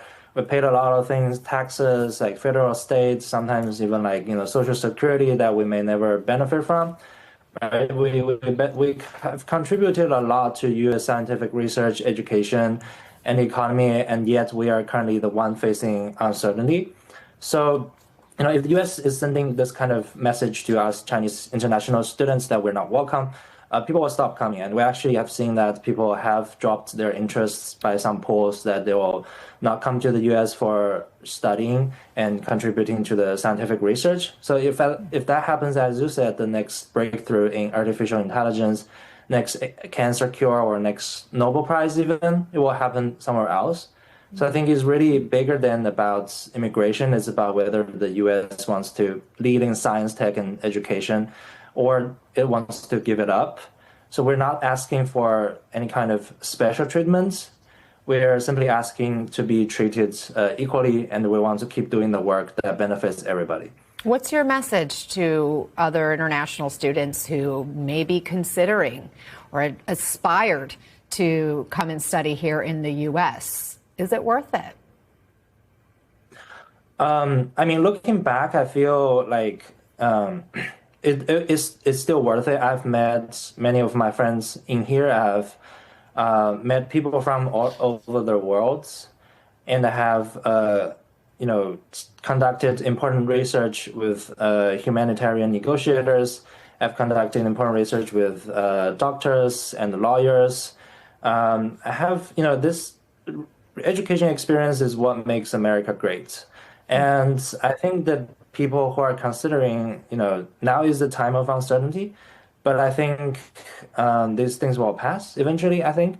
There were similar policies targeting us in the past, but it all, went smoothly. Hopefully this time will still be the case. So my suggestion to my fellow, maybe Chinese students, I think is be cautious, but still open to the idea of coming to the U.S. to experience this amazing education system. Well, thank you for sharing your thoughts with us and your experience. Celine Ma, appreciate your time and best of luck to you. Congratulations on your degree. Americans don't realize how badly brain draining like this is gonna fuck them in 5 to 10 years. Yeah, no more Chinese HasanAbi heads. Rabani makes a good point here. Oh yeah, it might be objectionable, but would hardly be unusual if U.S. consular officials vetted visa applicants for hostility to the United States or its government and denied those known to harbor such hostility entering the United States. Unfortunately, numerous governments behave this way. What is absolutely bizarre is that the U.S. government couldn't care less what visa applicants think about the United States or its government. It is their views about a U.S. proxy in the Middle East, Israel, that constitute grounds for visa denial and revocation. Never forget the U.S. government is controlled by Qatari money and owned by Saudi Arabia. That is what's so insane about it. You can say fuck America till the cows come home, and the American government's like, that's free speech. You can be a foreigner who says fuck America, America can suck my dick, and it's fine. But if you say fuck Israel, Israel can suck my dick, the American government's like, we will kill you. You will be deported. You must be deported instantly. You're a threat. You're a threat to this nation's beautiful values. It is crazy.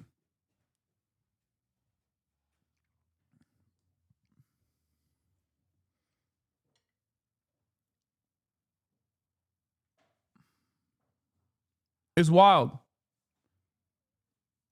And I think a big part of the reason why is because of the pre-existing advocacy groups that are so incredibly aggressive and have a shit ton of institutional clout and control. And I think Trump recognizes that. And that's why they're using Israel as this mechanism of repression. Like, if there were Christian advocacy groups in the country that were as liberal adjacent, liberal aligned, and as powerful, as institutionally powerful, as institutionally influential, they would just be doing this on the virtue of attacking Christian identity. That's what it is.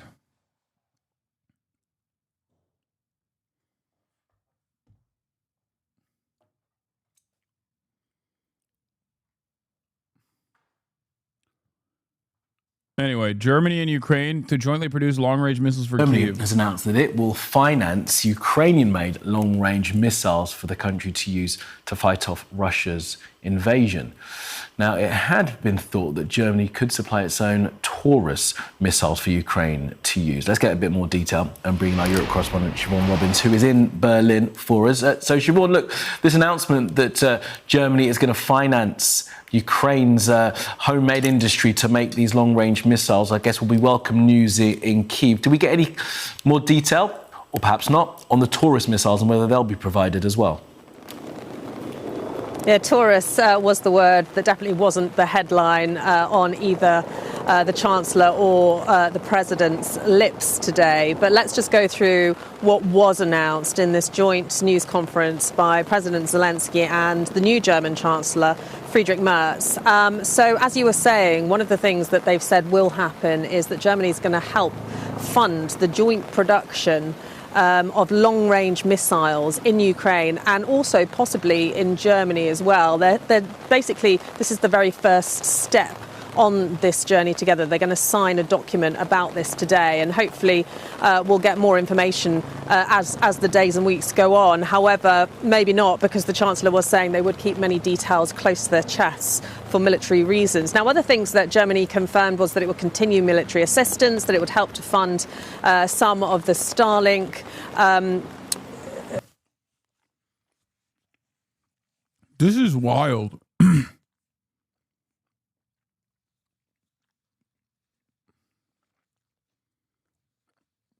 EU is soloing now. I don't know. Is that a good thing? No. It's fucking wild, because how long do you think that would take?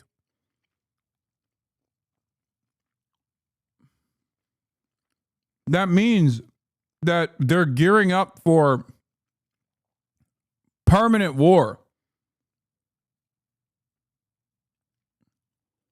Like, you think this is, that means like at least for another fucking 2 years minimum, probably longer, they suspect that this will continue. And then obviously after that, once these factories are built, then they'll start producing. And then that means, you know, they'll keep using those missiles. As in, this puts a timeline on what European leadership suspects is the continuation of the war, and it's at least like a decade.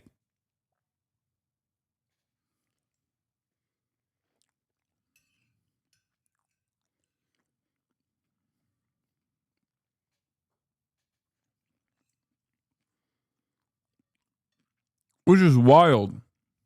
Starlink services that are given to Ukraine, and also the fact that Merz has said he will do everything he can to ensure that the Nord Stream 2 pipeline is not put into operation. The other thing that he underlined is that he said he didn't feel that Putin has made really any efforts to take part in peace talks, and Zelensky seemed to welcome what was announced today, and also underlining his view that the only way to get Russia to the negotiating table is with continued pressure. And it's interesting that Germany said that they would back the next round of sanctions being worked on by the EU, but also tried to talk to the US about sanctions as well. So what does this all really mean? Well, what it doesn't seem to mean at the moment is that Taurus missiles, these long-range missiles which can fly for more than 500 kilometers, are going to be sent imminently. It does allow Ukraine to start its own production or get a boost to production, and I guess that's good for the long-term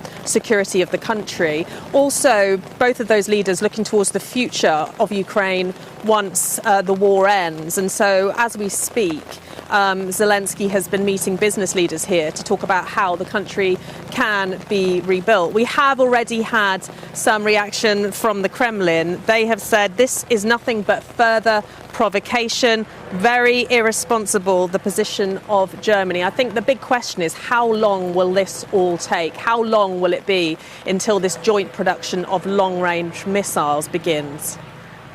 Indeed.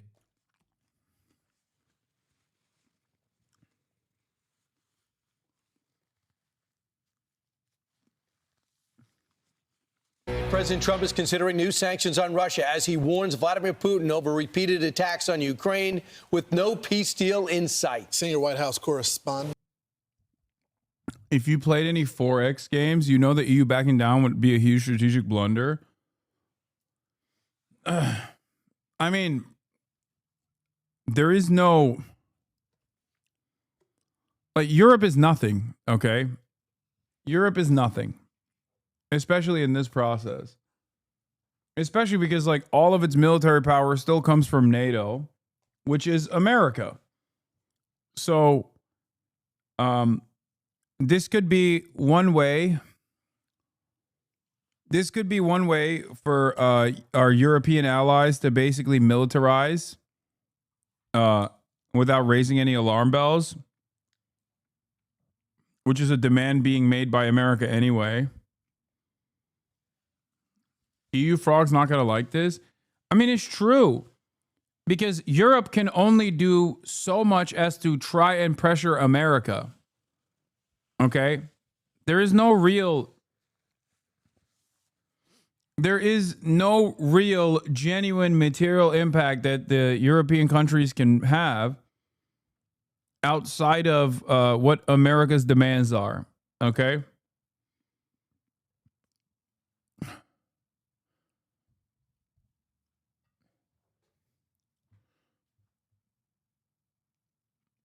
So when they try to cut side deals, like there's nothing they can do. The reality of the matter is there's nothing they can do to help Ukraine.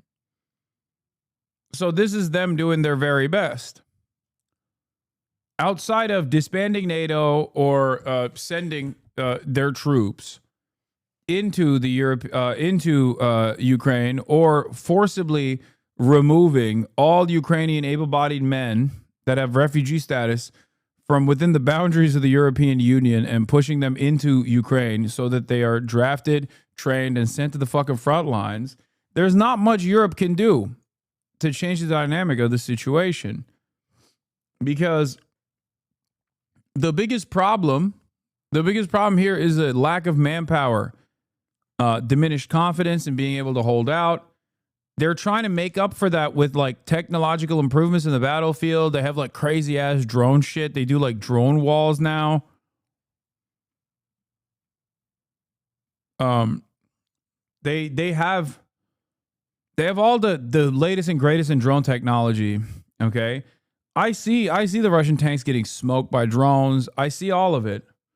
But at the end of the day, when they're doing massive pushes with overwhelming manpower, there's only so much that technological improvements or technological efficiency can help.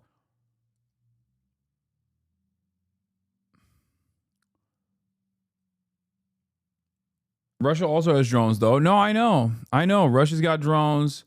Ukraine's got drones. Drone warfare is all over the place. But one major issue that Ukraine has is that they don't have enough manpower. Germany has a rather unique economic late-stage capitalism problem. We're running out of demand for our production capabilities, even with falling birth rates. Eternal war is a way to create artificial demands as long as there's targets to strike.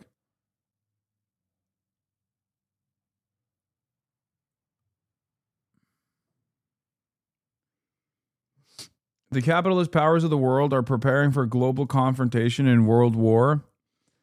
This is why I hate the new Cold War narrative, because the present historical moment of multipolarity combined with the collapse of U.S. hegemony is the basis for a world war, not Cold War. Yes, but there has never been a world war with nuclear-armed nations.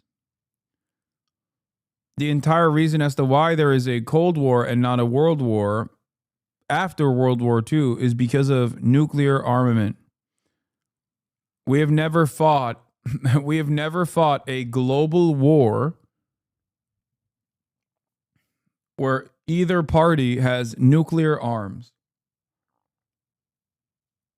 That's the difference. And no, I don't think the fucking Golden Dome makes up for that.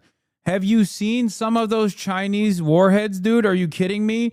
There's like warheads that just fucking scramble up and have like 5 nukes on it. And then they just go in random directions once they enter the American airspace. Like, there's no... What are you supposed to do to that?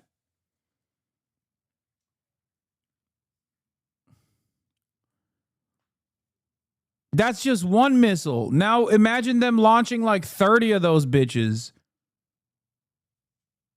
Drone swarms off the coastline.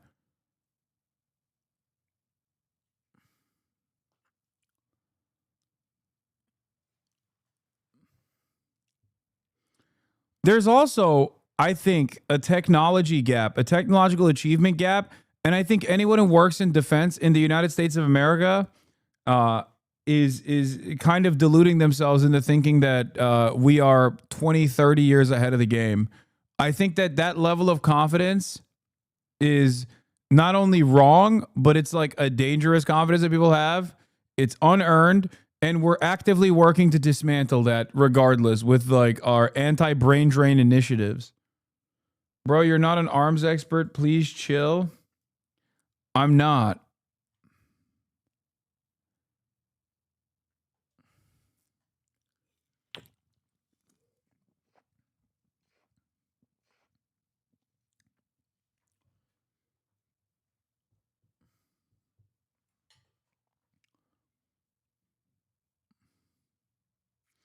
That's why proxy wars exist when two superpowers fight indirectly. Exactly. Why the fuck were we doing all these proxy wars if we were going to do a full-blooded state versus state conflict with nuclear armed nations? True scale of modern nuclear weapons. Science time. Attention. We are now at DEFCON 1. Security lockdown. Russian nukes in space. The country recently tested a nuclear-capable hypersonic missile. Hypersonic missiles and aircraft could be the future of warfare.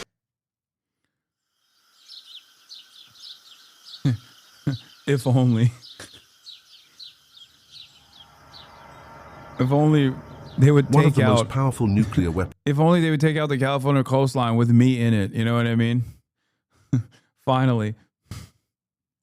In the world is the B-83 nuclear bomb. I'd be done. I'd be done with this nonsense every day. The heavyweight of the U.S. arsenal. Weighing about 2,400 pounds or 1,100 kilograms and stretching 12 feet or 3.7 meters in length with a diameter of 18 inches or 46 centimeters, it's roughly the size of a small car. But within this imposing frame lies a force of unimaginable destruction. The B-83 is a gravity bomb, meaning it's dropped from an aircraft and relies solely on gravity to reach its target. No rockets or propulsion systems, just a free-falling descent. This might sound simple, but the devastation it can unleash is anything but. Carried by strategic bombers like the B-2 Spirit stealth bomber and the B-52 Stratofortress, the B-83 can be delivered deep into enemy territory. With a blast yield of up to 1.2 megatons of TNT, the B-83 is approximately 80 times more powerful than the bomb dropped on Hiroshima, which had a yield of about 15 kilotons.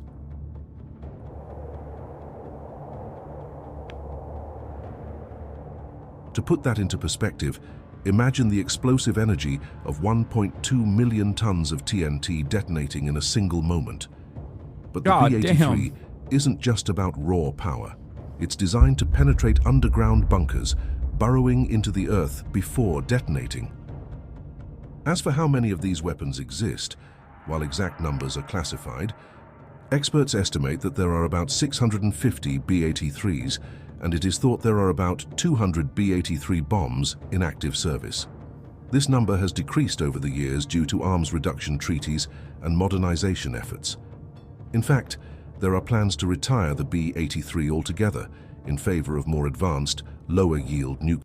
The only good news about modern nukes is that the fallout isn't as big as an issue anymore, and due to technological advancements and accuracy, warheads aren't as big as they were in the Cold War. Also, fusion bombs can, at distance, shred biological matter without destroying infrastructure. Oh, great news. If a nuke drops and it's a fucking fusion bomb, then at least we'll have free real estate once the dust settles. Is that the good news? Oh, how wonderful. I didn't realize. That's great news. We have a real crisis in the real estate market. Please.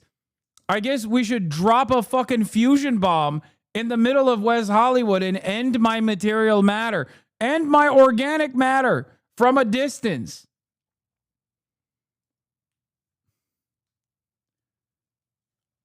But God forbid you harm the real estate market, you know? This is like, you know what this reminds me of? It reminds me of like during World War II, when the American War Department was telling the American bombing missions to purposely avoid American factories that were operating in Germany. That's number one. Or who could forget in Vietnam when the Department of Defense was telling its Air Force not to bomb the rubber trees because those were fucking owned by, what was it, Michelin? Like an American corporation. It's like, thank God we have bombs that won't harm capital, but will just simply erode, simply destroy all living matter.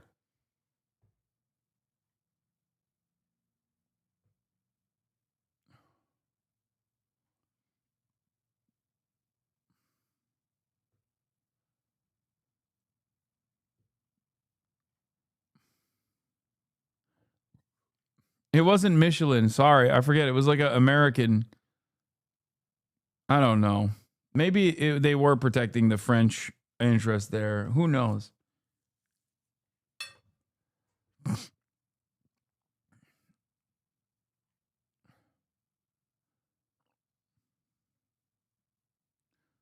Goodyear, maybe?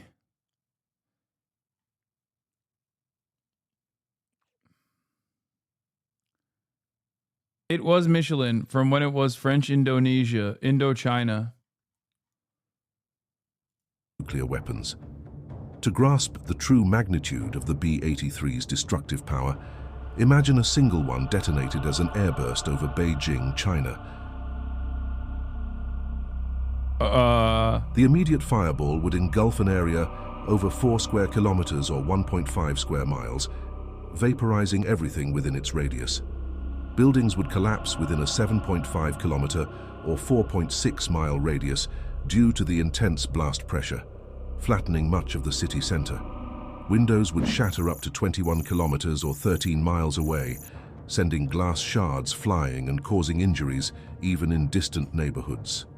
The thermal radiation would cause third-degree burns to anyone within 13 kilometers or 8 miles, covering an area of over 500 square kilometers or over 200 square miles.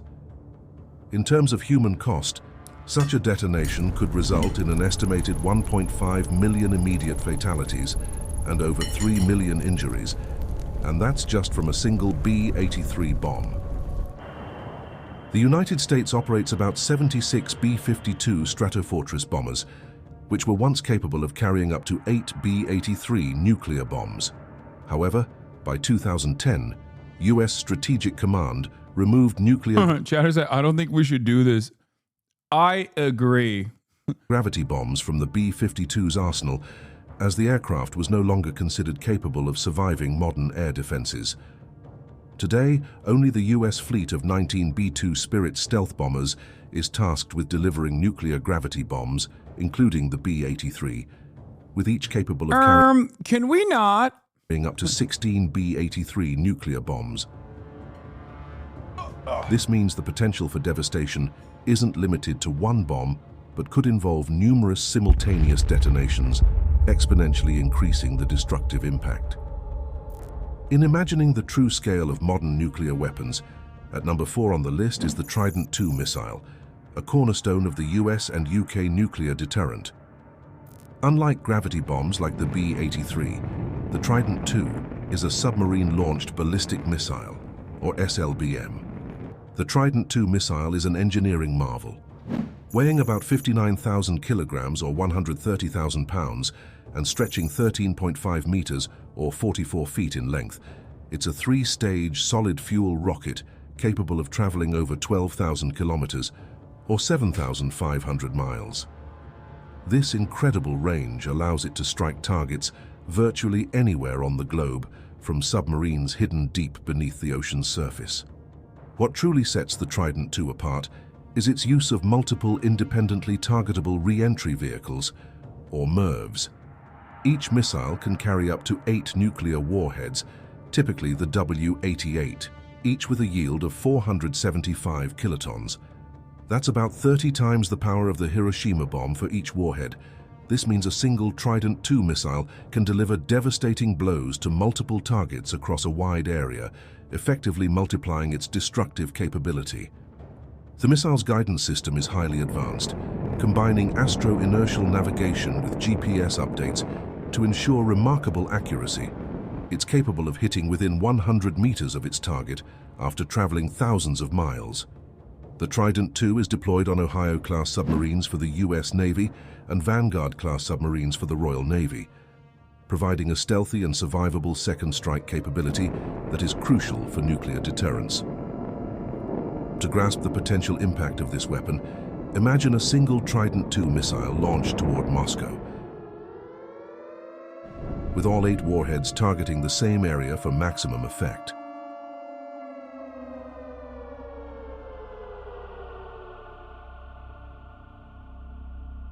The combined explosive yield would be approximately 3.8 megatons of TNT. Upon detonation as an airburst, the immediate fireball would engulf an area over 10 square kilometers, or close to 4 square miles, vaporizing everything within its radius. Buildings would be obliterated within an 11-kilometer or close to 7-mile radius, flattening much of the city center. Thermal radiation would cause third-degree burns to anyone within 22 kilometers, or close to 14 miles from ground zero, covering an area of over 1,500 square kilometers or 580 square miles. The human cost would be staggering, estimated at over 2.8 million immediate fatalities and 4.6 million injuries.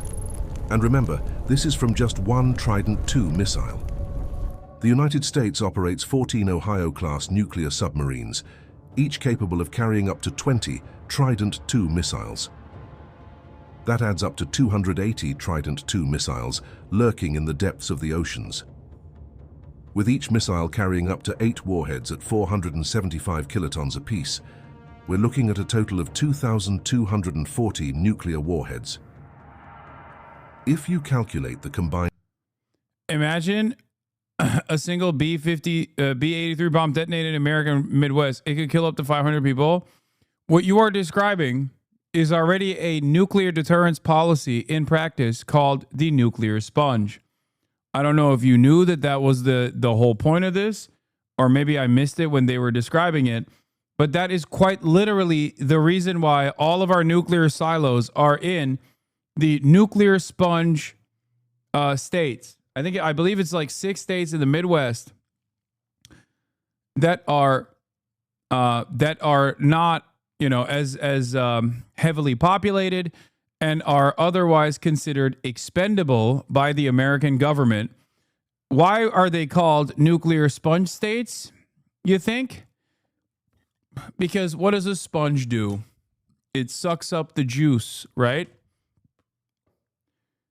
That's where the nuclear silos are, in an effort to make sure that if there is mutually assured destruction taking place, then all of the limited amount of nuclear warheads that our adversaries have adversaries would be... What is this? Here's an old map I found from Civil Defense. Man, the Russians really don't like North Dakota. I found some of these strategic targeting maps. What state would you like to see next?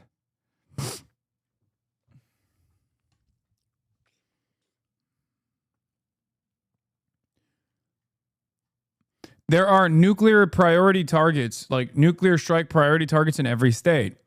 But obviously, first and foremost, their nukes would be directed towards our nukes. And all of our nukes, all of our nuclear silos are in the nuclear sponge states.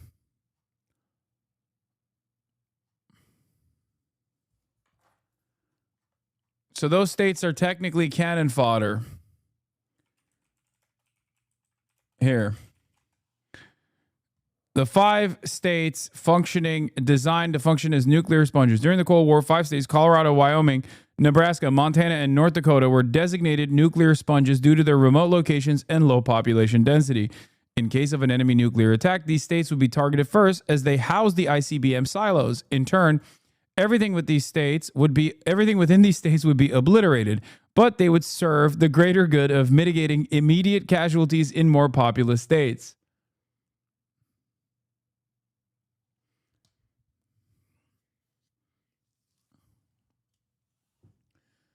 I believe,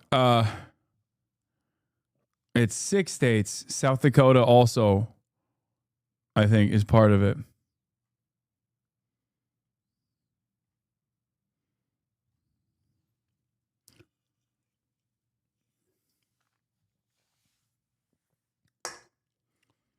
Yeah, if you thought you were safe in South Dakota, you are not.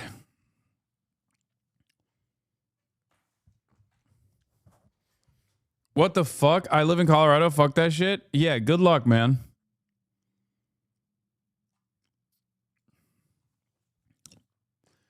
Make no mistake. When I say Israel is an American state and like far more valuable than either of the Dakotas, this is part of the puzzle.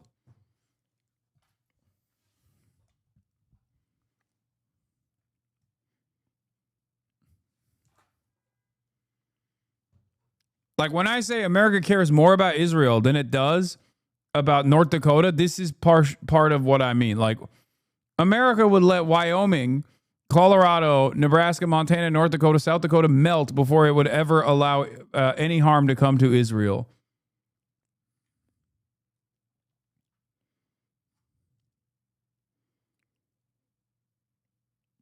Cheyenne Mountain Complexes in Colorado, they're super fucked.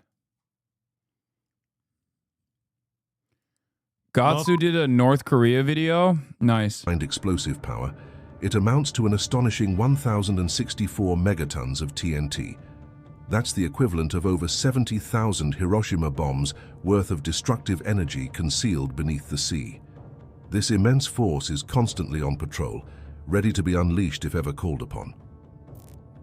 At number 3 is China's DF-5 intercontinental ballistic missile, specifically the DF-5C variant. This missile is a true giant, standing over 106 feet tall and weighing approximately 183 tons. First introduced in the 1980s, the Holy DF-5 fuck, is this almost as long as the Statue of Liberty? Remained a cornerstone of China's nuclear deterrent ever. Okay, but of the existing 50, which would you say Israel is the most like? Florida. What? Not even a question.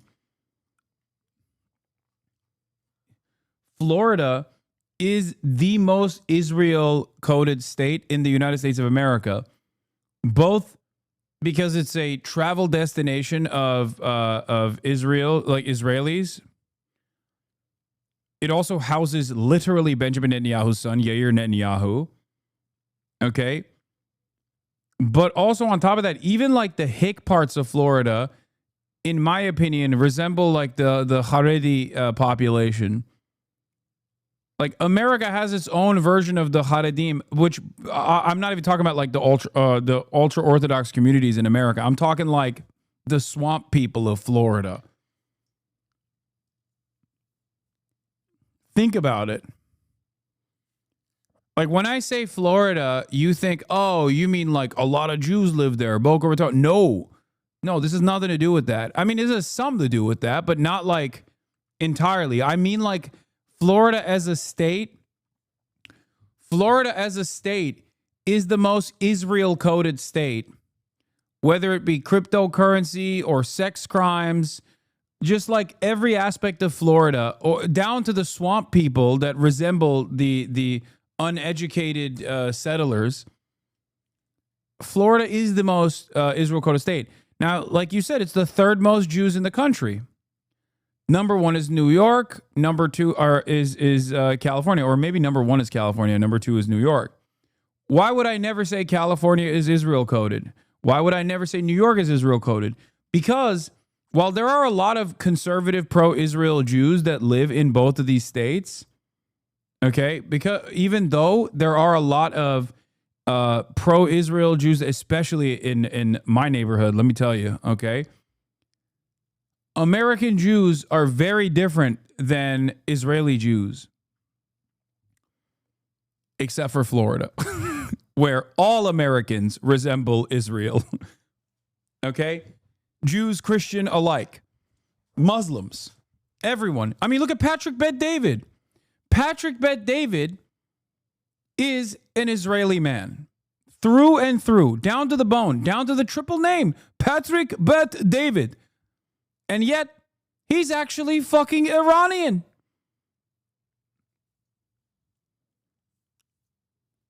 Think about it, and you will understand.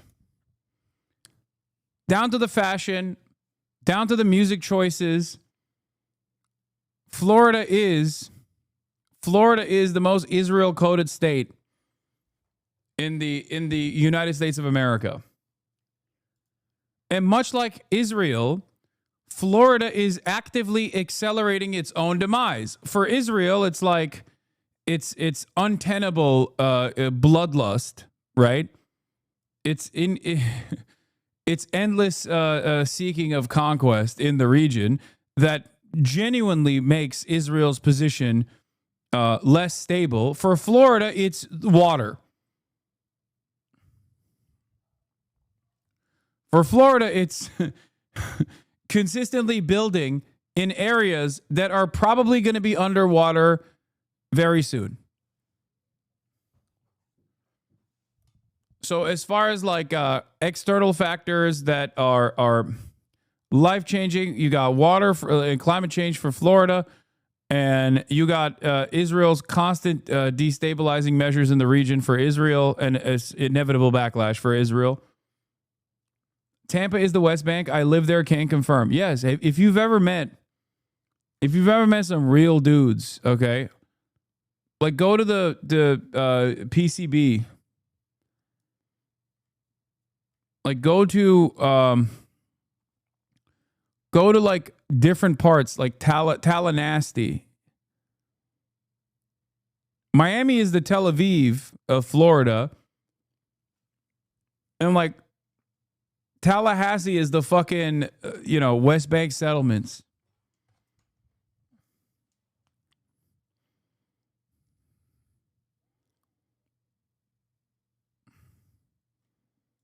Since the DF5. No, California is not worse. Like, this is not even comparable. California at least has like a fake economy that revolves around the real stock market as opposed to cryptocurrency and drug sales, okay? Florida has never had a real economy. Florida's entire economy revolves around one, cocaine, and now cryptocurrency and cocaine. At least California has fucking Hollywood and Silicon Valley, which you can say is fake, and I agree with you, okay? Totally fucking fake, totally made up. But, like, it's still less made up than cryptocurrency.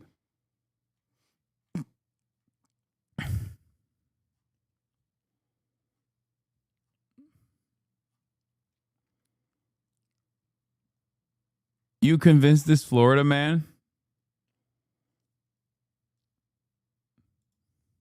Has an impressive range of up to 15,000 kilometers, or about 9,300 miles, which means it can reach almost any target on the globe from launch sites within China. What makes it particularly formidable is its payload. The latest versions, like the DF-5B and DF-5C, are equipped with MIRVs. I would say Texas. No, Texas equivalent is Saudi Arabia. I will not elaborate. No, Texas is the most Saudi Arabia quoted state that we have. No, Florida is Israel. Texas is Saudi Arabia. Okay, straight up. Oklahoma is Oman.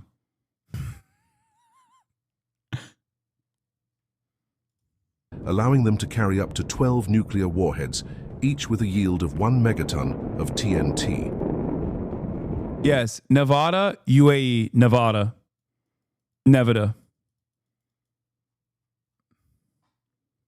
United Arab. No, Nevada is not Yemen. No, fuck no. It is literally a den of sin. It's the United Arab Emirates.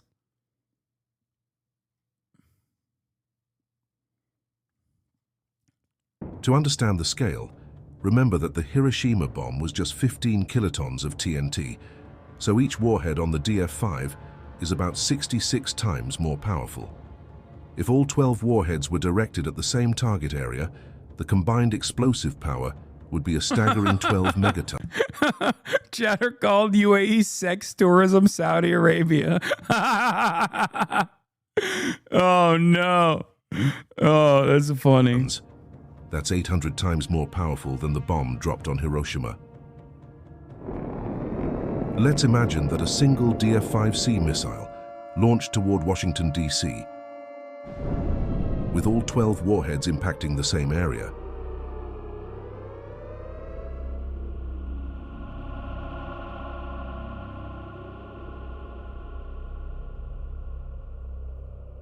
The fireball would engulf an area with a radius greater than 3 kilometers or 2 miles, effectively vaporizing everything in that zone. The blast would cause most residential buildings to collapse within a 16-kilometer or close to 10-mile radius. And third-degree burns could affect people up to 35 kilometers or close to 22 miles away. Time out? Yeah, I would be like this. Time out. Time out on the hate. China. Time out on the hate, please. Unimaginable. Estimated fatalities could exceed 1 million, with over 1.8 million more injured. What's even more alarming is that this level of destruction comes from just one DF-5 missile.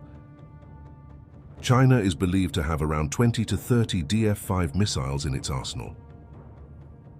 At number 2 on the list is the Russian R-36 ICBM, better known by its NATO designation as the Satan missile.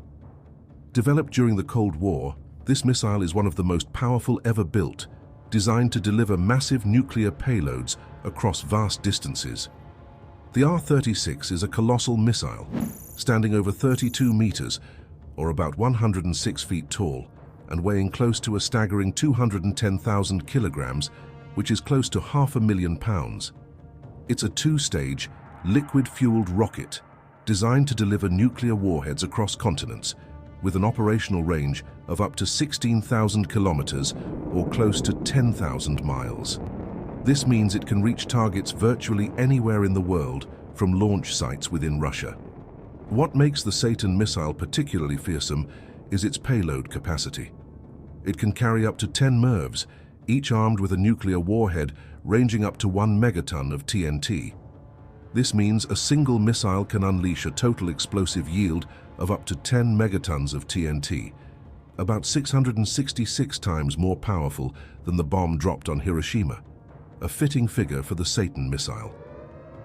Some variants of the R-36 were equipped with a single massive warhead with a yield of up to 20 megatons. That's over... I suspect if deployed, this, like, ends the world, right? Like, completely. Even if there's no counter, like, even if there's no counter nukes launched, like, this alone, I assume, ends the world in its entirety. Like, it changes, it causes nuclear winter, right? No? No, not the world, but certainly the state. No, I mean, like, wouldn't this literally, I'm not even talking about like the nuclear fallout. I mean, like, the cloud alone is going to have widespread ecological consequences, right?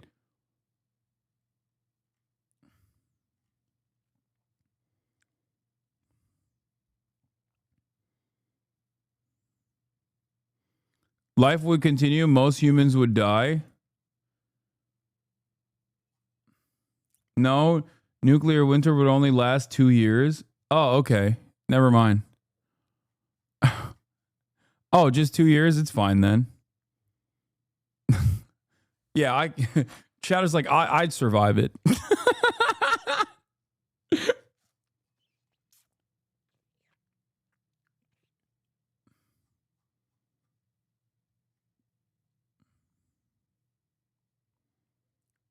Nuclear testing on this planet has been extensive.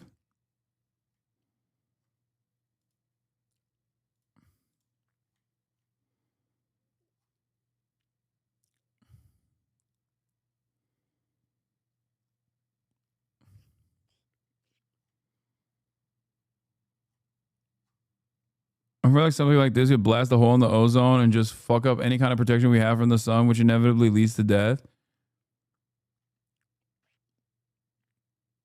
1,300 times the power of the Hiroshima bomb, designed to obliterate hardened targets like missile silos and command bunkers. Now imagine if a single R-36 missile were to detonate over San Francisco with a single 15 megaton warhead.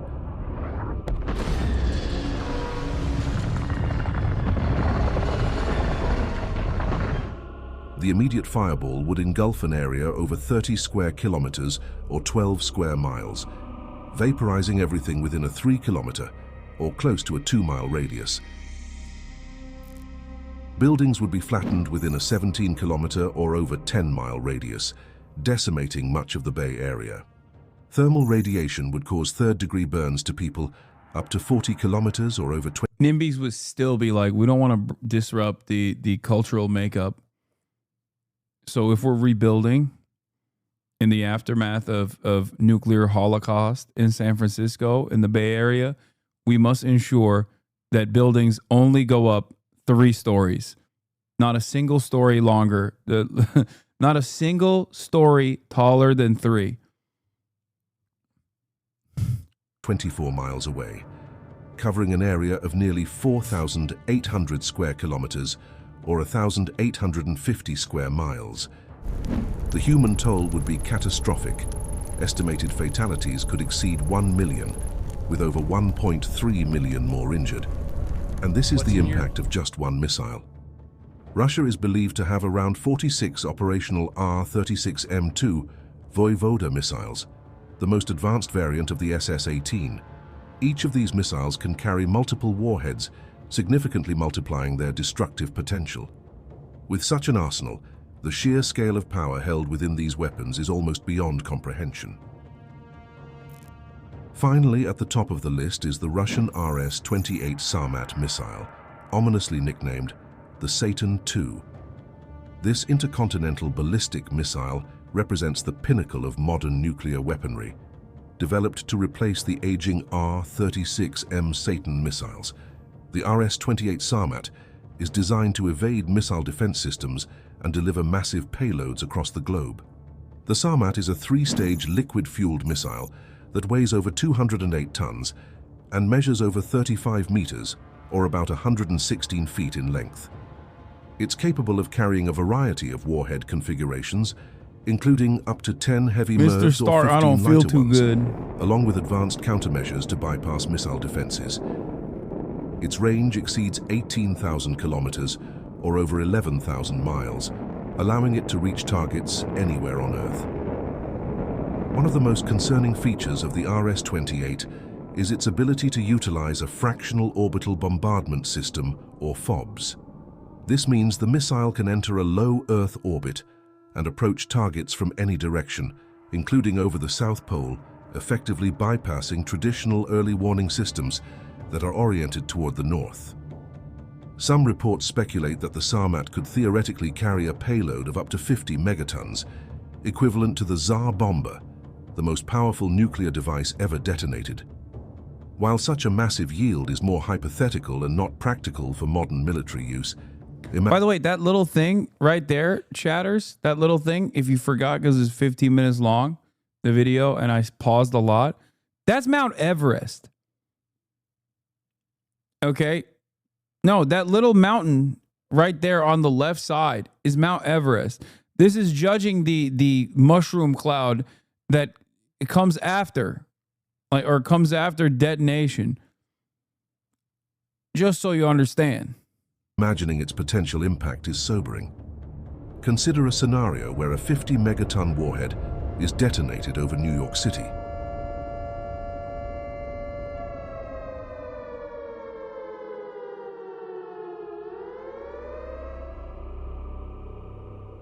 Oh no.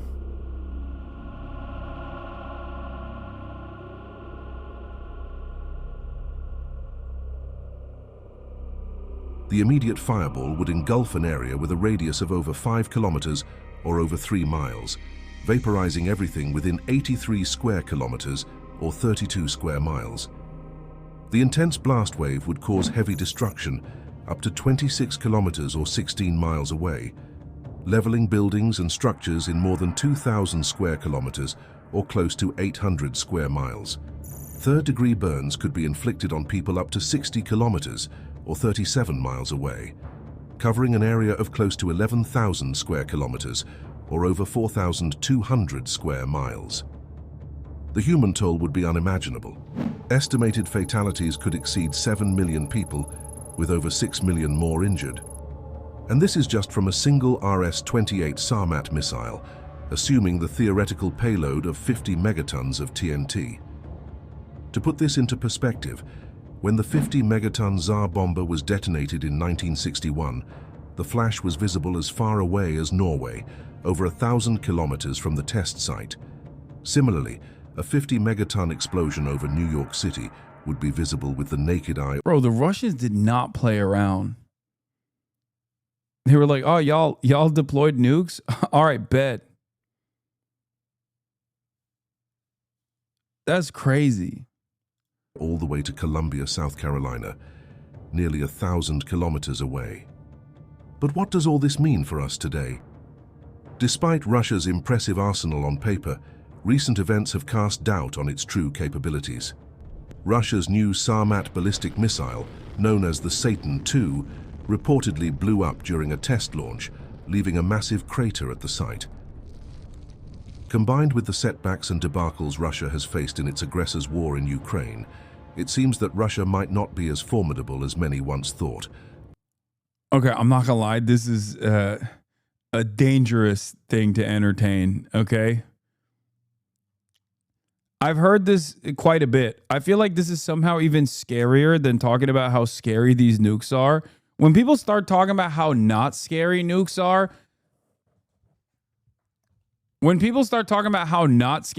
are, that's when you know it's a problem.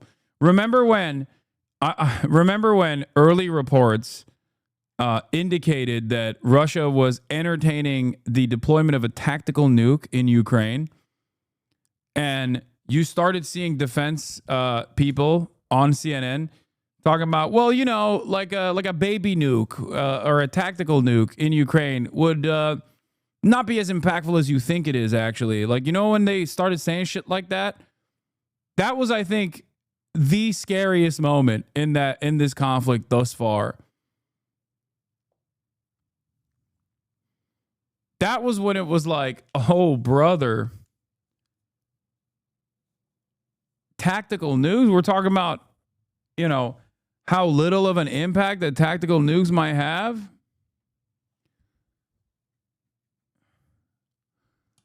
That's not good. But merely a paper tiger. Yet in a full-scale nuclear exchange, even a few missiles from Russia's nearly 6,000 nuclear warheads would cause unimaginable damage to the United States. But the real challenge isn't about who has the biggest bomb, but about ensuring these weapons are never used. Because in a nuclear war, there are no winners, only a world left in ruins where everyone loses. Don't worry, Trump's got it. He's going to say, Vladimir, no. Khalil, no.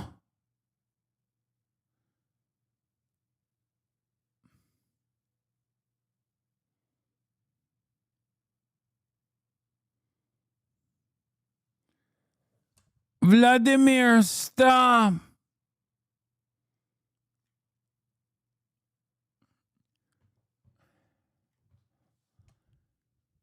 And that'll surely put an end to these shenanigans, you know? I know it. Why are you watching this? No reason. Just looking at some stuff, you know? Was just looking at just looking at America's future. You feel me?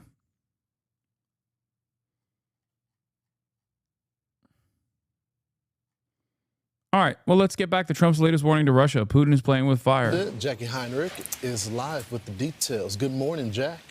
Good morning to you guys.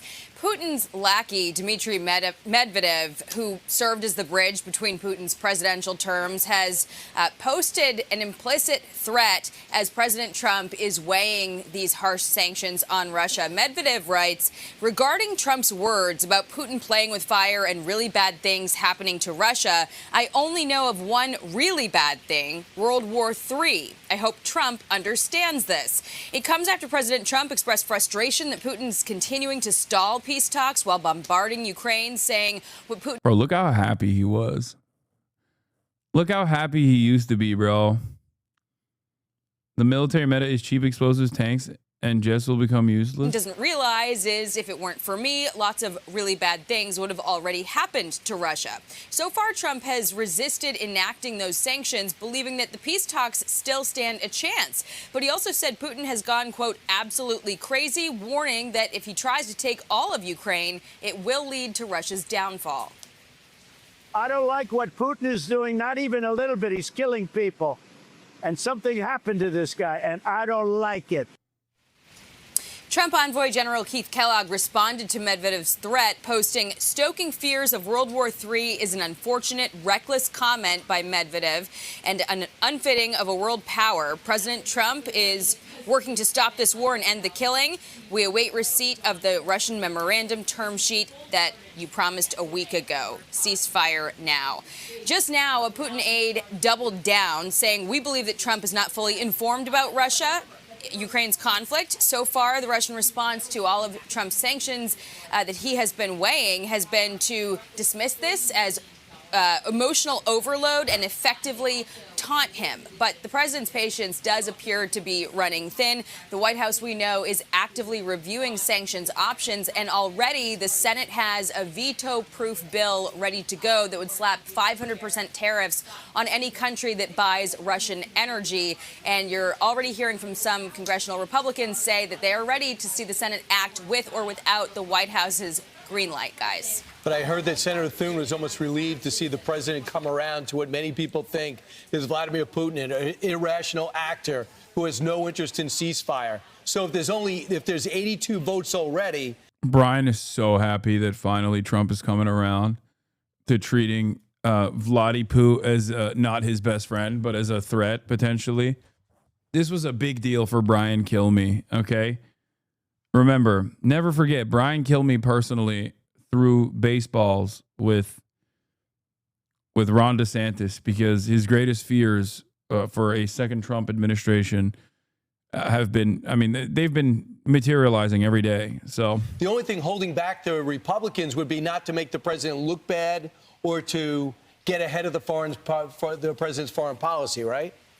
Well, they don't want to make things potentially worse or harder for the Trump negotiation team. And part of the logic behind the White House's decision to not go forward with these tariffs so far, the president says that, he still thinks there's a chance for peace. And there's always the chance that putting these sanctions in place could actually harm the negotiations or make things worse. Now, there seems to have been a real change in the president's attitude toward Putin. He often is reticent to criticize him.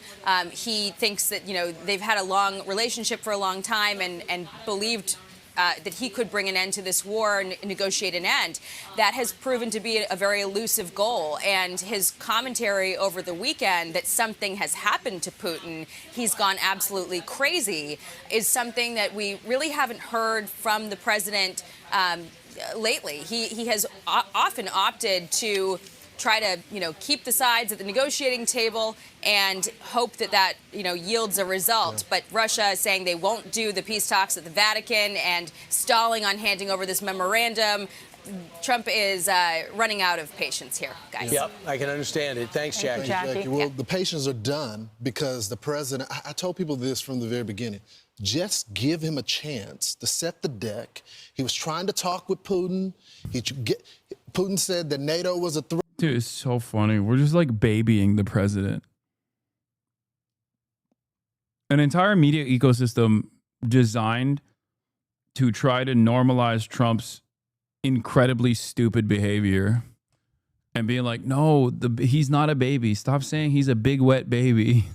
He's actually an adult. He's actually a big wet adult who's making strong decisions. Okay. After this, we're going to talk about Andrew Tate and Tristan Tate. Threat to him that everybody wanted World War III, and the president said, okay, I'm going to give you a clean slate. We're going to talk this over. And of course, Putin overplayed his hand. And I can report that it's not just sanctions. It's not just tariffs that are being considered by the president. He doesn't like seeing dead kids He doesn't like it. He doesn't like seeing women. What about kidnapped kids? And the kidnapping. They kidnap tens of thousands. He doesn't of children. like it. And Putin and all of his allies that are taunting the president, it's not going to work out for you. You should get to the negotiating table. We even tried to give you a new venue, Rome, with a new pope to talk this out, and you still slap this hand out of the And room. also, it wasn't too long ago. It was May 20th. The president said, we know what they're doing in Russia. We know the capabilities and some of our adversaries and some of our other countries with their nuclear weapons. Yeah. And they're very close to developing. We've heard they're months away in Iran. So the president said on May 20th, he released this on social media, that he had plans for the Golden Dome. And this would intercept any missiles that come over toward America. Donald Trump said adversaries are quickly modernizing their nuclear forces, capable of attacking the U.S. in 1 hour. They can travel 6,000 miles in 1 hour. Pete Hegseth said if we can build this Golden Dome, it will be designed to protect us from cruise missiles, ballistic missiles, hypersonic missiles, drones, whether conventional or nuclear. The cost is expensive. It's $175 billion. And President Trump says it could be operational in 3 years and 100% successful. Right. So with the Russia threat, number one, they talk about the Russia in particular retooling their entire economy to be focused on war. So they make how. Wow. Who would do such a thing? Wow. I hate when people retool their entire economy to be a war economy. I would. Luckily, not us. We have not done such a thing. That would be crazy. That'd be really weird and gross and fucked up to do that. Howitzers and tanks. So they're not, they as J.D. Vance said last week, they don't know if they how to get out of this. How do you get out of a war economy that 45%? Yeah, we're never leaving the era of Brandonism. We went from CNN talking about how strong Biden is for shitting himself on camera to Fox talking about how strong Trump is for throwing up on himself for the past 4 months. Brandonism forever. Yes. Brandonism is never going away. Every president going forward is going to be a little bit more Brandon than the next, okay? % of all your GDP is jobs, steel, making weapons. So what you do is you obviously make an alliance with the United States, and you have an economic alliance with rare earth and other things and begin to demilitarize. He just doesn't see it that way, and he's blowing a golden opportunity. With the Golden Dome, he condemns it. They don't want it. China doesn't want it. North Korea doesn't want it. Of course they don't. Because this would block all their weaponry and make them and China start working on space and their own golden domes. Similar to what they have in Israel. But if you want to stop the nuclear... Similar to what they have in Israel, we have designed Israel's anti-missile defense systems. What are you talking about? We already have we have all of the Israeli defense systems. They are ours. Okay? What are you talking about? Oh my God. The idea that like the American the American nation state does not have direct targeting, direct tracking, and surface-to-air anti-missile defense systems everywhere is so fucking nutty.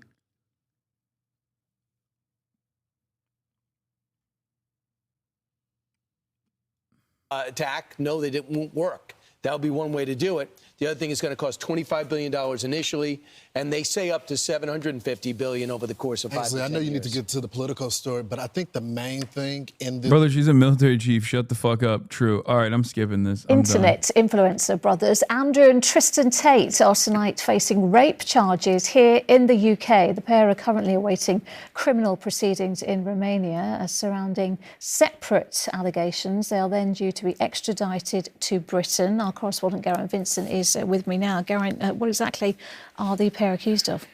Andrew Tate is... I don't understand it.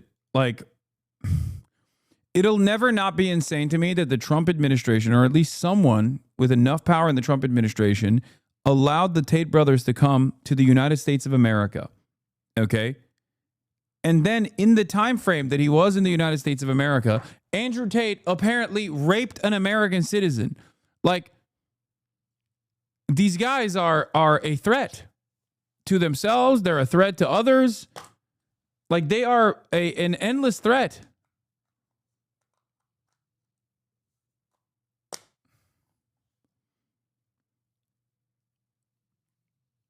And now they got another rape charge in the UK. Facing 10 charges in relation to 3 alleged victims. Those charges include rape, actual bodily harm, human trafficking, and controlling prostitution for gain. His younger brother Tristan faces 11 charges, including rape, actual bodily harm, and human trafficking, and they relate to 1 victim. Both brothers are currently facing a separate prosecution in Romania, as you mentioned. These pictures you're about to see were filmed in Romania last year. The prosecution there involves allegations that they lured girls to Romania where they were sexually exploited. Andrew and Tristan Tate have always denied any wrongdoing. In this country, Andrew Tate also faces a landmark civil claim brought by 4 women. Landmark because it's the first time a claim has been brought against anyone for the crime of coercive control, a claim Andrew Tate also denies. Now, to describe Andrew Tate as an influencer, Lucrezia, is somewhat to underplay his significance, I think. He's got millions and millions of followers on social media. His videos have been viewed hundreds of millions of times, and there have been grave concerns voiced by the police in this country about the misogyny in much of that content. If you believe everything that's on Google... Wait, what the fuck? Why did this come up? Well, that is your prerogative, my friend. And if you think that makes you sound smart in the modern world after the 3 years we've just been through, to say that I read a piece of paper that tells me to believe X, so I believe X, and I ignore my own personal experiences, and you think I'm that not makes you asking you to ignore your own personal experiences. I'm simply asking you to look at the data. So let's change the subject because you've just proven your point. Okay.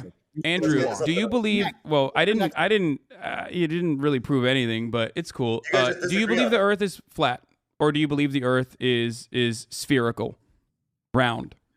Aldi has his headphones on. Yeah, oh, he took his headphones off.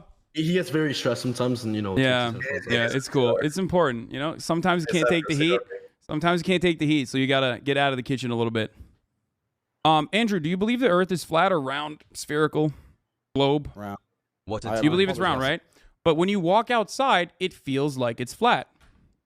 Brother, and I it looks flat, it feels flat, but you believe it's round. Why do you believe the Earth is round? Because I have personal experience that would prove to me that the Earth is round. Oh, you have personal experience. What happened? Did you go up to the fucking moon? Is that how you figured it out? Exactly. I flew up into space and I looked down on Earth. And I saw a big circle. That's crazy. Okay, you don't have to. Hey, listen, you don't have to concede on that point, but I think you and I both understand the importance of scientific. The rape charges are not true. The guy can buy any hole. It doesn't make sense. Okay. Very cool. Famously, rich, wealthy, powerful people never engage in rape. The idea that rape is conducted simply because you need to fulfill your sexual desires is insane. I already banned that chatter. Okay? Rape is not about rape is not a substitute to masturbation. Okay? People don't rape because they're like, oh my God, I was really horny and then I ended up raping somebody. People rape for power.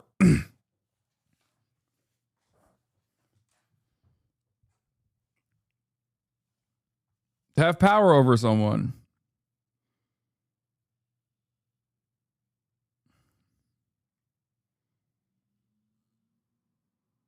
Didn't you rape or have sex with a minor that one time? No. What the fuck kind of insane psychopathic fantasies do you have in your mind? What a fucking insane thing to just say. Why are you fantasizing about this? Why is that in your brain?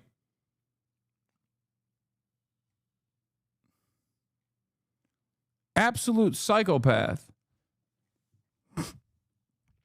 But yeah, with respect to rape, it's not like stealing food because you're hungry, okay?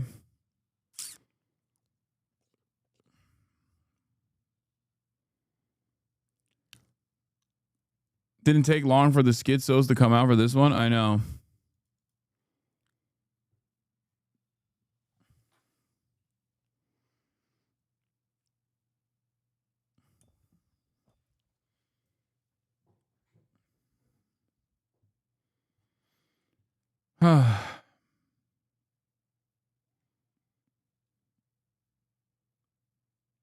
I'm guessing we did indeed already cover the Mexican dude threatening to dome Trump. No?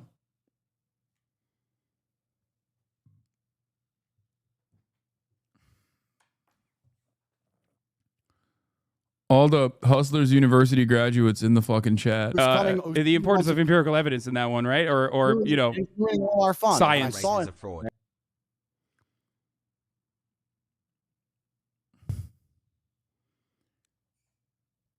Okay. Let's look at North Korea. Just be like, oh man, North Korea is so dystopian. Just to look at them. This is so weird. I know that America stands with Israel. I know that you stand with Israel. North Korea is extremely misunderstood. They have sacrificed their citizens' freedoms and a lot of money, all for aura. Over 80% of North Korea was destroyed in the Korean War, and over 1 million civilians were killed after. You know what's crazy, by the way? Bro, having a debate pro-science, these were dark times. Brother, that was the archetype. I mean, that was the prototype, sorry. That literally is, like, Andrew Tate has had unimaginably damaging consequences on American political discourse for an entire generation. Like, Andrew, you can... Look, by trade, I track online radicalization specifically on the right. Okay, why did you stop reacting to the Andrew Tate interview? Did the chatter scare you? Yeah, no, I just moved on because I've already debated the man. There's not much more else to do there. But what I was trying to explain is this, okay? I track online radicalization specifically on the right. There's the Gamergate era. There's the centrist gamers who fucking... There are the centrist gamers who turned far right. Okay, that was a big deal. After rapid radicalization from the initial skeptic community that was built under the George W. Bush administration. George W. Bush administration skeptics, early era online commentators, like first online commentators, quickly turned into, after shitting on George W. Bush for being an evangelical Christian, they very quickly turned into like Islamophobic weirdos under the Obama administration, partially because Obama was black too. That played a role in this. And they kept saying, all these atheist YouTubers kept saying, like, Obama is too kind to the Muslims. He needs to be way worse to the Muslims. Okay, Obama was a great Muslim annihilator, for the record. It's not like he was kind to the Muslims, but because his middle name is Hussein, because he's black, Reddit atheists went crazy mode. Reddit atheists went crazy mode under the Obama administration and radicalized tremendously. Then came Gamergate, where that that coalition built. Okay, that coalition grew. It built on top of the Islamophobia, and it got packaged into the gaming, like the reactionary side of the gaming world. And through that process, you had at least like people that were seeking out, intellectual right-wingers. That formed the intellectual dark web, the Sam Harris, Ben Shapiro, the Weinstein brothers, all these people. They were all trafficking in like, the wokes are coming after me and they want to do cancel culture. And they very successfully shaped an entire generation. They very successfully shaped an entire generation to believe that like every single person, every single version of like the online left was incredibly woke, and they all wanted to do cancel culture. They were all blue-haired SJWs. That's where all those memes came from. Okay? Then came the big wave. The Andrew Tate manosphere adjacent wave.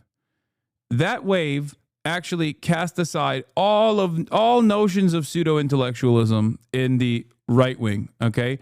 No longer did right-wing audiences actually demand even a semblance, a crumb of intelligentsia or a crumb of intelligence. They didn't even want the facts over feeling shit, okay? All of that was cast aside for visually appealing aesthetics, bravado, machismo, I have a nice car, and I hate women, Okay? I hate women. On the side, you had the COVID truthers that said COVID is both a Chinese bioweapon and also it's utterly inconsequential and you should just fucking raw dog it. But Andrew Tate came after that, right? Came after that wing.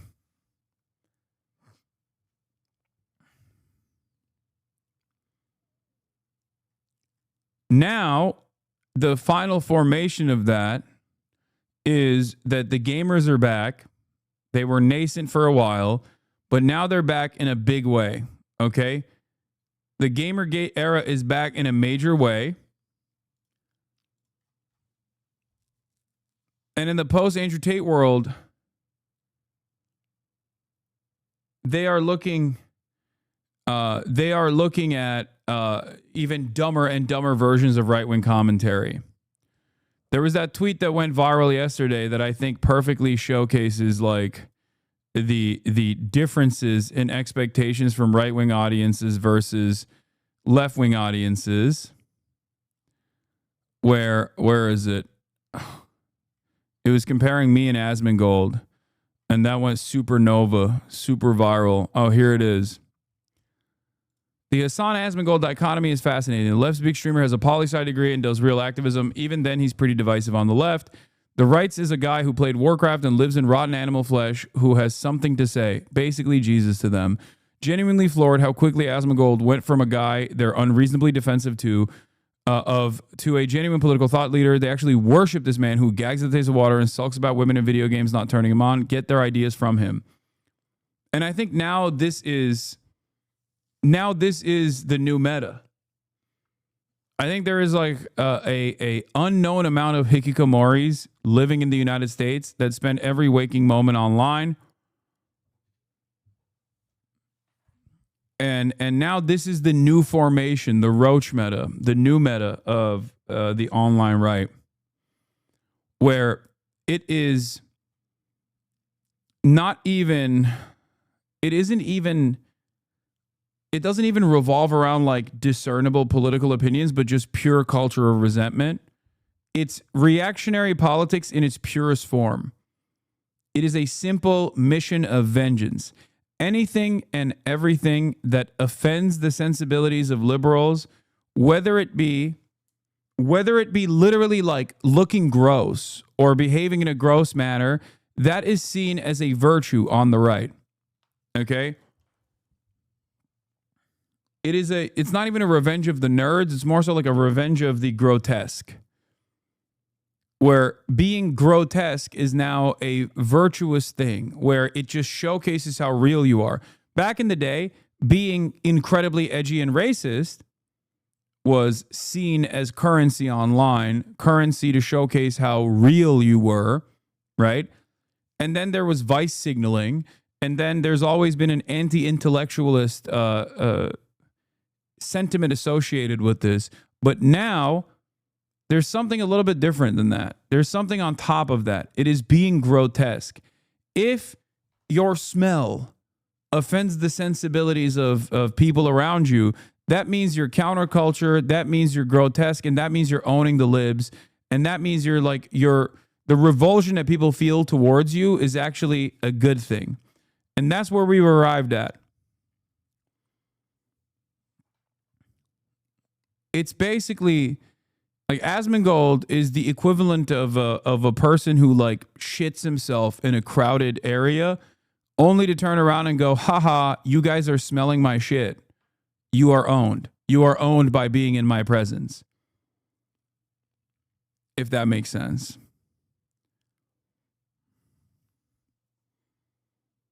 That is officially where we're at in American politics. It's anti-intellectual, which is held also as a virtue. Being against intellectual thought, being against logic and reasoning is seen as a fucking virtue. Being as edgy and as reactionary and as right-wing and as bigoted as possible is seen as a virtue, because all of those things combined offend people. All of those things combined invoke a negative reaction from people, your enemies specifically. You left out the QAnon era. No, I briefly touched on it as well. QAnon and the anti-vaxxers as well. And it is, I think, snowballed into being as offensive as you possibly can be.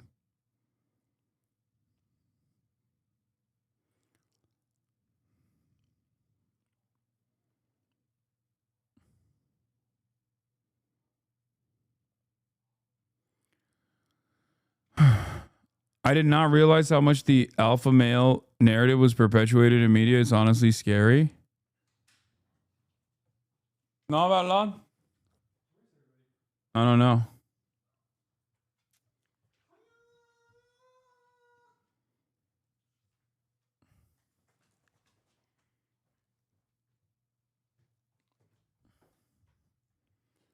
But that is where we're at officially. You sit on the internet in a panopticon of haters who watch your every move, dudes who can't watch themselves. Yeah. I think it's very interesting though. Like I don't think that this is a sustainable movement. A lot of people who are drama obsessed and have no other way of understanding politics outside of the framework of clout and drama constantly say, Hasan, you're so jealous that Asmongold is the top content creator. Asmongold has always been the top content creator on this platform. He's always been a bigger content creator than me. Him being the face of the modern online right is unironically a good thing, because I still think that there are enough people that live in the normal world and not online, even though online is increasingly taking up more and more space in our lives, that there are still enough people who live in the normal world that find that shit to be utterly repulsive and disgusting, understandably. So that becoming the face of the modern right, the online right, is ultimately is ultimately the last evolution of the online right. It doesn't get any worse than that.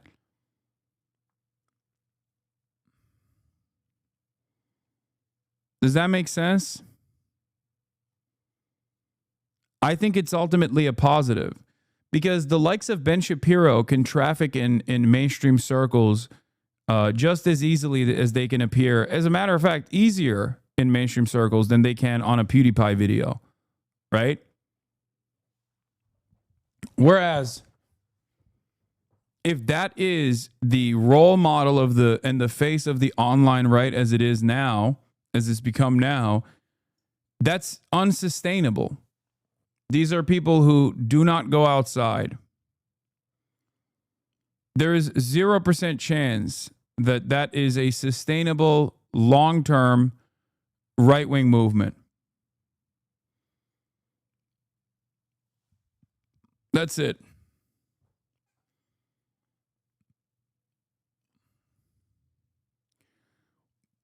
So a lot of people mistake me laughing about Asmongold being the top right-wing content creator, but considering that I have political convictions, unlike many of my naysayers, and don't simply care about the clout, even though that is what they project upon me, and I simply see charitability and even more relevance, broad relevance, as a vehicle to approach a larger percentage of the population in a friendly manner with my politics, with the hopes that I can change their minds, with the hopes that I can convince them.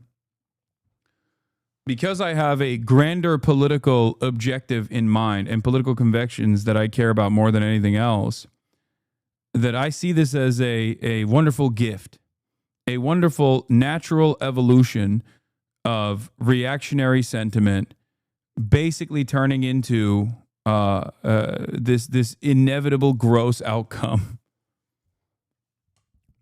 That's it.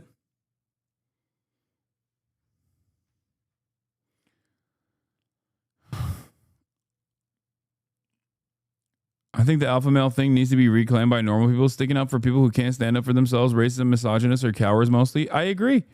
I say that all the time. it is no measure of a strong man to tackle the vulnerable, to go after people who have less than them. That is a weak man. You're not a strong man if you do that. That's not how it works in movies. That's not how it works in literature. That is never how it's worked in the real world. Like, can you imagine having a strongman character designed around like one of these alpha male podcasters? It's a joke. They're a fucking joke.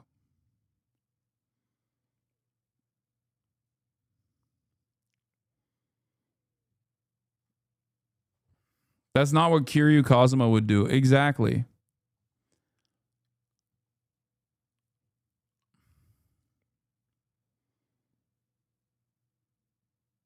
Basically any Daily Wire movie. No, even in Daily Wire movies, they try to like present themselves as victims. This must be targeted at that interview earlier. The U.S. will begin revoking visas of Chinese students, including those with connections to the Chinese Communist Party or studying in critical fields. Oh my God. They're coming after our HasanAbi head, dude, on MSNBC. This is fucking bullshit.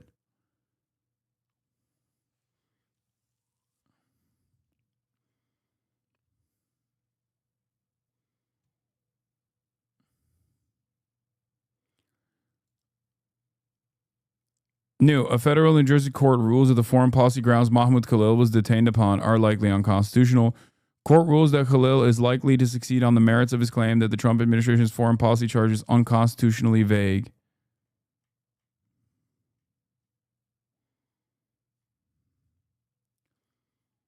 Another court just ruled the tariffs as illegal too.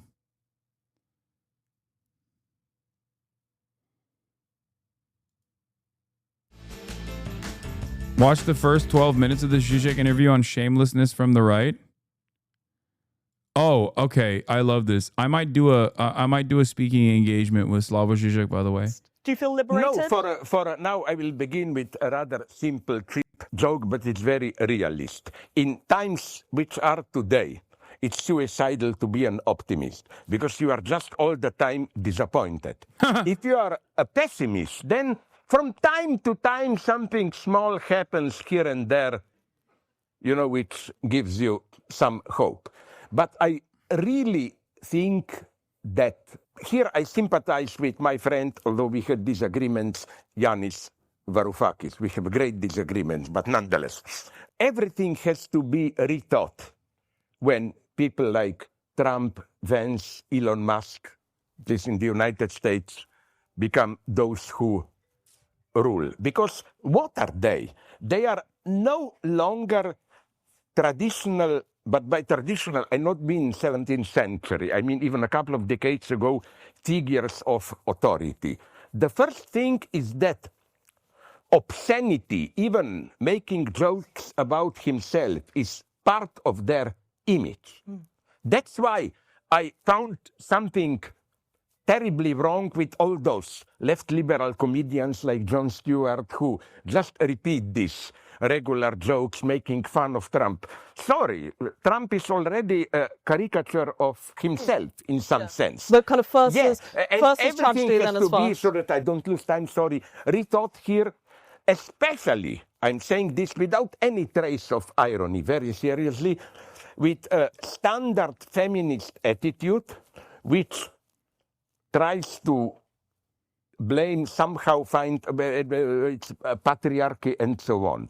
Probably it is, but not in the usual traditional sense. He's saying you can't shame these people. They wear shame as a badge of courage, as a badge of honor, by the way. Like, Elon Musk and the age of shamelessness is so fantastic because Elon Musk is exactly what I always reference when I talk about this. And no, someone was asking, did you talk to Joshua Citarella about this? No, I did not. This was the one thing that I talked to him off camera about.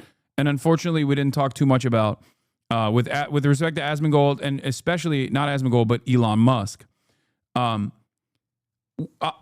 noticed this.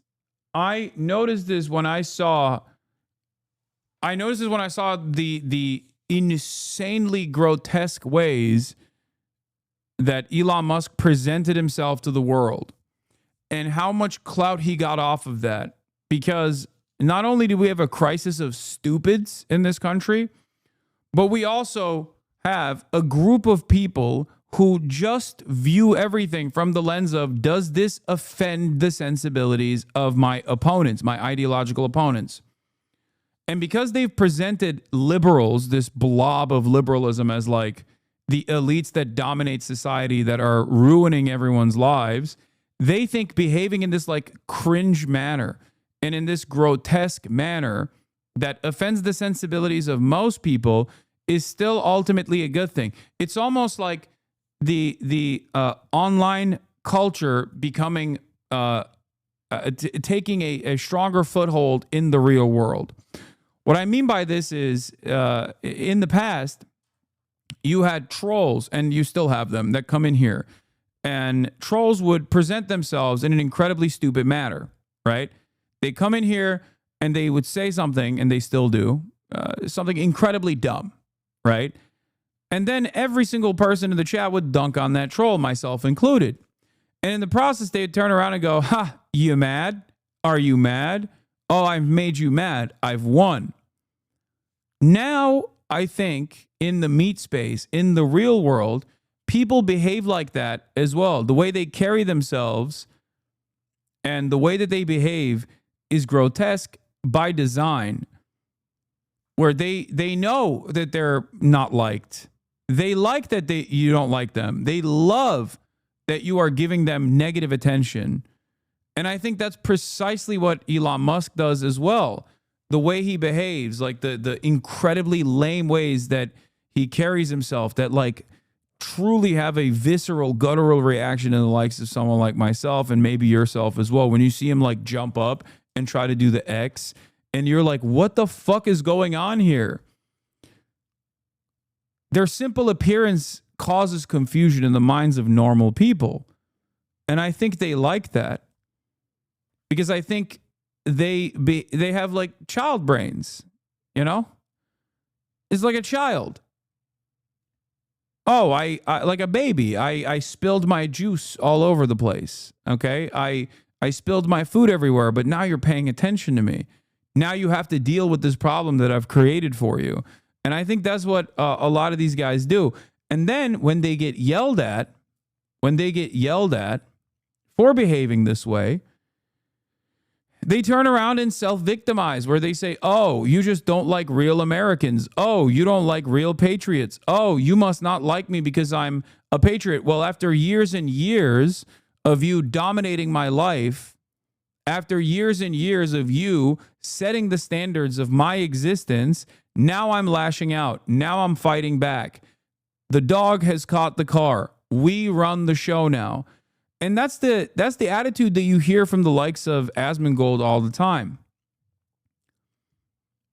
There's this like attitude of vengeance, this revenge principle that they operate off of over there, where it's like, yeah, you can no longer bully us anymore. It's over. And it's like, I've never bullied you, man. Until recently. You know? I sat next to his stanky ass and did his fucking podcast. You know what I mean? Like, I wasn't bullying him. I was actually quite sensible and nice.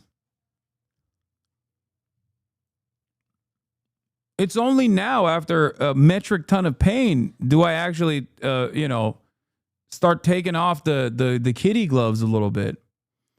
I literally had an experience with a former friend a couple months ago where he was doing a Holocaust revision and I lost it on him, and he pulled a, why are you getting so mad? I just said it didn't happen the way your books you've studied say it happened.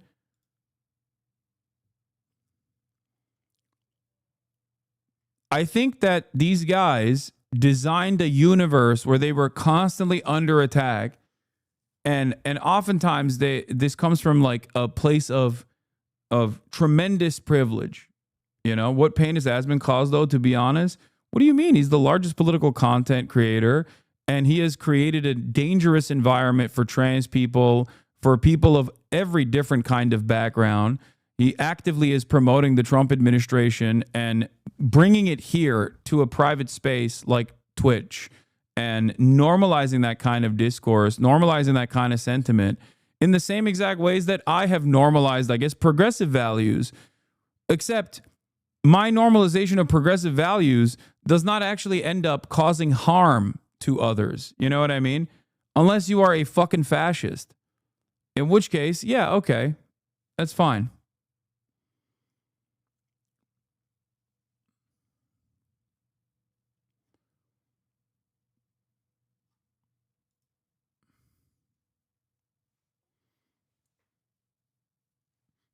Asma recently attacked the trans streamer over a 7-second clip, causing other people to pile on. Yeah, I mean, I'm a fairly large content creator, so it doesn't really bother me as much. Fascists love you. Get the fuck out of here. Point to one singular fascist who has ever said anything positive about me. Are you out of your fucking mind? Dude, fascists hate me so much. Anti-Semitic neo-Nazis are aligning with Ethan Klein while simultaneously going, I can't believe I hate Hasan so much. I'm aligning with the Jew on this. Like, what the fuck are you saying? There are literal neo-Nazi anti-Semites online right now that are behaving as though they love Ethan Klein specifically because he hates me. You understand that?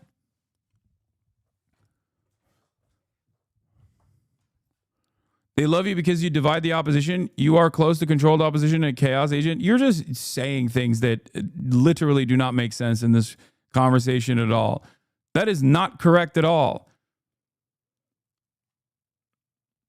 I'm dividing the opposition. Yeah. By what? Existing?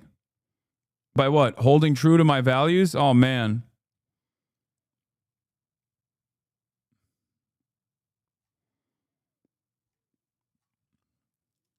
If someone despises me, it's probably a primary marker that they are fascist adjacent in their politics. Check logs, it gets worse.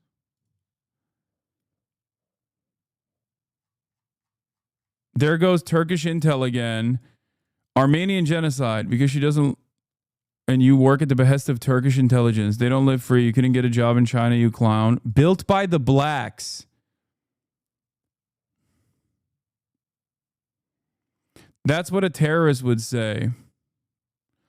Two separate issues, but you keep dividing us against fascism like a good Erdogan lapdog.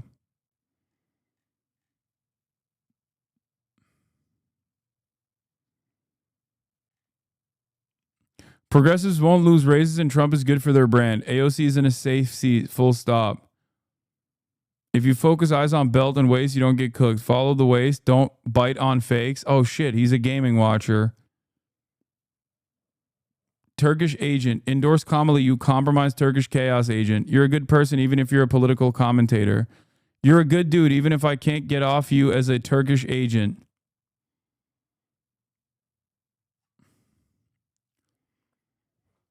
Bro, you're a sellout. It's not a genocide, you clown. It's a normal fucking war. How does it feel? It feels like there is some like liberalism in your brain. How does it feel that like all of these other like supposedly liberal spaces that you occupy are diametrically opposite to your worldview? I mean, a little bit of racism, a little bit of liberalism. Absolutely makes sense. To defeat fascism and tyranny, you need to build alliances. I've never been against building alliances. Do you still believe it's a war? I've never denied the Armenian genocide, but here you are denying the Israeli genocide of Palestinians. How does that work in your mind?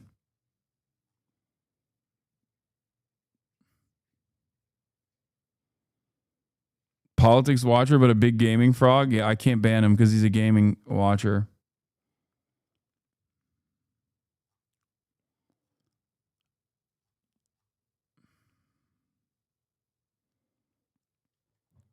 What are the liberals doing to fight fascism?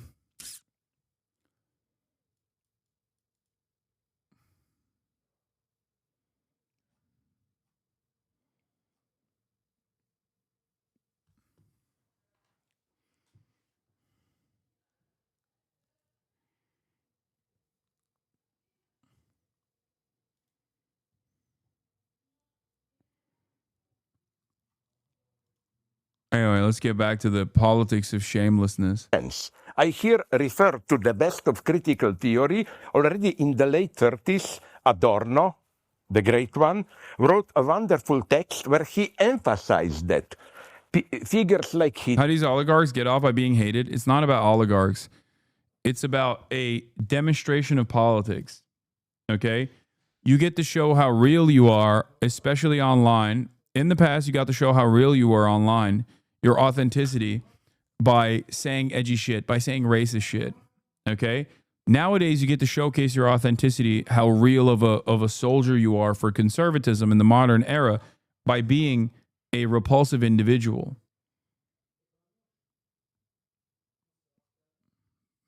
They are not paternal figures. They function in a totally different way. Now there are debates, how do they function?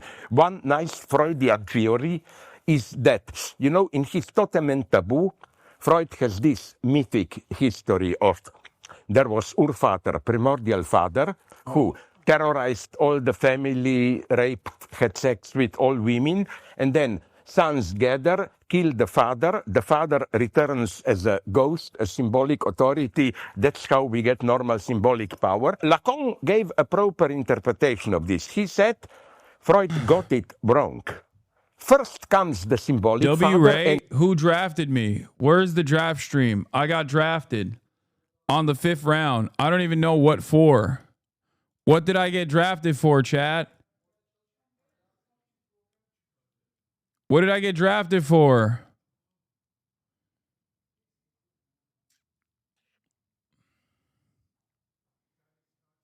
Creator League? From last summer. He's going to go absolutely binocular. What is this I mean, for? Under your leadership, anything is possible. Silky taken off the board. Some people might have thought he'd be a free agent, but loyalty wins at the end. Rage, thoughts on that pick? It broke my heart. I was saving Silky because I knew people were going to sleep on him. I was going to snag him a little bit, like probably next round. But shit, can't no more. It is what it is. All right. What am I getting drafted for? Yeah, you're on the clock. I'm going to go with leader 4th. That's a straight athlete. As an athlete. That's it. And he tall as hell. And I don't know how he hasn't been picked up. I think it's because people don't know. That's a good PFP. So do you think Ray made a diabolical mistake selecting? I want you to pay. I want you Silky. to listen. I want you to pay attention. When Ray was about to pick Lee the 4th, I 200 IQ'd him. He's a puny brain. I said, "Oh yeah, pick Lee the 4th." He's like, "No, hell no," and he switched his pick. That was a good pick, but I 200 IQ'd him. You will. You can't be doing that, bro. I gotta pee. Hold on. Go ahead, Mark. I haven't picked Sitter yet. Lee the 4th off the board. The RDC room is deliberating right now. Again, they will have 2 picks. They still got a lot of talent on the board. We got Jenna Bandy, 3-time champion. We got Juju Newman, Carson Bree. They play college ball. The Newman brothers. First pick we picking is Jenna Bandy. Jenna, yeah. We'll keep it. Yeah, and that's a sleeper too. Y'all don't know. Jenna won like 4 the House of Highlights things. That's a steal. She got intangibles for sure and experience.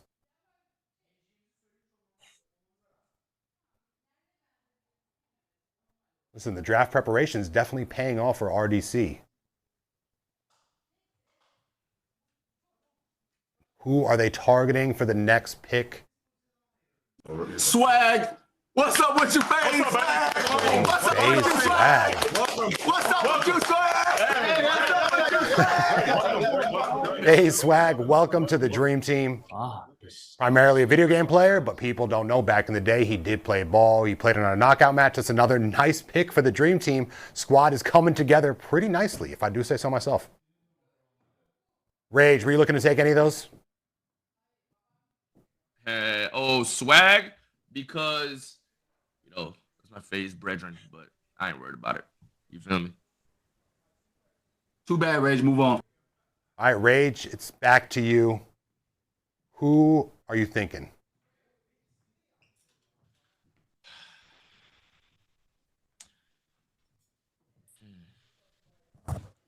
A lot of tough picks here.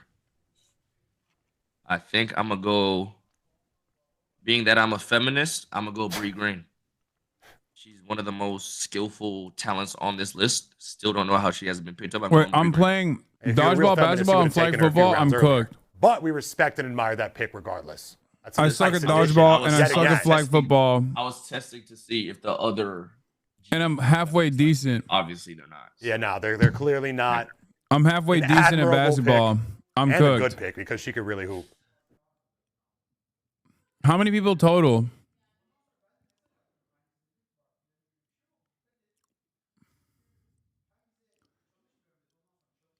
It's okay you're on the troll team. I've never played football in my life. I've literally never played football in my life. Wait, there's 37 people and they picked me in the top 20? That's insane.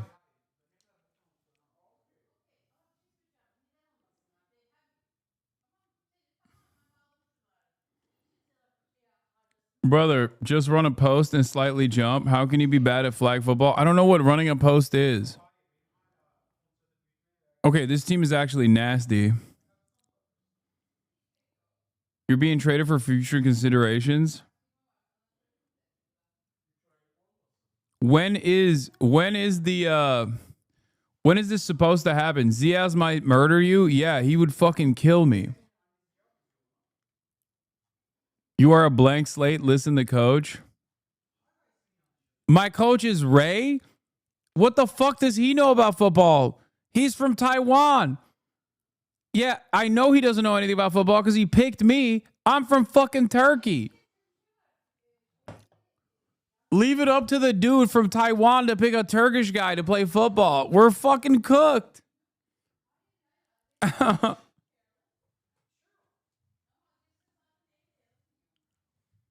Wait, do they play football in Taiwan? Because it's so fucking US dominated? Maybe they do. I don't know. Yeah.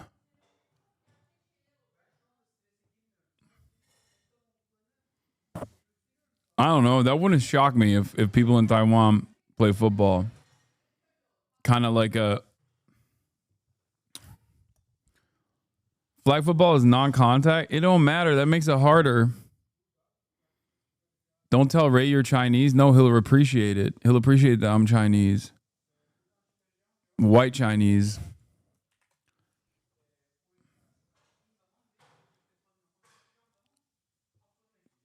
Just don't get injured this weekend. Wait, is this happening this weekend, by the way? The 500K Creator League draft? Is that like supposed to be... Are the events this weekend? Brother, he hates China. Bro, it's fine.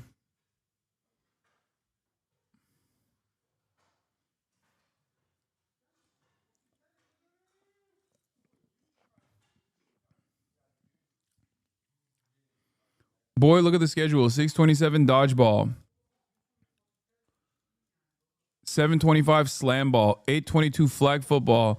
926 knockout. 1024 5v5 basketball. Wait, what the fuck? This just goes on and on. Dude, what the hell did I... There's a sport every month. Where are we playing? Dude, I don't know anything. Where are we supposed to be playing? I said yes to this. I'm so dumb. Where are we supposed to be doing this? Like, do I have to fly? Do I have to fucking fly back to Dallas or Houston or wherever this is every time or what? This is crazy.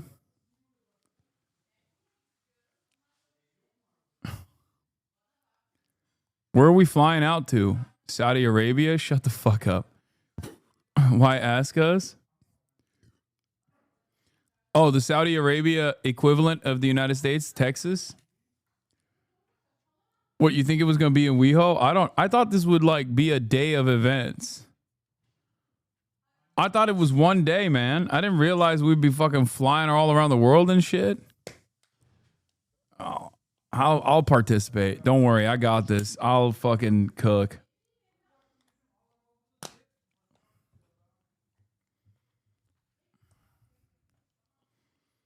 You're at the age where you can just say you hurt your back and no one will doubt you. This is an old man staple. Do you fucking read anything you sign up for? No. No. You want to know why I don't read anything I sign up for? Because I feel like if I were to read the fine print, I would say no to a lot more stuff, and I shouldn't say. I need to say yes to more stuff.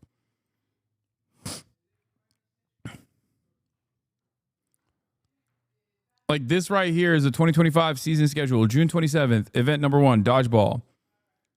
I don't know what slam ball even is. July 25th, which is my birthday, is event number 2, slam ball. But where does it doesn't say where it actually is.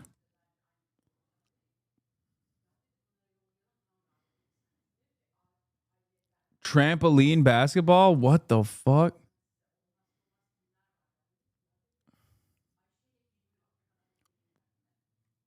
That's crazy.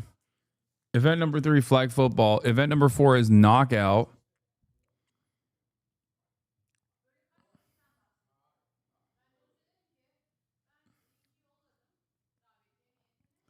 Nephew didn't pick you, the fuck? Nephew's dead to me, bro. Okay. I know my new nephew is Ray. Ray is new nephew. We've moved on. We've new old nephew was Jason. New nephew is Ray. Okay.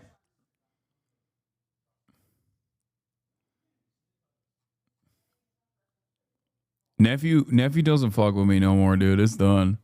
Your knees are cooked. I know it is. My knees are cooked. New nephew, just like we got a new unk.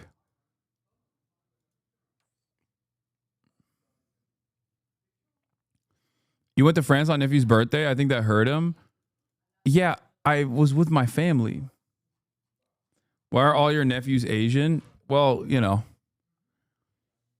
It's because I'm white Chinese. All right, let's continue. And today, with figures like Kim Jong-un, Trump, and so on, these are figures of primordial father in all their obscenity. But are they even, I think things get so perverse, are they even paternal figures, no matter how perverted? Look, I was thinking about, not too much, but nonetheless, Elon Musk is a figure, you know. And you know what he reminded me of? Marx, in, I think, his worst work in manuscript, German Ideology, he gives there a theory of how communism will look. And he says, you will change your, do different things. In the morning, you will work on a field. In the afternoon, you will write books. In the evening, you will get, and so on. Isn't this how Musk works? For 2 hours, he makes plan how to fly to Mars, then what to do with Tesla, then how to fire 5,000 more federal employees, and so on. With him, you get this absolute madness of, you know, jumping from here to there, and it's the same with his sex relations. The last time I read is that he has 13 or 14 children, each of them, of course, with a different woman. And it's something so perverted. You know that I learned from friends in LA that for his daughters, he constructed, it's not just homeschooling that teachers came, but he constructed a small high school just.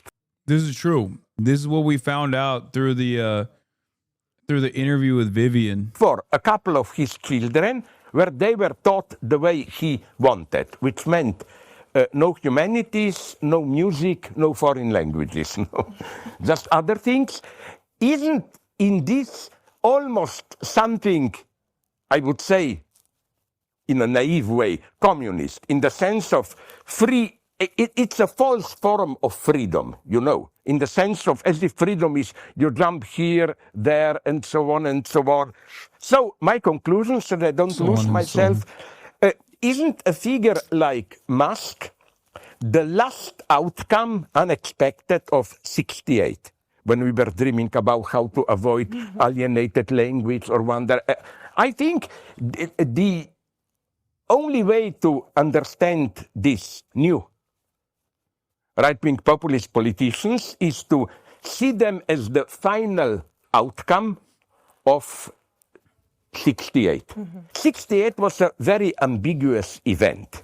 It is the biggest model of how the system appropriated what it was perceived to be a subversive movement. There were three main goals. They said against factories for more creative work. They said sexual liberation, and they said against alienated universities. Studying must be more individual creative. That's what we are getting today in a perverted form. Instead of this being just one of the numbers putting together a car, you get precarious work, which is, I think, the most horrible thing you can imagine. Because you know what? It's ingenious. Look, for me, a typical capitalist company today is something like Uber. They claim we have nothing to do with capitalism. We are poor, neutral mediators. He's saying that modern capitalism has completely took over all of the counterculture initiatives of the 1968 protests and have adopted a lot of that in the aesthetics of their output, saying that Uber itself distances itself from capitalism when it is the most capitalist corporation in existence because its entire existence revolves around deregulation. Uber is a deregulatory mechanism, okay? Just as many of these other like mediator apps are, its entire purpose is to create a gig economy, a secondary gig economy, where people use their own fucking capital, their own vehicles, for example.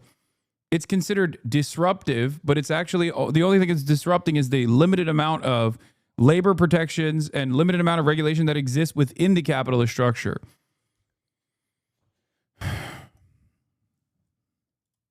We have people who offer something, cars, drives, and people who need them. We just bring them together. Yeah. And the idea beneath it works so well ideologically, is that you who think you are exploited, you are all small capitalists. They claim, look at the precarious worker. If you're Uber driver or work artificial... Yeah, there's chatters in here saying the same thing as well, which is like, Uber presents itself as like disrupting capitalism, giving you the tools to become a little capital owner yourself. Ironically enough, you are not a capital owner at all in that process. You are even lesser than the average laborer that at least has like benefits, a benefit structure, and a compensation structure that is like a compensation structure that is supposed to give you money for as long as you work there. On a computer, you own your means of production. So Marxist exploitation. Yeah. How can you be a victim if you are a perpetrator? A victim, yes. Yeah. So this is how this lesson of against alienated factory work was appropriated. Then education. Well, you see this realized not only in the United States, but now in England, how precisely this higher class humanities department. Now, I know what happened with my friend Frank Ruda in Dundee, at Kingston here, and so on.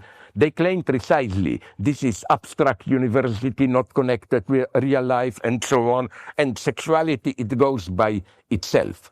What you get this so-called free sexuality and so on, which is very commodified. It's not so. Just to finish, I think that I was there. I'm old enough in 68. Like I was 17, 18. I was not participating, but observing it. And my impression was that something bothered me already at that point. This hidden anti-feminist aspect, which was hysteria was perceived as a bad term. Hysterics just provoke, but they really want a new master. Perversion was supposed to be good. The big lesson, and Freud already said this, it's wonderful. Freud says, nowhere is the unconscious more inaccessible than in a perversion. Because would have thought it's the opposite, you know. Isn't the pervert one who brings out all the Oh yeah, private equity has moved into the plumbing and electrician industries now. Yeah, they're gonna hit that as well. This is an area of disruption. It's great. You can have an app, and then eventually you can have an app that connects all of those apps. One major app to rule them all. Uber, where you can order your food, order cars to drive you around, order delivery, and then order a plumber and order an electrician, and even order a laundry, like order dry cleaning. Stuff does all the disgusting things. No, Lacan also returns to Freud here and says that every power structure needs at its hidden Your women obscene friends are underground so fake. perverts to do it. Lacan's critique of 68 is very interesting. Wait, why? He opposes him. Wait, why is my 127 pajama party with a yard whine about it? Episode number 127. What are you guys talking about?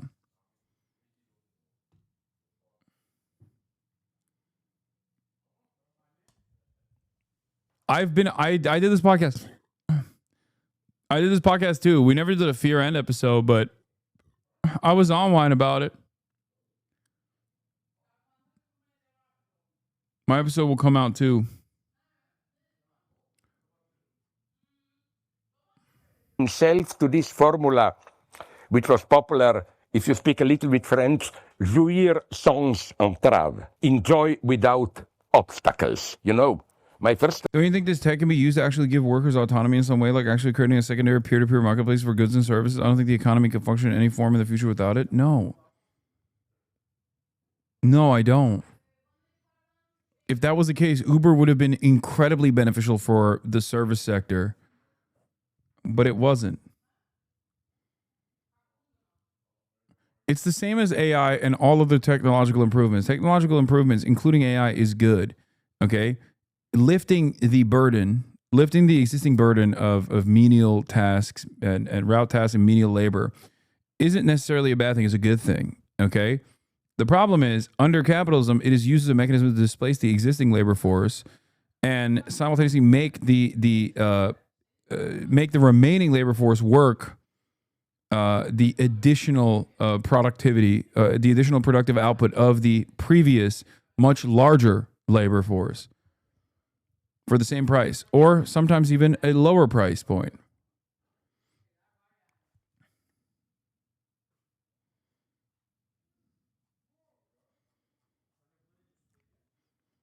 It is not AI and technological innovation that is the problem. It is capitalism that is the problem. Because capitalism dictates how that technological innovation is used, and every matter of technological innovation will be used against the workforce. Because capital owners and their interests are diametrically opposite to the interests of the much larger laboring class. That's it. And they dominate. Capital dominates our existence. Capital dominates our planet. And the interests of capital dominate everything.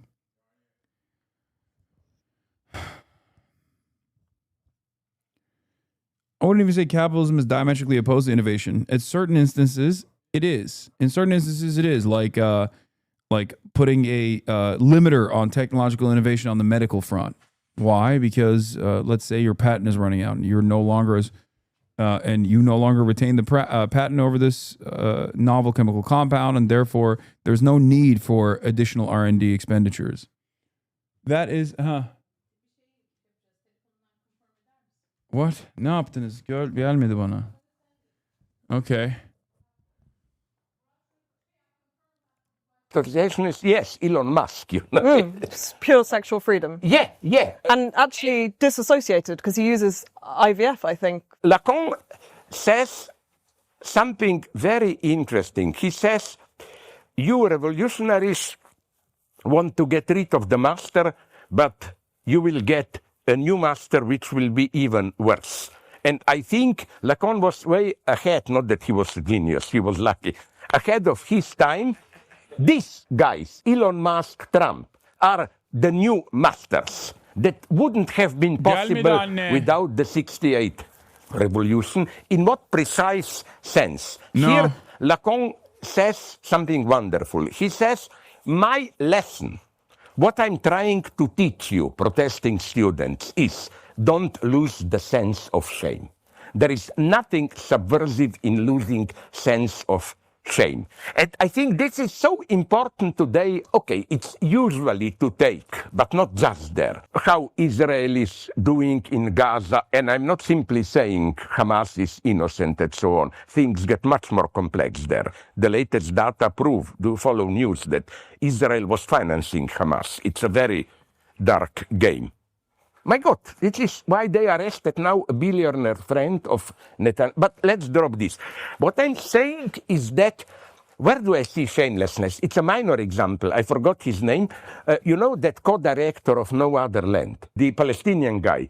You know what shocks me? Not the fact that he was beaten and so on. I don't think Israel is necessarily much worse than others here. I think all of them torture, beat, and so on. But what shocked me is that you saw the scene, it's all recorded. Settlers come, provoke him, they beat him, then the police arrest him, take him, claiming for health reasons. He's just chained to whatever for 20 hours, set free. No explanation. We are more and more approaching this open shamelessness, you know. The good old times where at least you felt the need to somehow provide a false version and so on. Okay, let's speak about Trump then. Yeah. Because this is an example of the shamelessness you speak about in Absolutely, some way. He's yeah. in many ways the embodiment, the spirit of shamelessness. Yeah. You say October 7 ruined Slavoj. No, Slavoj Žižek has had a incredible run of having horrible takes in the last, I would say, 10 years or so. One might say Trump ruined him. Ukraine, Russia also eroded his sensibilities. He's had bad takes on immigration. He's always had bad takes on trans people. He's always been a weirdo. But I do think that a lot of his work that revolves around ideology, a lot of his there's still a lot of he has good takes and bad takes. It's kind of like Norm Finkelstein. You know what I mean? You don't have to agree with everything he's saying. He's been giving European takes recently. Yeah, he is a fucking Euro supremacist for sure.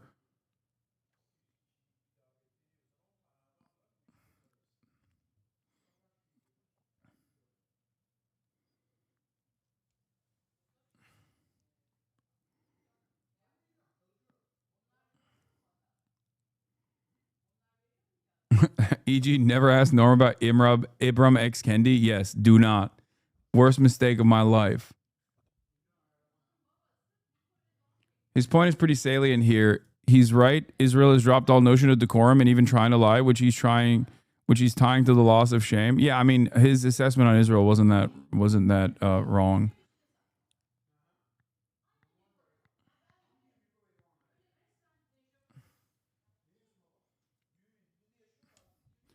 Wait, are you saying people from former Yugoslavia sometimes have ethnocentric takes? Yeah, it's shocking. Zizek in here, he literally... Oh, God, here we go. Zizek dick riders are also some of the most annoying people on the internet, okay? He has no bad takes. He's just misunderstood because of the way he communicates his ideas. Look, this isn't like Jordan Peterson, where Jordan Peterson is obviously a fucking ridiculous person with no depth. Okay? I would never compare... I would never compare Zizek to Jordan Peterson like that, but you shouldn't sound like a Jordan Peterson fan. Of course, Zizek has great takes, fantastic takes, but he also has bad takes. I use a lot of Zizek's takes in my commentary. I use a lot of his perspective in my commentary. Like neoliberal father versus authoritarian father is fucking golden.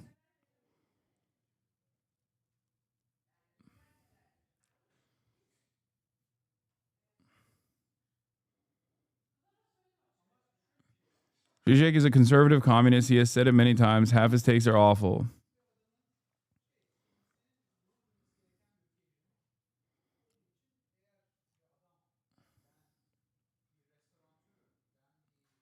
His ideal date is crazy.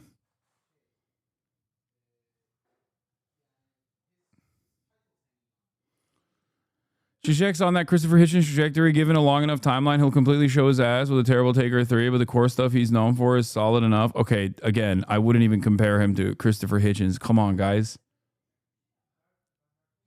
Come on. This is a... No, there is no comparison between Zizek and Christopher Hitchens or any of these like pop philosophers, okay? Or pop psychologists as like Jordan Peterson.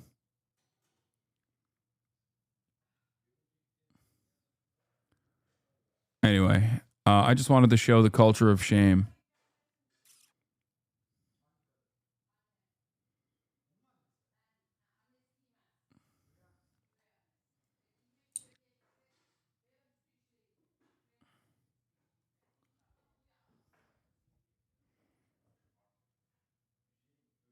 Slavo 100% fucks. Unlike Hitchens, Slavo is an actual thinker.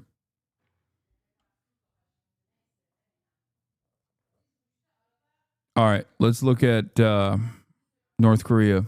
The US started bombing them. Timur Lane did the same thing to Georgia 600 years ago. And when I was in Uzbekistan, I nearly pissed on his grave. I just didn't want to be thrown in an Uzbek jail for crimes committed 600 years ago. And Georgians are still mad, including me, about shit that happened 600 years ago. Now, you can only imagine how North Koreans feel about the US doing the same thing to them, which is how you get their leadership with their attitudes. We can't really talk about North Korea without conflict of nations, which is exactly why they're sponsoring this video. Conflict of Nations is a free online PvP military strategy game that is based on a World War III scenario, so around 2 years from now. The ability for communists from former socialist states in China to be insane conservatives is kind of nuts, but I wouldn't expect anything less. It makes sense. First of all, they're old. And I think like social progress from their era is very different. Like the last time your brain was open, if the last time your brain was open to new ideas and new thought as far as social liberties goes was third wave feminism, then good luck understanding anything else that has come after that. Okay? That's like, what do you expect?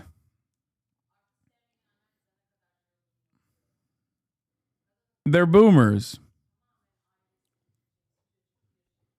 Unless you're like the sweatiest, crustiest anarchist of all time, like fucking Noam Chomsky, you're not going to be open-minded to new social phenomena.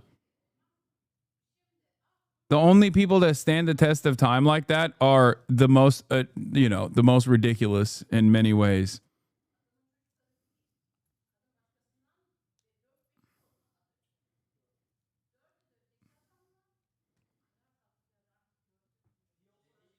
Let's continue. Now, you can lead a real country like I led Greece, and upon Albania invading me, I unleashed my Greek death rage and took their province. You can build your army up with tanks, jets, and submarines, where you can choose your alliances. I met Chomsky when I was 11 years old and he was cool. Rest in peace. He's not dead, man.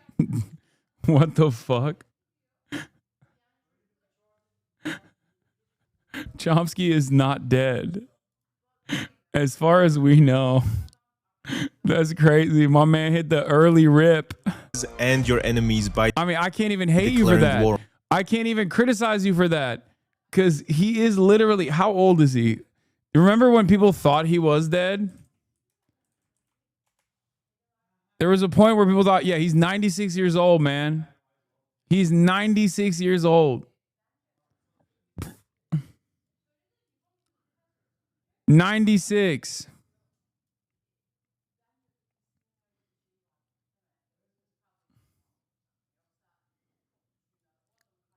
He's so fucking old. Noam Chomsky is so old that when when he got like into a health situation, into a health crisis, the pre-written obituaries were released. That's how fucking old he is. Okay? Of course he's older than Israel. What do you mean? So many people are older than Israel. Israel is only 77 years old. Israel is not that old in compare. Half of our fucking Congress is older than the state of Israel, dude.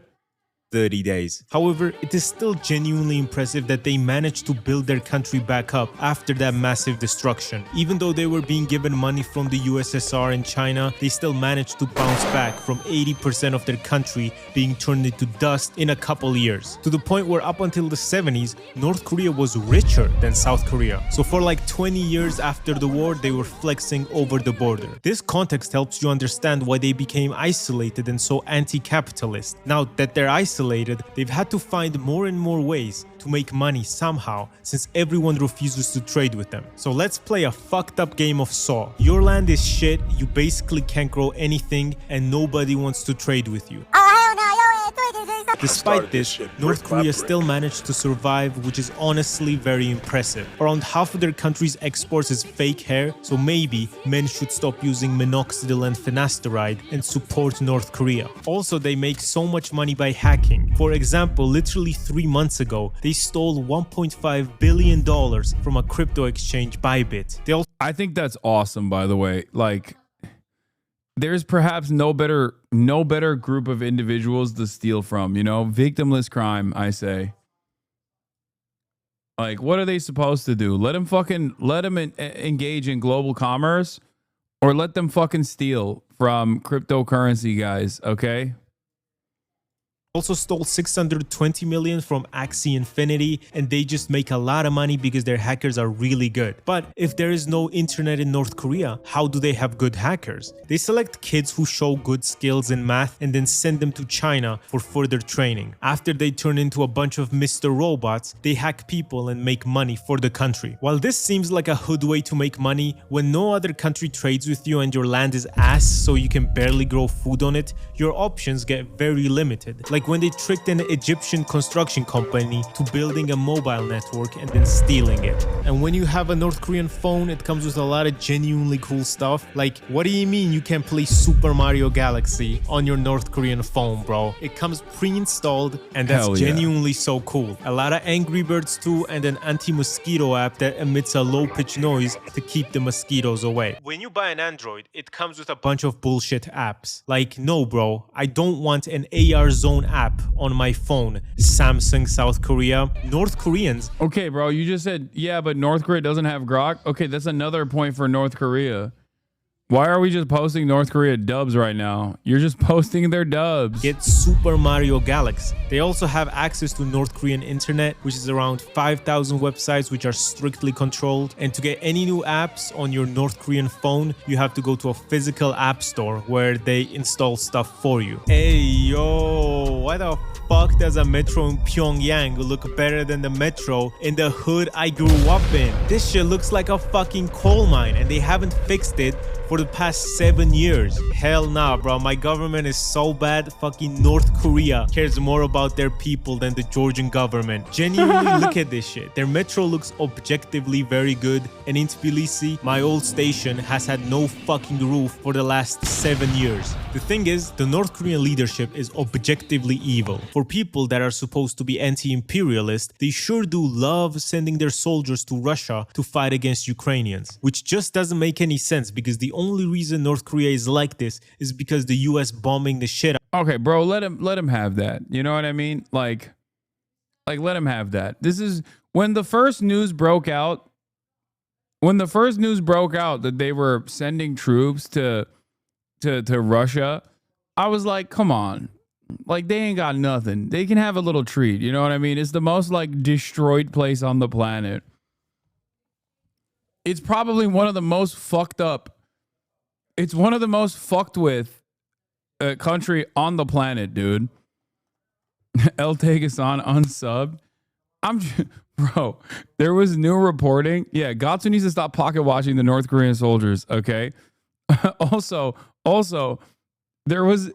saw reporting about how the North Korean soldiers were just indiscriminately firing at every drone that passed over it. And they ended up dropping Russian drones as well.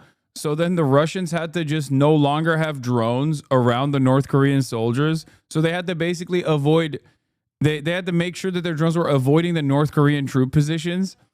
Because, like, you know, they're just having fun. They're just having fun. Like, they don't got internet. You know what I mean? They don't got internet. They don't got internet.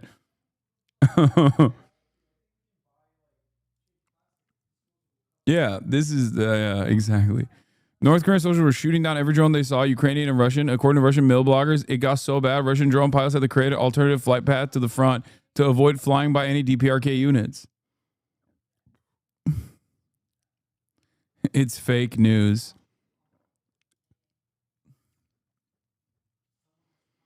The porn addiction stuff is probably propaganda. And so is the drone stuff, most likely, but still.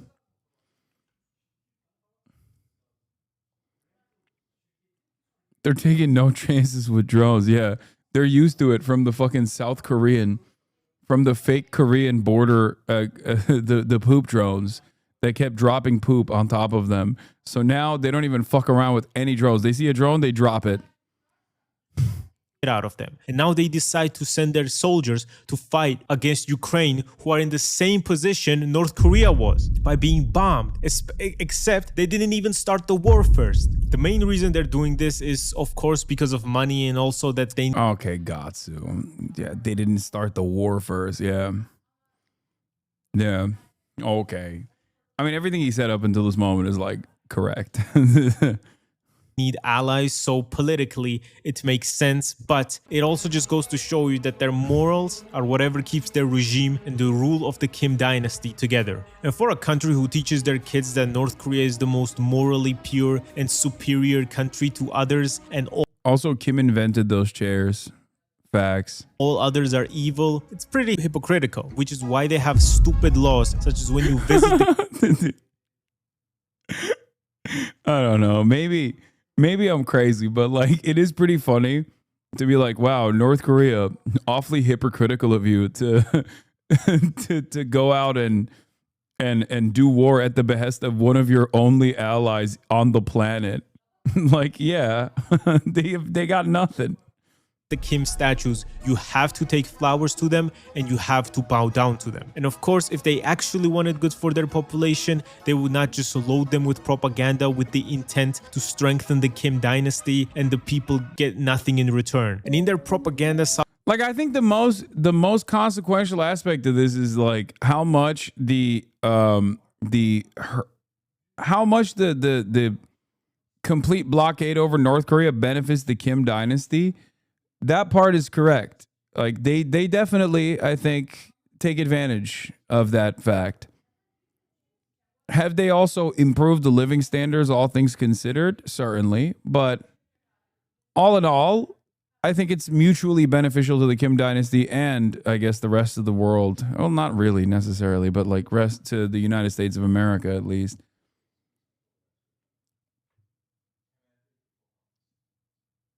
Hasan, look up.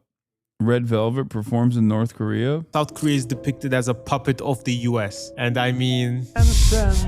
Maybe they be happy. I mean, heartbreaking. The worst person you know just made a good point. All the newspapers are related to the Kim dynasty, but generally North Korea's propaganda department always works overtime. Like when they produce this Hollywood type scene with Kim in all leather and sunglasses firing a missile. And also, not many people know this, but North Korea makes so much movies and they are all available on YouTube. Next time your significant other wants to watch a movie and you don't know what to watch, be like, I got you, babe, and put on Our Lifeline DPRK 2002 English sub part 1 of 2. Most North Korean movies are about anti-American and anti-Japanese sentiment. Us American men love young boys.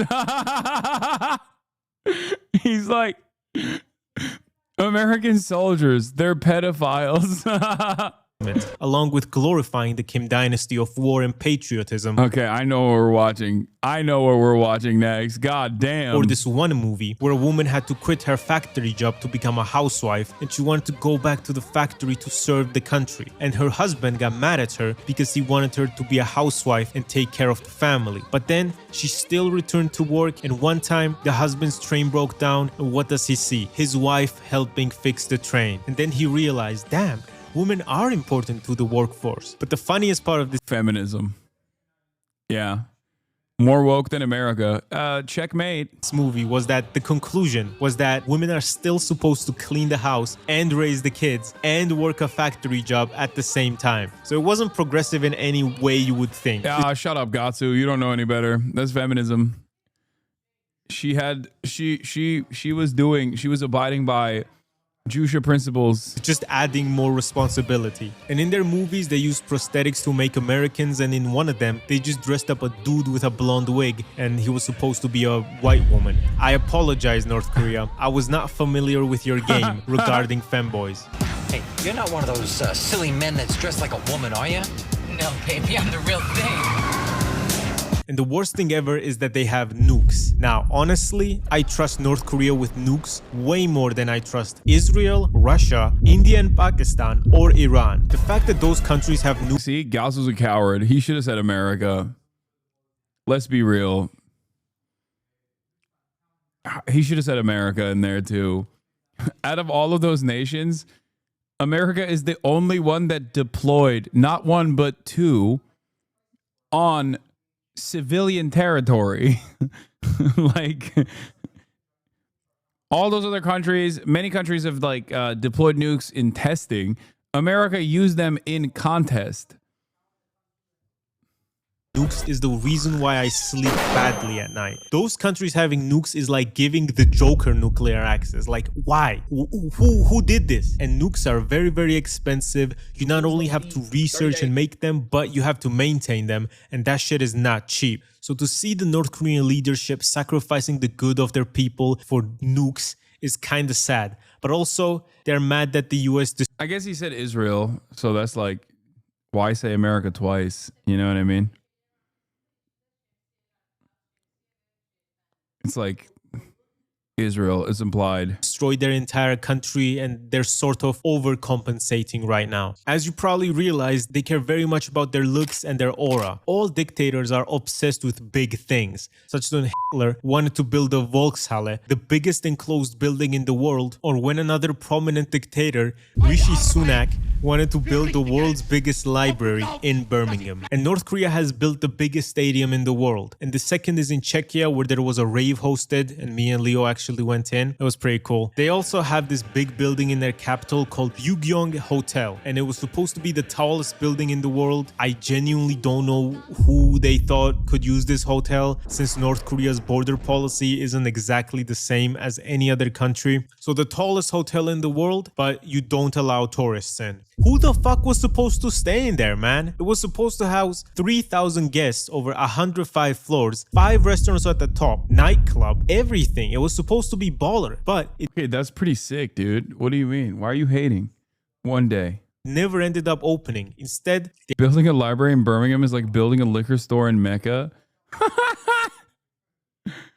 No, I think the liquor store in Mecca would get more play than the library in Birmingham. They added some LEDs to it and now use it for vibing. And the latest update we have on that hotel is that last year they were looking for a casino operator to complete the building in exchange for the profits made by the casino. Despite this, there is no other place I would rather go than a North Korean souvenir shop. Bro, their shit goes so hard. Imagine being posted up in North Korea. And of course, I've seen some idiots on the internet.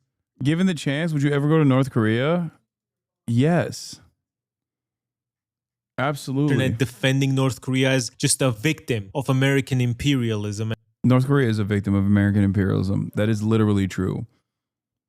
Like this person, I've unironically defended this take. Obviously, like North Korea is a beautiful socialist country with free housing and healthcare. Is battling U.S. imperialism for decades and not the horrible dictatorship the West has told you it is. It can be both at the same time. It can still be a dictatorship while also simultaneously be fucking ruthlessly destroyed by American imperialism. which is true. It has been ruthlessly destroyed by American imperialism. Most people don't think that that is the case, which is why my point when I was defending her take was that while she has a rose-colored, while she's approaching North Korea with rose-colored sensibilities, she is closer to the truth than the average liberal is that thinks like North Korea is eating rats and also a victim not of American imperialism, but instead of like the monastic or the monarchy structure that exists within the Kim dynasty.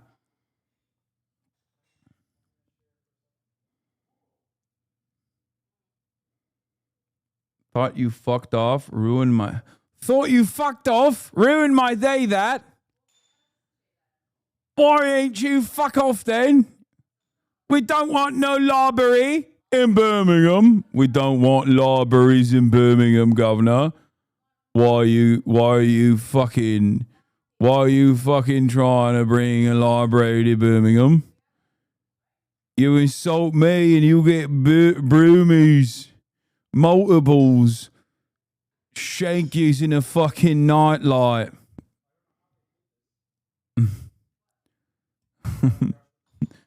Toss off, you fucking wanker. Piss off. Look up the Broomy accent. It's way worse than you think. I've been following since fucking 2021.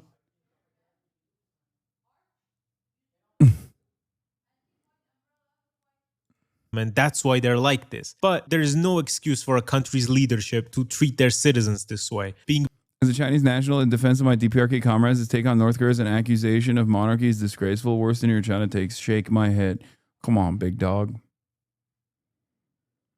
Like, if the Kim family had simply a symbolic place as the head of state, and they did not have unimaginable control over every fucking outlet of propaganda and virtually every aspect of North Korean existence, I would say I'd be happy to entertain it. Okay, I'd be happy to entertain what you're saying.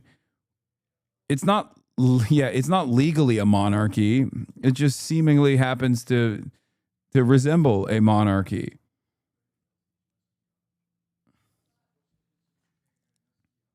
by far the most restrictive country in the world, to the point where they kill their own citizens if they attempt to leave. And because of this, a lot of North Koreans that try to escape get caught up in some sort of human trafficking or just get shot. Such as when this 24-year-old North Korean soldier said, you know what, fuck this shit, man. I want to watch anime and goon. And then drove a car straight through the fucking border, crashed, got shot 5 times by North Korean soldiers, then passed out after crossing the border where he was rescued by South Korean soldiers and survived, and it was all on video. I would not want to be this man's kid because he'll say, oh, you don't know what real struggle was like. I had to get shot 5 times. There's a party that literally votes just like China. Of course, Xi and Kim have a lot of influence, but it's insane to say that either is just ruled by a king. That's just straight up Western propaganda. Oh my God. Bro, why are you comparing China to DPRK? What are you doing? What are you doing and what are you saying? Oh my God.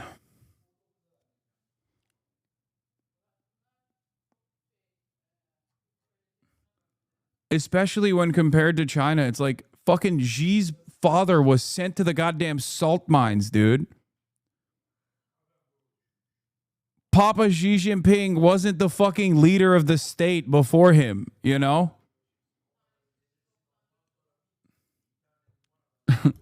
There's no comparison. What the fuck?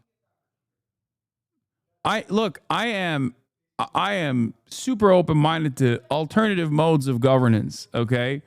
I understand that all governments are inherently authoritarian.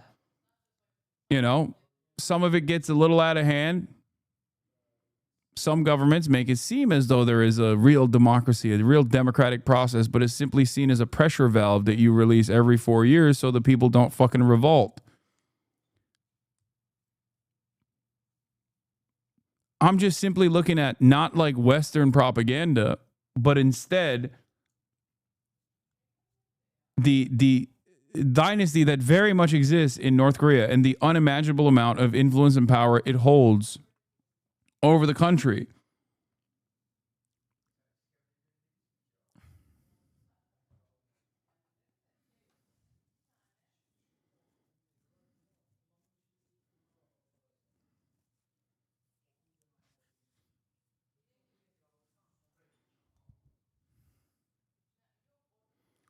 If you look at what China has to say about DPRK or Cuba or Vietnam, yes, but also, so what?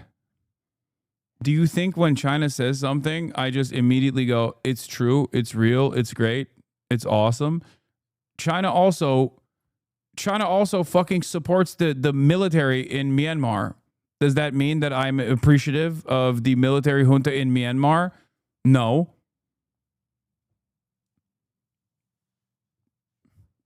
What are we doing here? Sometimes you guys behave as though in the way that like my haters represent me as. Like you unironically lean into the fucking meme. And pass out with an 11-inch parasite in my body and then show you the video on his phone. See, this is me, and your broke ass, dumbass, shrimp dick ass doesn't even want to do math. But despite all this beef, North and South Korea have one thing in common. They both have a shit birth rate, to the point where a video surfaced of Kim Jong-un crying because he leads a country of incels. Knowing you lead an incel country is a tough pill to swallow, but this makes the entire Korean peninsula situation even more intense. Because now, besides both of them having very good militaries, now they are also in a battle of whose people will die out from low birth rates first. And North Korea is gonna win this one. Their birth rate is not at replacement level, which is 2.1, but South Korea is literally the lowest in the world at 0.75 children per woman. But North Korea executes their citizens over literally anything. It's like the one clip. You shout like that, they put you in jail right away. No trial, no nothing. Journalists, we have a special jail for journalists. You're stealing, right to jail. You're playing music too loud, right to jail, right away. You're driving too fast, jail. Slow, jail. You're charging too high prices for sweaters. They should reunify the Koreas again. Passes. You right to jail. Make one you Korea. Undercook fish, believe it or not. Solve all the problems. Yeah. You overcook chicken, also jail. Undercook, overcook. You make an appointment with the dentist and you don't show up, believe it or not, jail, right away. We have the best patients in the world. Because of jail. Like imprisoning people for watching foreign movies. Why do you want to watch American movie? Your point that Chatter was correct, but Xi Jinping's father was absolutely not poor or a salt mine worker. No, he was. I said he was sent to the salt mines, and not literally a salt mine. Yes, he worked in the government as well. I don't even know if China has salt mines. He was sent to the farmlands. Is that better? Like, I'm using it as a metaphor.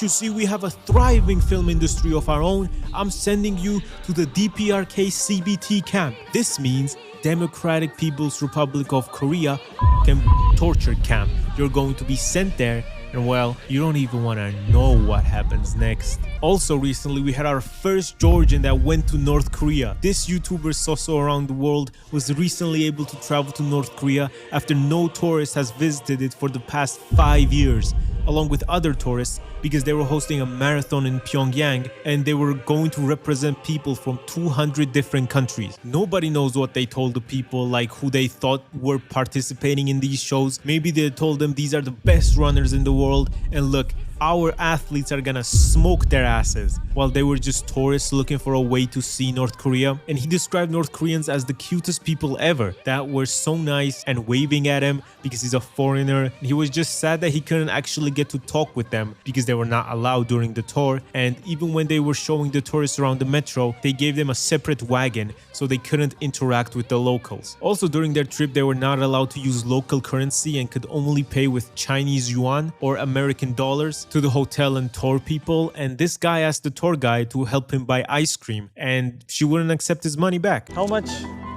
You went? No, please. How much? Please. Come on. Thank you very much. Thank you very much. Apni targamu martha mokled amis tan khara. Mikisra. Tan saqqareli go. And during this trip, they were feeding all the tourists a lot. Literally like full meals 5 times a day. I think to dispel the rumors that North Korea doesn't have food and North Koreans are starving and shit. And they just did it to flex. Also, the city itself looks pretty fucking good. They hate to say it, man, but the monuments look cool, and they even color their commie blocks, which adds to the aesthetic and just makes it look nice. Generally, North Korea is a very interesting country, and I wish nothing but the best for the people that have to live in North Korea. It feels horrible to know that there are people living that don't have free access to the internet and free speech and any of the laws we take for granted. You know, these regimes such as North Korea or the United States will arrest you for protesting and saying the wrong thing.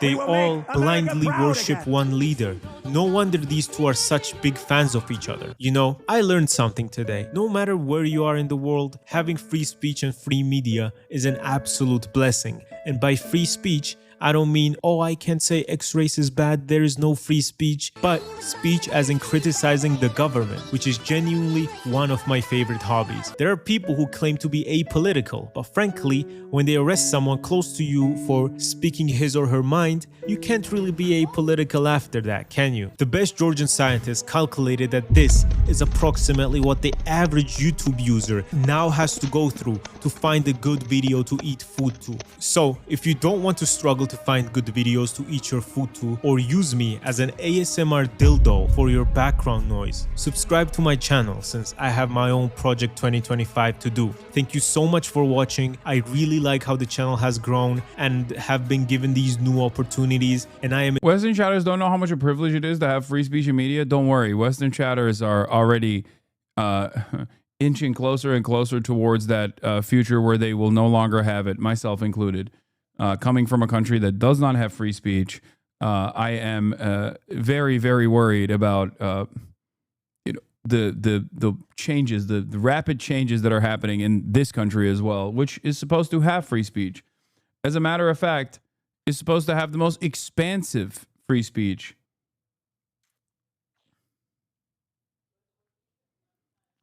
I'm eternally grateful to all of you. Thank you so much for the support from the bottom of my heart. Like and subscribe, and goodbye. Don't forget to check out Conflict of— Yeah, none of the— Dude, America is so annoying because it has none of the good shit of any of these other countries like foreign adversaries and only the bad shit. We're just slowly decaying off of the gains that we made 100 years ago with the New Deal, both on our infrastructure and every part of our existence. And we don't even have fucking high-speed rail to show for it. I hate it. I hate it so much. Anyway, my mom, dad, and my brother are here. I'm going to go hang out with them. So I'm ending it at 5 hours and 53 minutes. Not even 7 hours today. How long? What? How long are you banned? Ha ha ha. Free speech. Am I right? What did this guy say? I didn't even get to see it. You got blocked way before you could have an impact. Anyway.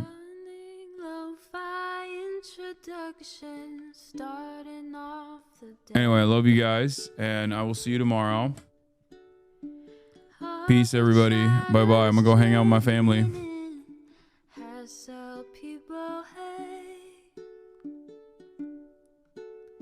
Sunny Los Angeles, California, says Hasan. The starlight to the starlight to the topic just begun. There he is again, Hasan is streaming. Hasan is streaming. There he is again. Hasan is streaming. Hasan is streaming. Reviewing the P.O. box, Uncle Uyghur's face. Sudden discord agitprop, great names take embrace. Tiny Bernie Sanders, LGBTQ Air Force. The whole left at your fingertips, Ane at your door. Stage 3 crowded debate, the Young Turks online show. 3 full fucking years of this, plenty more to go. 90-day fiance, talks of champagne bourgeoisie. A Trump rally live reaction on mass riot at DC. There he is again, Hasan is streaming. Hasan is streaming. There he is again, Hasan is streaming. Hasan is streaming.